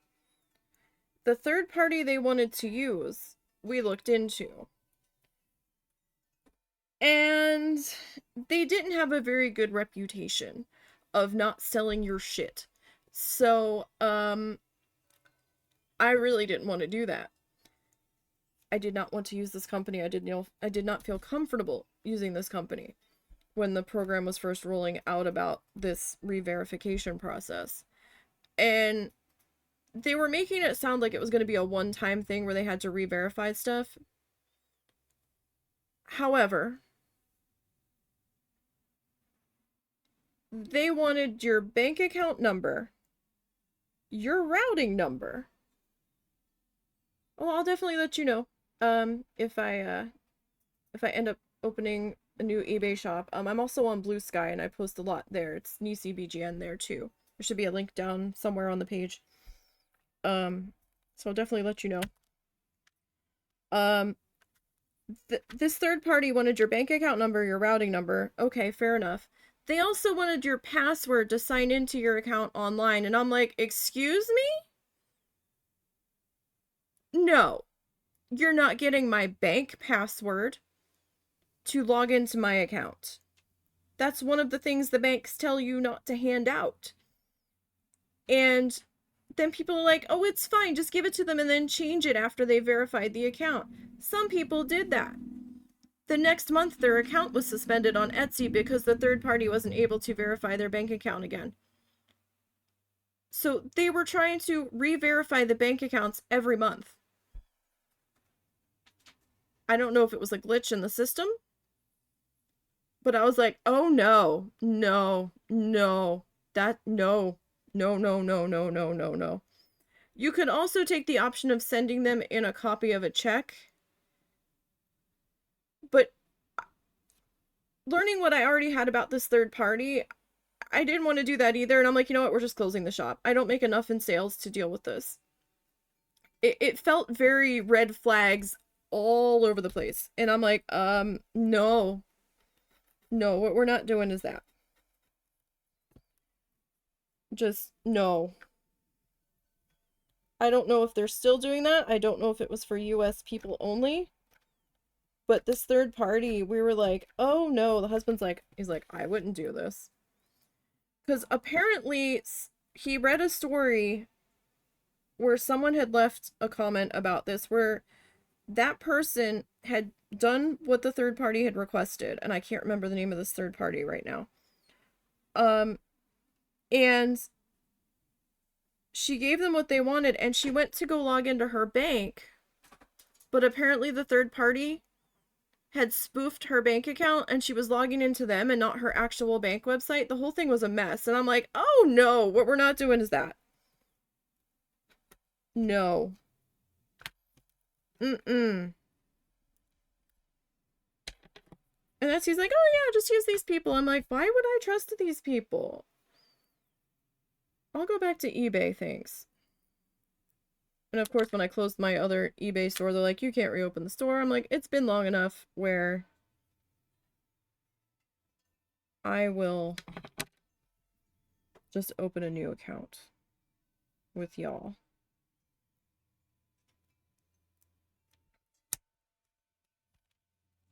That's fine.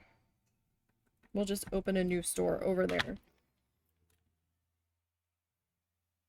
Besides, I feel like I might have gotten a couple more sales on eBay than I ever did on Etsy.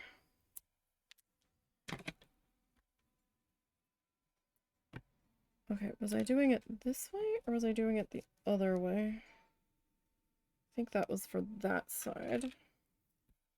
And then this one's gonna go in on this side. So then this guy, you need to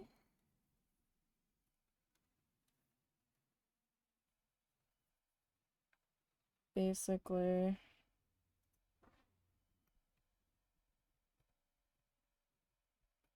but I will say, if I had sucked it up and followed through with that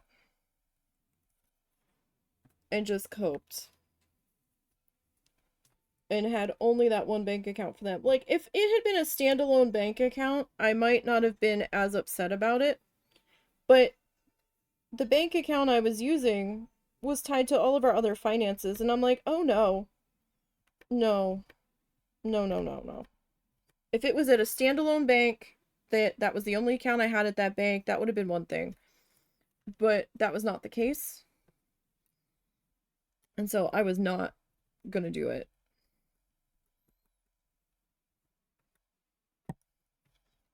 But, if that hadn't done it for me, the AI thing would have. Because I was watching a video and I think was it Chloe Rosart?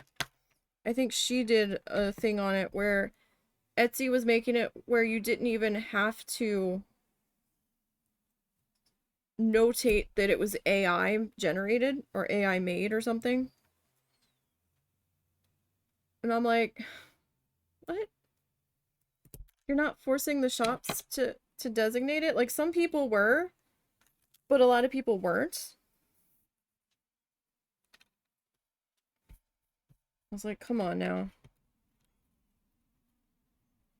Like, some stuff you can tell. Some stuff you can't. Depends on what it is. And I'm not fully against AI, but does AI really need to be making art?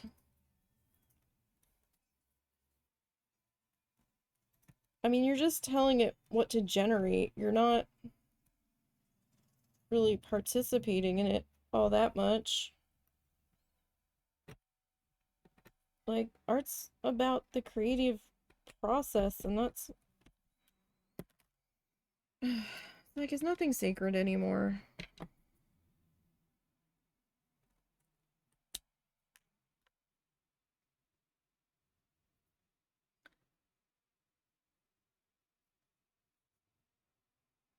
And then there was a story going around where people were posting their stuff on Etsy for sale, right? They even had videos posted on their Etsy shop of them making the thing, right? Time lapses of them making the thing. Okay? That's fine. But here's where the shitty thing came in. Some sellers in another country were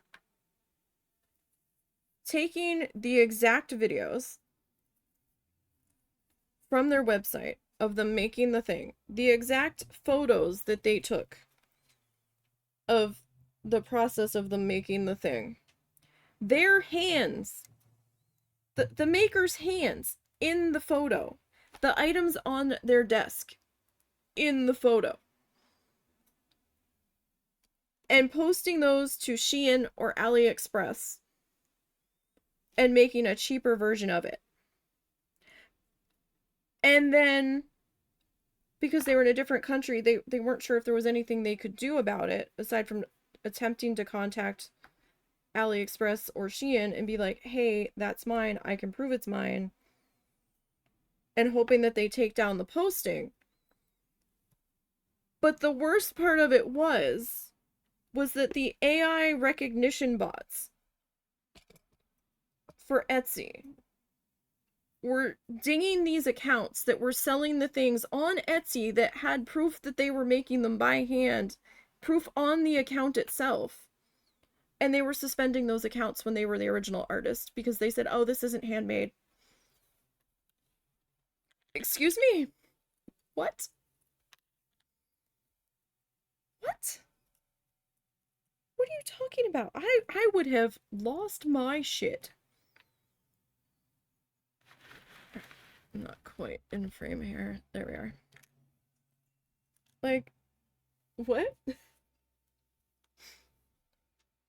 I'm still kind of flabbergasted about that. I'm like, what do you mean?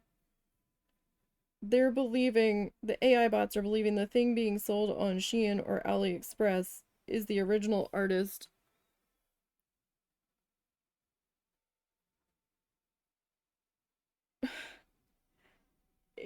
And then apparently Etsy laid off a bunch of their people workers, and now a lot of the shit's automated.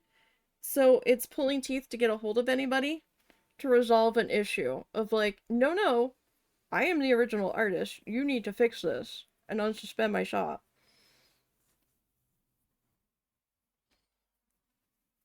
And then you get a runaround with the AI bots where they're like, yeah, no, not handmade. It's like, what? No. What are you talking about? Crazy.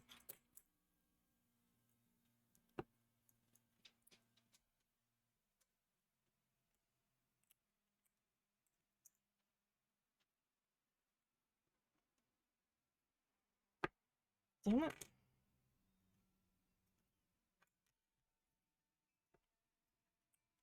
Sometimes this works better than others. These are just binder clips. They're mini binder clips.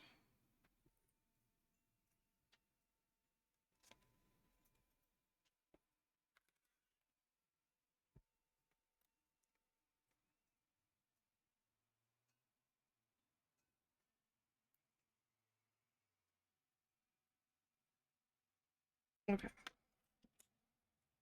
Sometimes I need them as an extra set of like mini clamps to help hold things in place until they have gripped enough for me to be able to take them off. But that's just crazy. Yeah, not quite art from your view. Yeah, it's like you just type in some words and a whole sketch or paint. Yeah, like... Which just feels so insulting to someone that has spent weeks, sometimes months, slaving over a painting to get it just right. And then half the time, you're afraid to post photos of your stuff now because you don't know if the AI machine is going to steal your photos to quote unquote learn from it. And sometimes it doesn't even alter the photo, it will just cough the artwork up like the raw photo. It's like, what is this? Like, I took a couple of really, for me, awesome photos when we were away in September. And I haven't posted them yet because I need to watermark them.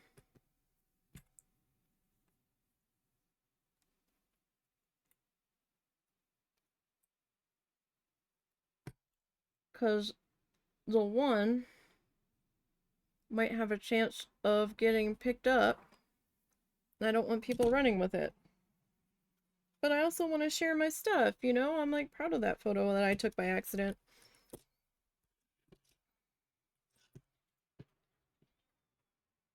It's crazy.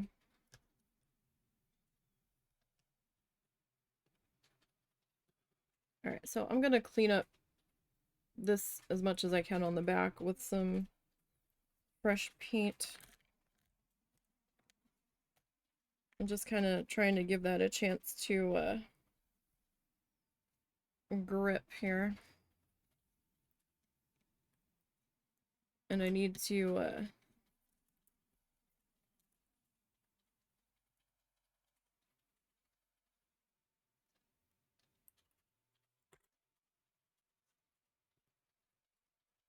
oh, really? You're gonna be... Woo!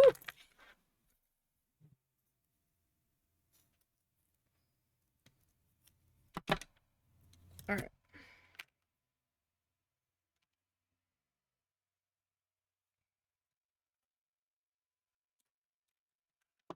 Like, where did it go?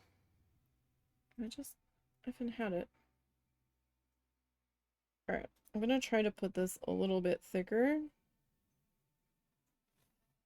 in hopes that it grips somewhere. So like I said, I did the frame backwards this time. I should have made the sides of the frame and then glued the thing in. But I already had the glue on the base. So I was kind of like, well, shit. I messed up.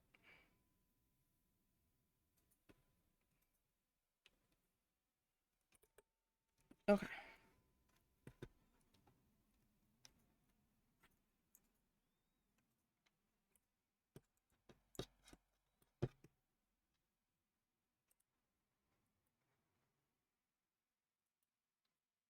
I am going to need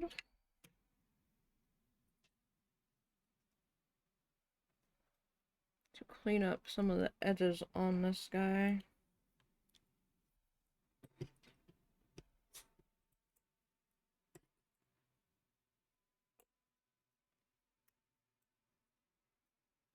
Like, it would probably be easier to clean up the edges if I had, like, wood filler. But I don't have any of that. Oh. And then sometimes... See, these binder clips are both good and bad. They're good in that they help me hold the piece together at times. They're bad that sometimes they shift the piece and slide it to a weird angle.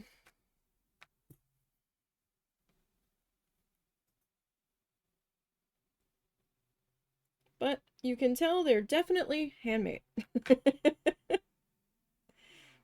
There are imperfections aplenty.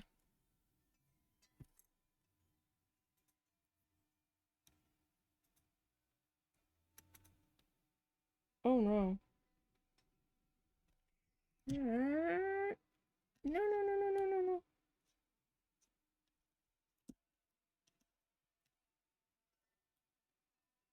Seriously? You're just...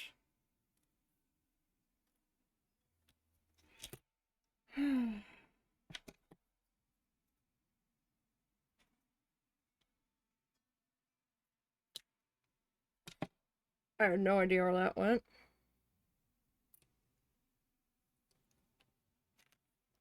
No idea.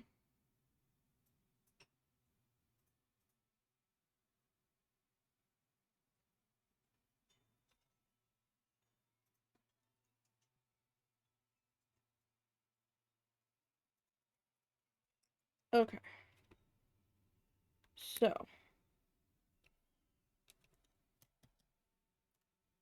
See, I was afraid that was gonna happen. Nope, nope, nope, nope, nope, nope. I need you to sit on that edge.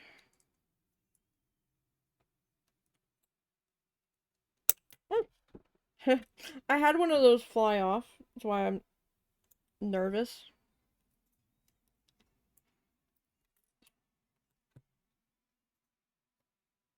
And now this guy is like not cooperating at all.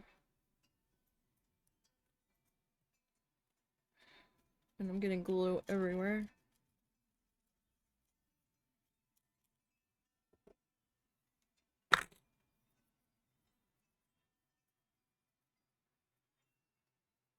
Okay. See, you're not cooperating. You're not holding up your end of the bargain.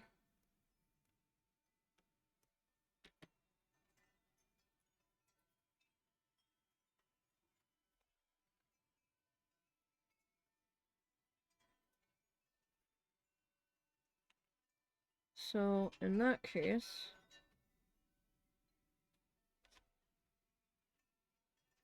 we will do it this way.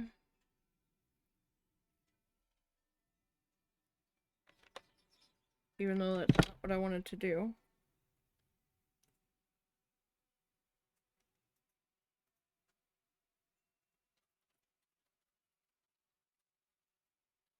Because now this side looks super ugly.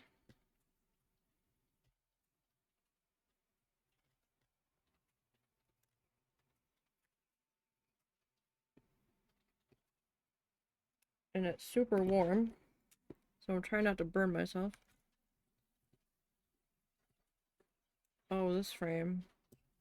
I have half a mind to do this frame all over again.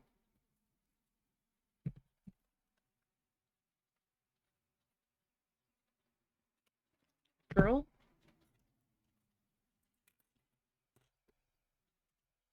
Glued the frame.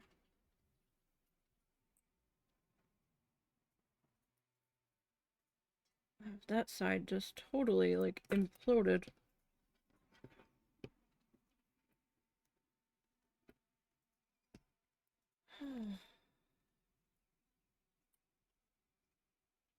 This one is just fighting me today.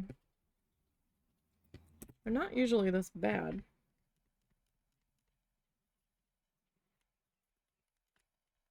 Some days it's cooperative. Other days, not so much. Let me get the glue out of this brush. Alright, I'm gonna have to... Oh, this is a mess.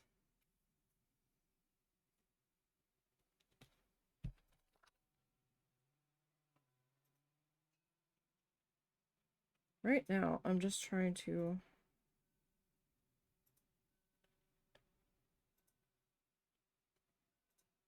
hold this together. Because this guy is just being so stubborn.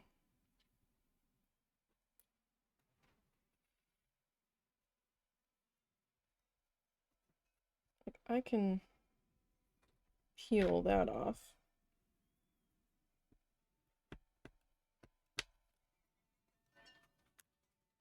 Oh gosh. This is a mess over here. I swear, they come out better than this. Just, I don't know what the hell happened on this one today. They're not usually this explodey.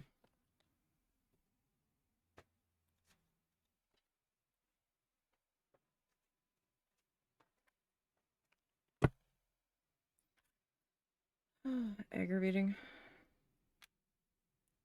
Yeah, this one's being really stubborn today for reasons that I don't understand. Like, the front's fine. Mostly fine. Like, I've got a little tiny glue bit there, but the front is mostly fine.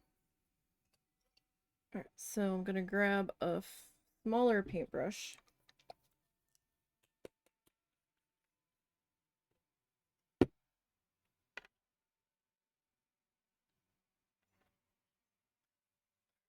And we're gonna start on the back. It's gonna look a little lumpy, but it won't be as bad. But I also did mess up the frame. Messed up the frame order, so a lot of this glue would have been underneath of the piece. But I was trying to see if we could keep going and, you know, have it not be quite so bad.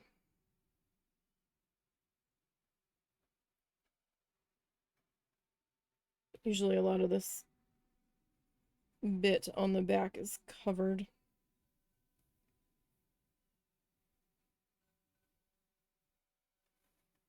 I mean, it's still kind of messy, but this is also the back. You're not going to see this.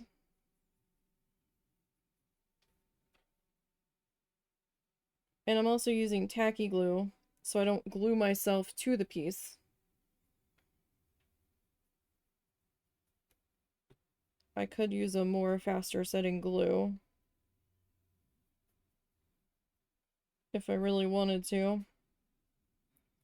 But those faster setting glues are also kind of dangerous. Especially when your girl's a bit of a klutz.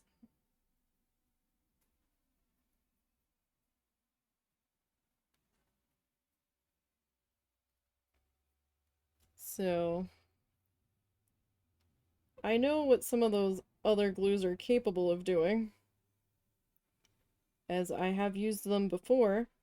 I put an entire dollhouse kit together using quick grab glue.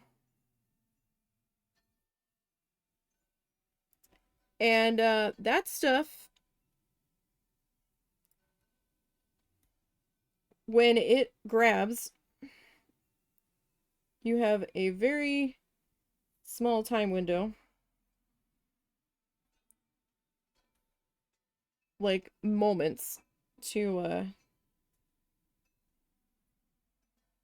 adjust something. And I accidentally, because the pieces were not labeled very clearly, there was 3 pieces that looked similar in size. And I accidentally grabbed one of the wrong pieces to do as a stairway support when I needed it for part of a roof support. I could not get it unstuck. Even though I realized it before the dry time was over. Nope. So then I had to like glue popsicle sticks together to fill the gap in another spot where this other piece should have been.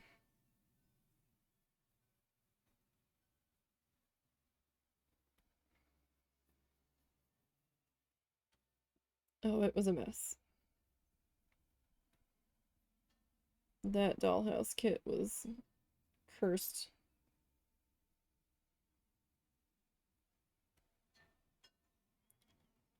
I am fully convinced.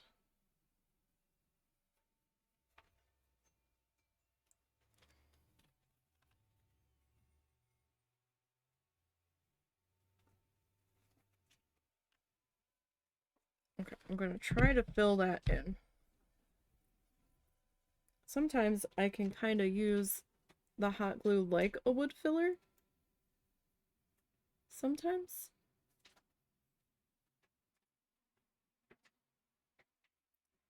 Sometimes it works. So after I get this to set, we'll just have to attach our magnets. I mean, it cleaned up pretty good. I mean, I still have some gaps there, but at this point, I'm kind of afraid to touch it.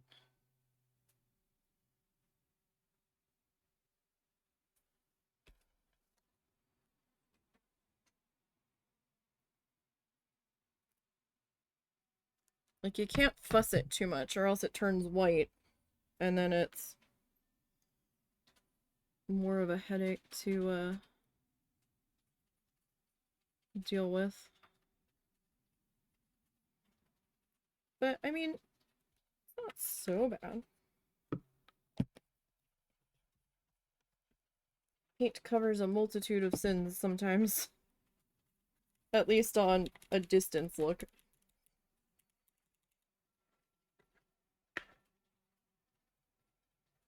Okay, I just need to grab my magnets and one of my more dangerous glues that I have.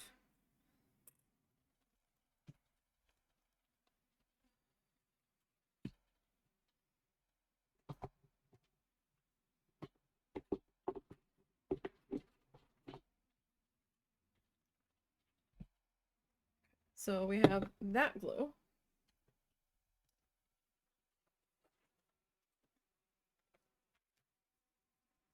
Where's... there it is.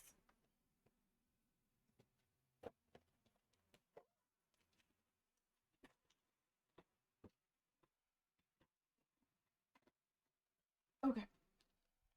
So I will say I have had one of these magnets snap already in the packaging. I don't know how it happened, but it did. I think yeah, it's broken right there.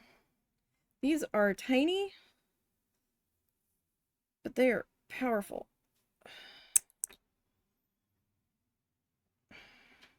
Come on. You have to be careful with how you slide them off of their friends here. I was a little skeptical that these magnets were going to do anything, but... So I have Gorilla Super Glue. This stuff doesn't play. So, uh-oh.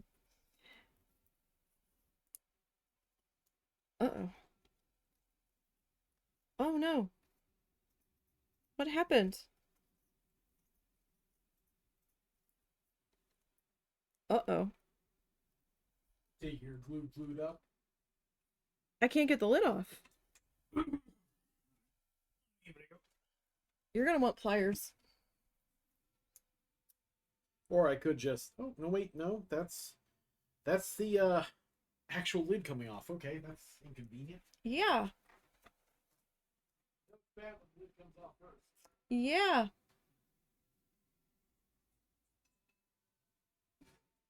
That's not good. I'm actually scared of this glue because it only takes a drop to hold these magnets in place.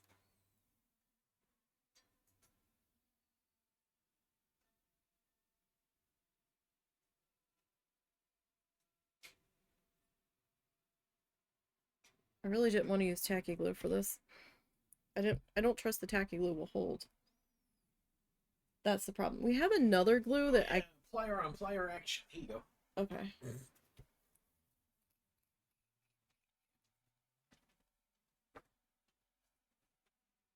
I wonder if it leaked. Okay.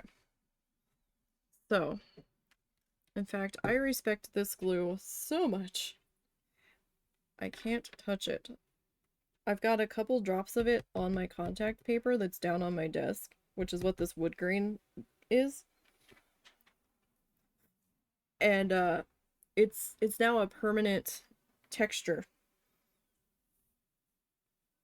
on there.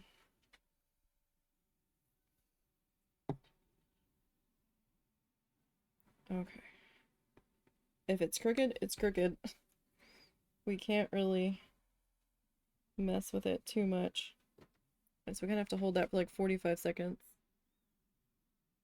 6, 7, 8, 9, 10, 11, 12, 13, 14, 15, 16, 17, 18, 19, 20, 21, 22, 23, 24, 25, 26, 27, 28, 29, 30, 31, 32, 33, 34, 35, 36, 37, 38, 39, 40, 41, 42, 43, 44, 45. Alright. And we're gonna put the other drop.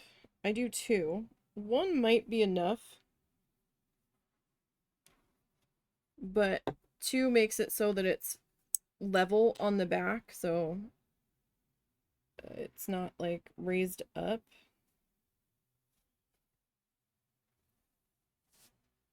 Alright. 1, 2, 3, 4, 5, 6, 7, 8, 9, 10, 12, 13, 14, 15, 16, 17, 18, 19, 20, 21, 22, 23, 24, 25, 26, 27, 28, 29, 30, 31, 32, 33, 34, 35, 36, 37, 38, 39, 40, 41, 42, 43, 44, 45. Okay.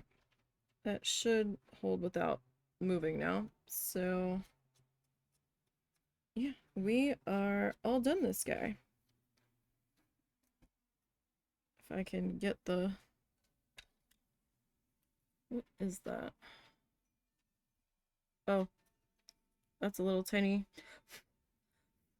smudge of dried glue on there. That's fine.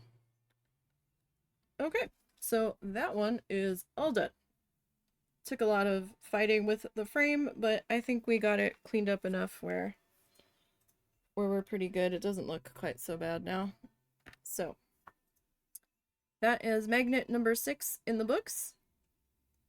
Thank you for that. Next week we'll be doing next Tuesday we'll be doing the next one. Let's see,